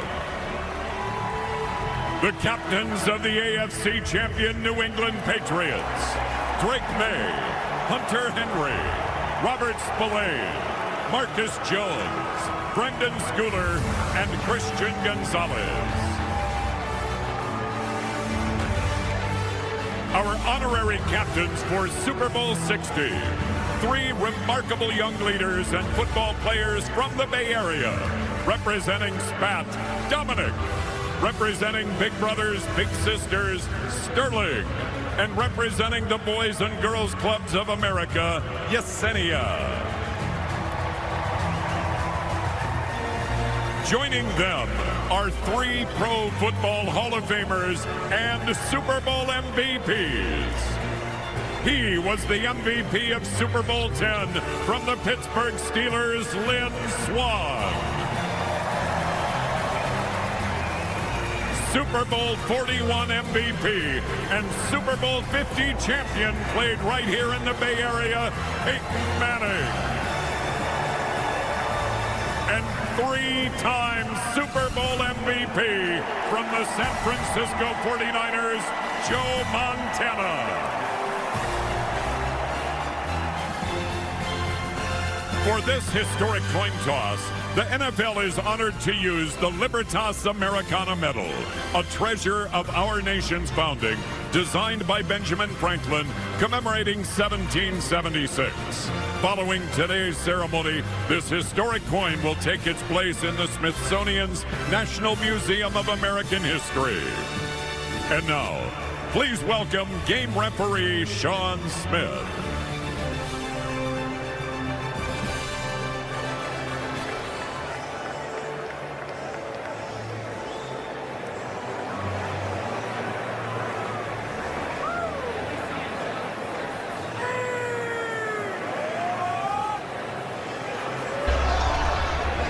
Congratulations, gentlemen, on winning your conference championship, and welcome to Super Bowl 60.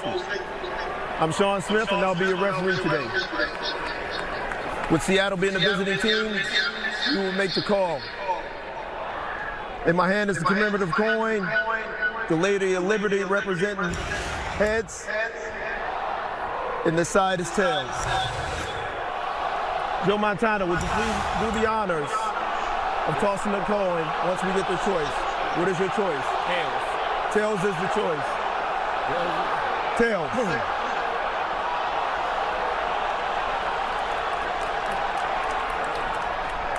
Heads. You want to toss? New England's won the toss and elected to defer their choice to the second half. Switch ends, gentlemen. Seattle will receive the ball on this end of the field. Good luck, gentlemen.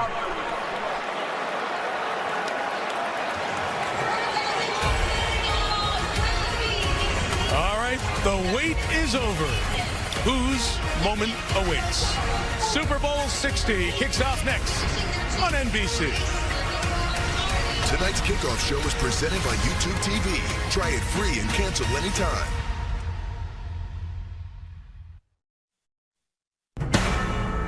NBC Sports welcomes you to the following special presentation of the National Football League, Super Bowl 60.